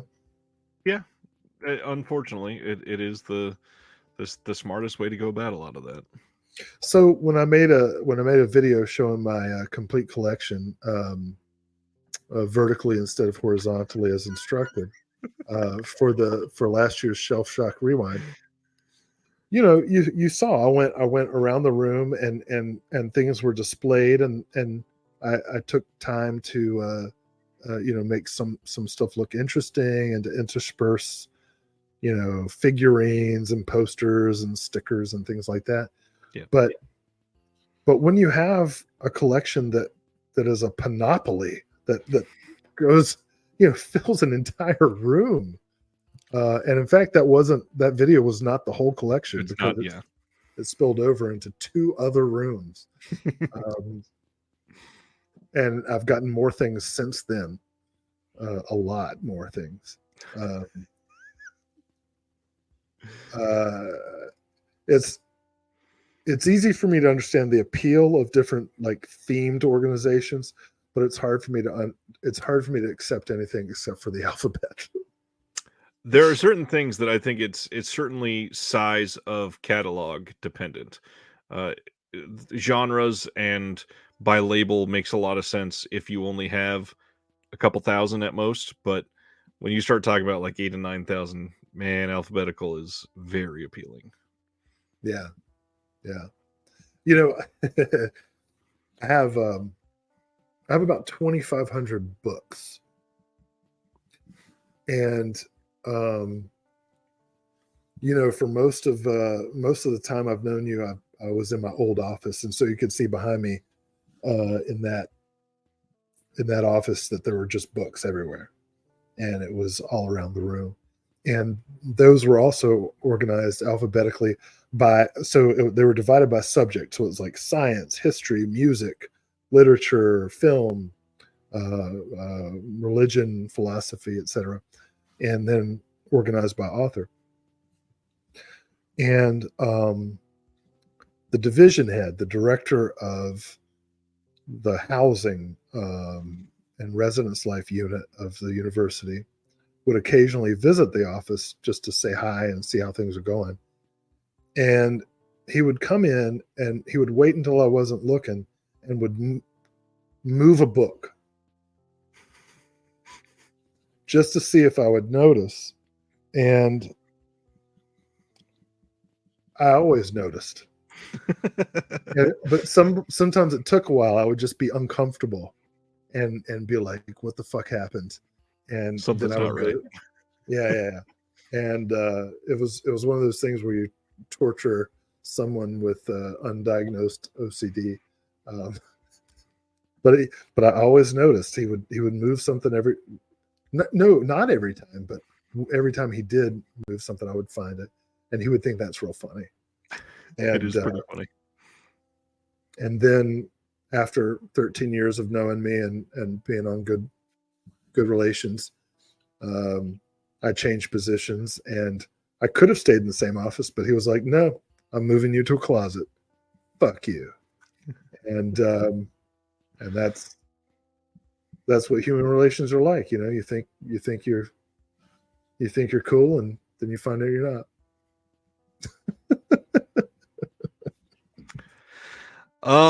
Well, we're getting to the end of what we should probably wrap up.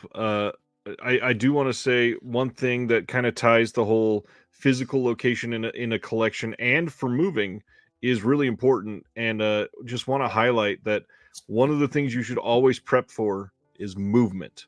For a collection, physical movement is the enemy for all of these things. You don't want a stack to fall over. You don't want, if it's something in a box, you don't want the stuff in the box to move at all. It's the same as when you're shipping a package. You don't want to get something in from Diabolic and shake the box and you hear contents just going all over like you get from Best Buy or Amazon. You want those things to be stuffed tight in that box and not be able to move at all. So if you're moving, lock it in there tight. If you are storing things in your collection room, find a way to do it so it's really difficult for things to move, and they won't be able to move just off the wall. You heard it from Ryan first. Stuff that box tight. Hey, you know what? Today, I was trying to go through a box, and I set it down on a surface that I thought was stable, and it fell, and the box burst, and all the thank God it was DVDs. Ugh.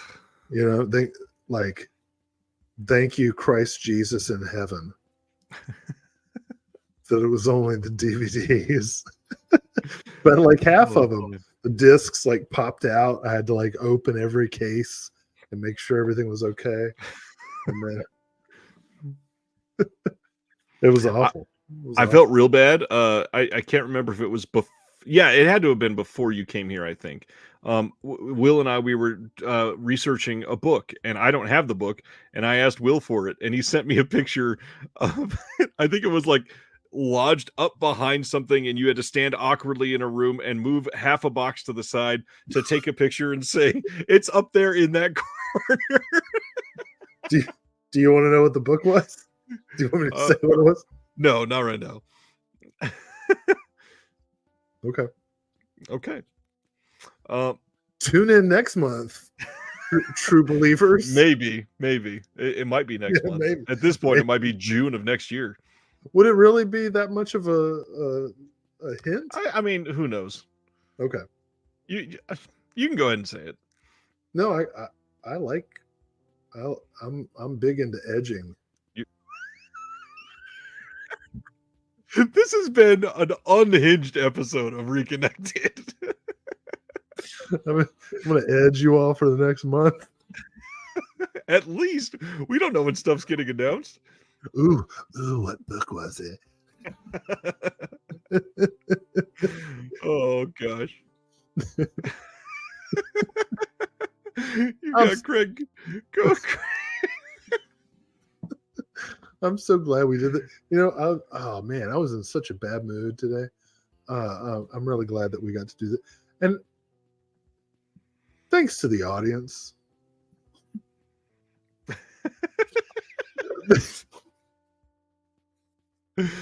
I can't even believe I'm here.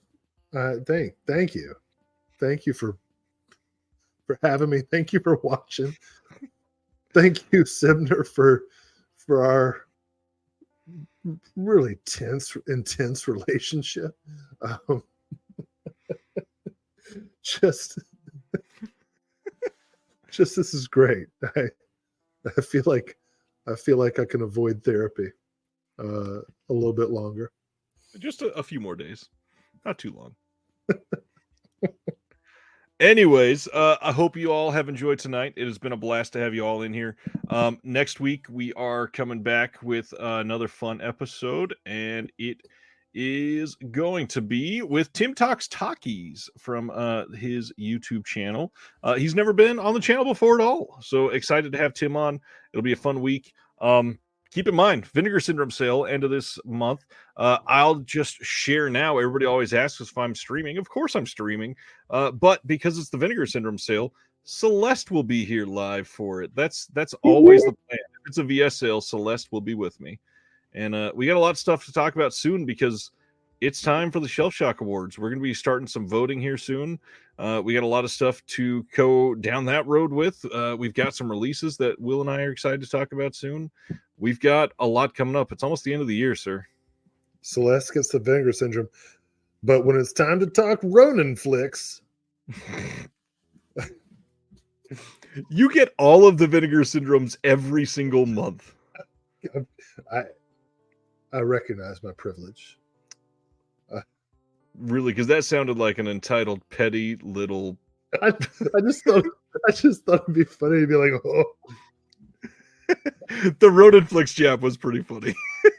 It's like, well, we're gonna have Will on to talk about Hamilton books.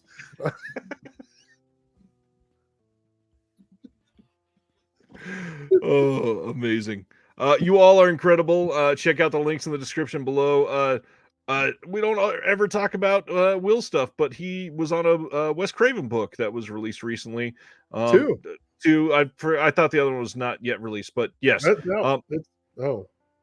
No, I think it's out. Okay. Links for everything is in the description below. Follow Will everywhere, even though he hardly posts. See Will here again, first Thursday of December.